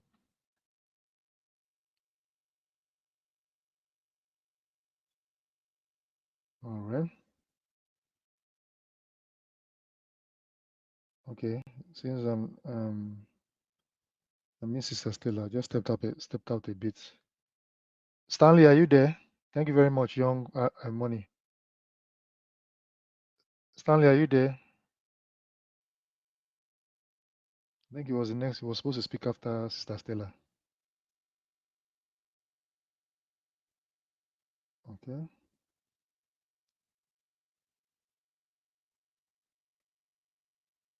If you want to speak, please select the mic. I guess we are done for the day. No one else wants to speak. So it's all about the mindset, my people. Thank you for coming. Our Biafra people, our Biafra governments, Republic governments in exile, we are here to take action. We're not playing victim. That's the long and short of the whole story. This is why while others were complaining or are complaining, are still complaining, looking for what to complain about in the future. We are taking taking responsibility for what we need to do to move forward in life. People were saying Biafra is an online country. People lied against us, tell us that we're cannibals in that country called Nigeria. That's zoo called Nigeria. Called us cannibals. Say we are 419ers. We use our people for money. We sacrifice our people for money. And I'm like, okay, if you don't like us, why don't you let us go and form our own nation? They said, no, we have to be together. We have to be together. So you mean you like vampires you like us as vampires, you like us as criminals, you like us as people that sacrifice our own people. All these are just lies. So it's a psychological warfare to keep us down. We don't have time for that. What we are looking forward is for us to unite and get our freedom. As simple as that. Those that don't catch up what we are doing right now, we leave them behind till they catch up.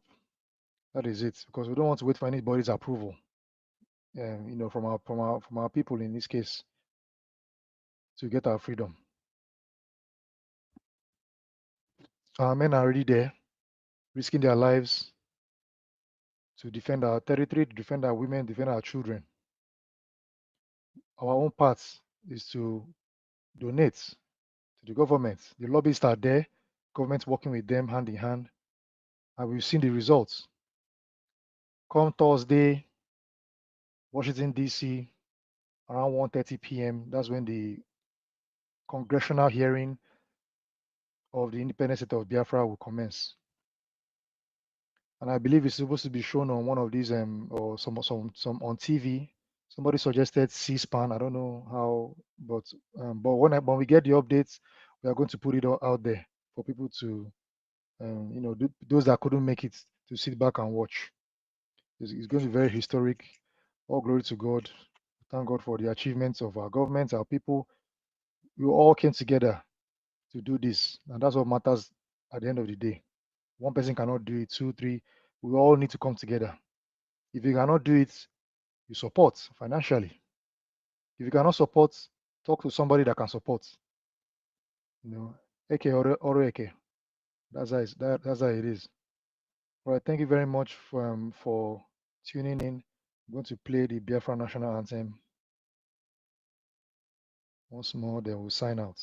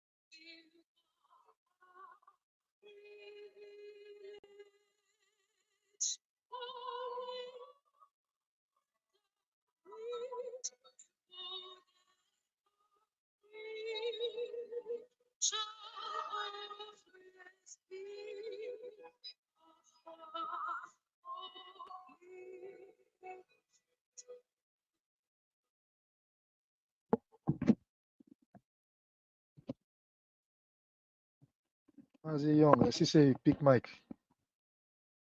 We don't close the hook at Basago.